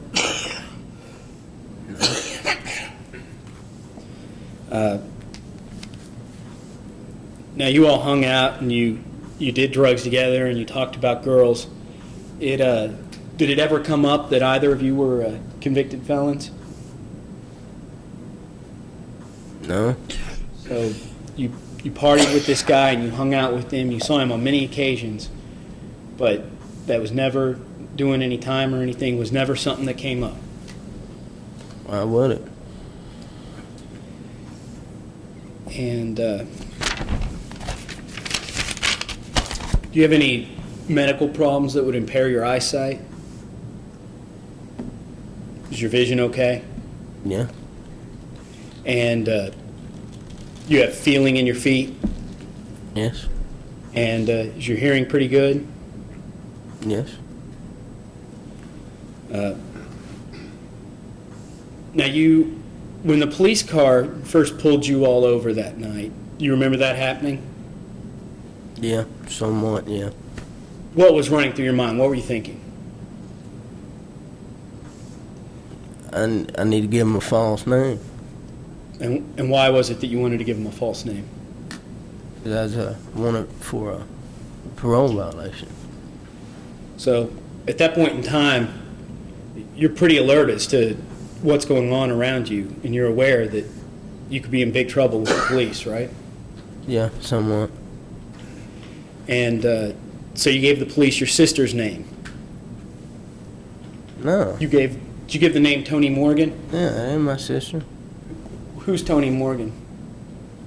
I don't know. You just made up a name? Yeah.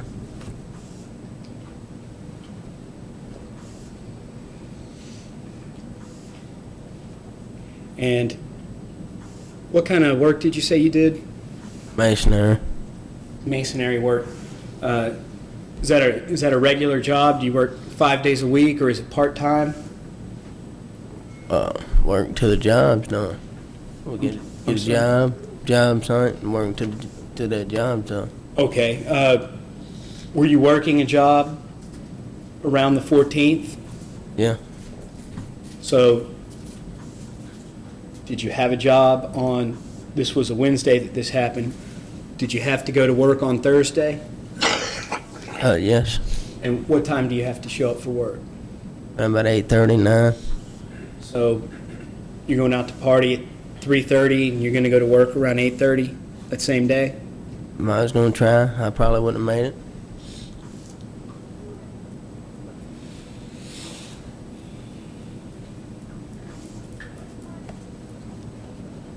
And when you were in the vehicle, you observed one walkie-talkie, is that what you stated? I mean, I jumped when I jumped in.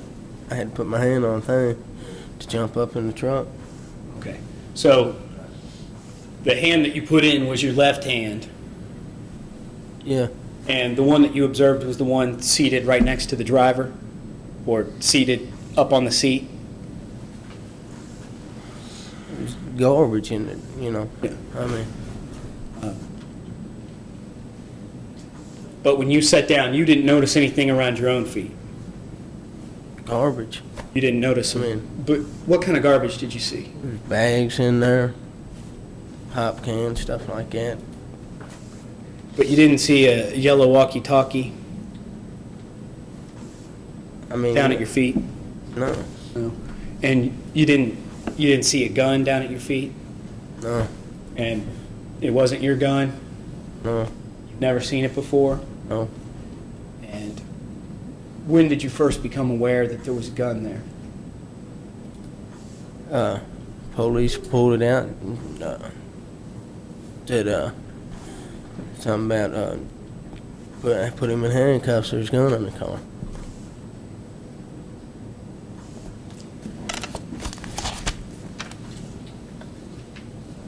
No further questions, Your Honor. Any redirect?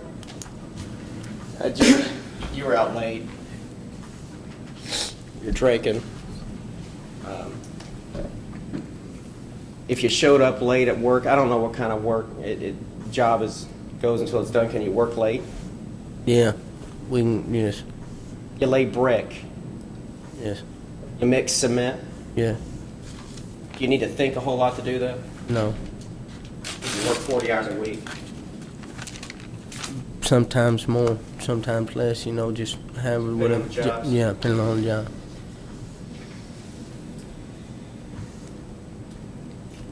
I have no more questions. Any recross? No, Your Honor. You may step down. Any further witnesses for the defense? Judge, that's the close of the defense case. All right, counsel, approach just a moment.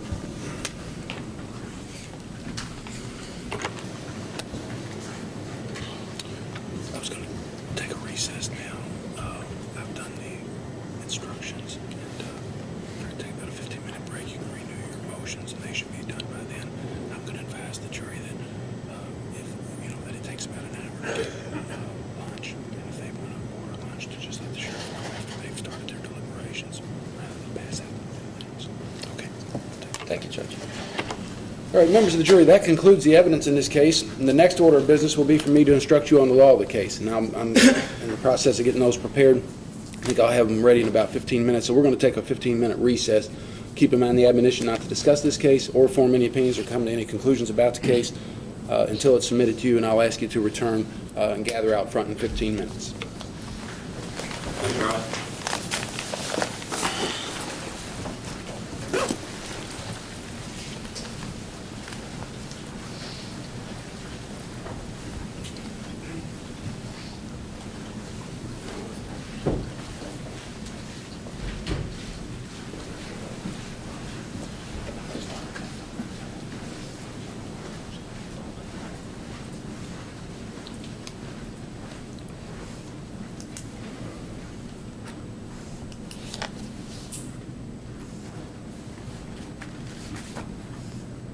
we remain on the record outside the presence of the jury. Want to renew motions? I am, Judge. I'm going to make motion again, renew my motion for directed verdict.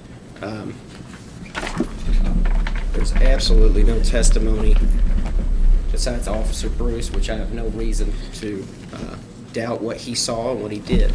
However, the way everything comes in, the only fact witness as far as possession is Conklin, and he doesn't know anything.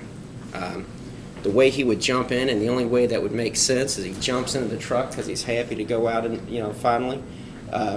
The police officer's own citation states that the gun is under the front seat. However slight, however not. Because of that, because of the fact and how quickly the turn of events and the police officer came onto the truck, I think the court's well within its discretion to offer a directed verdict as far as some type of possession. This Conklin character, he's a convicted felon as well.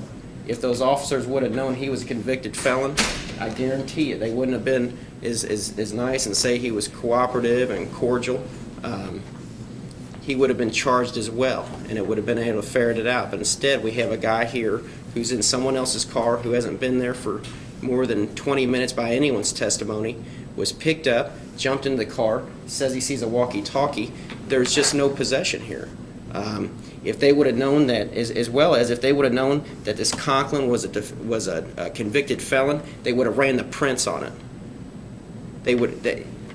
Bruce and Farmer himself, I know him. I know they wouldn't think he's a great guy running around in an old beat-up truck. They would have figured out, they would have charged both of them if they would have known that he was a convicted felon. Not only that, took 18 years on the exact same charge.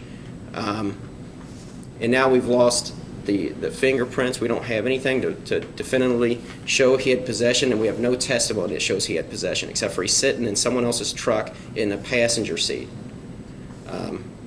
That's my observation, Judge. Response. Your Honor, I want to stick with my previous response and add that the only burden the Commonwealth has is producing enough evidence that the jury would believe that the defendant knew that there was a weapon there. I think that the Commonwealth went into excruciating detail about the cabin of this truck, the positioning of the weapon. I also believe that some of Mr. Conklin's testimony was, of course, in conflict with some of the defendant's testimony. I believe inferences from that also can lead a reasonable jury to conclude that the defendant knew more of what was going on than what he let on the stand. I think assessing the credibility of the two witnesses is a matter of fact to be determined by the jury. I think the reasonableness of the officer's charging decision is a matter of fact that should be left to the jury. As to the gun being underneath the seat, the officer described and gave testimony as to what exactly it was he meant when he wrote on his citation underneath the seat. And I think it's clear that the Commonwealth has met its burden to go forward. All right. It's certainly not the strongest set of facts that I've ever witnessed, but I do agree that there's sufficient evidence to let the jury consider, and particularly since given that the other participant in the driver, Mr. Conklin, said clearly it wasn't his gun. He didn't know whose it was, so that leaves it either to be the defendant's or some third person, and neither one of them knew it was there. But the jury will make a determination on the facts. Let me hand you all what I have prepared.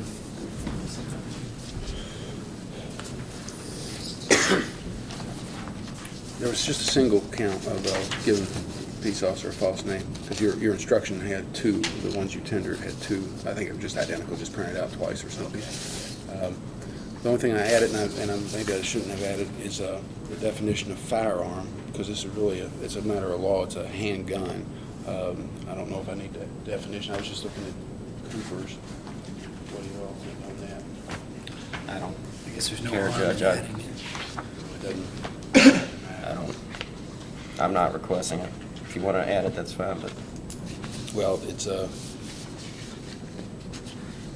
I think that the testimony came in. The officer testified that it fires. I think it's given. Okay. All right. Why don't you all look those over, see if there's any other corrections or anything, and we'll take about, well, we got about another 7 minutes or so, then we'll bring them in and close. I'm planning to tell them that it takes about an hour or so for lunch to arrive, and let them make the decision after they get back there whether they want to ask for lunch. All right.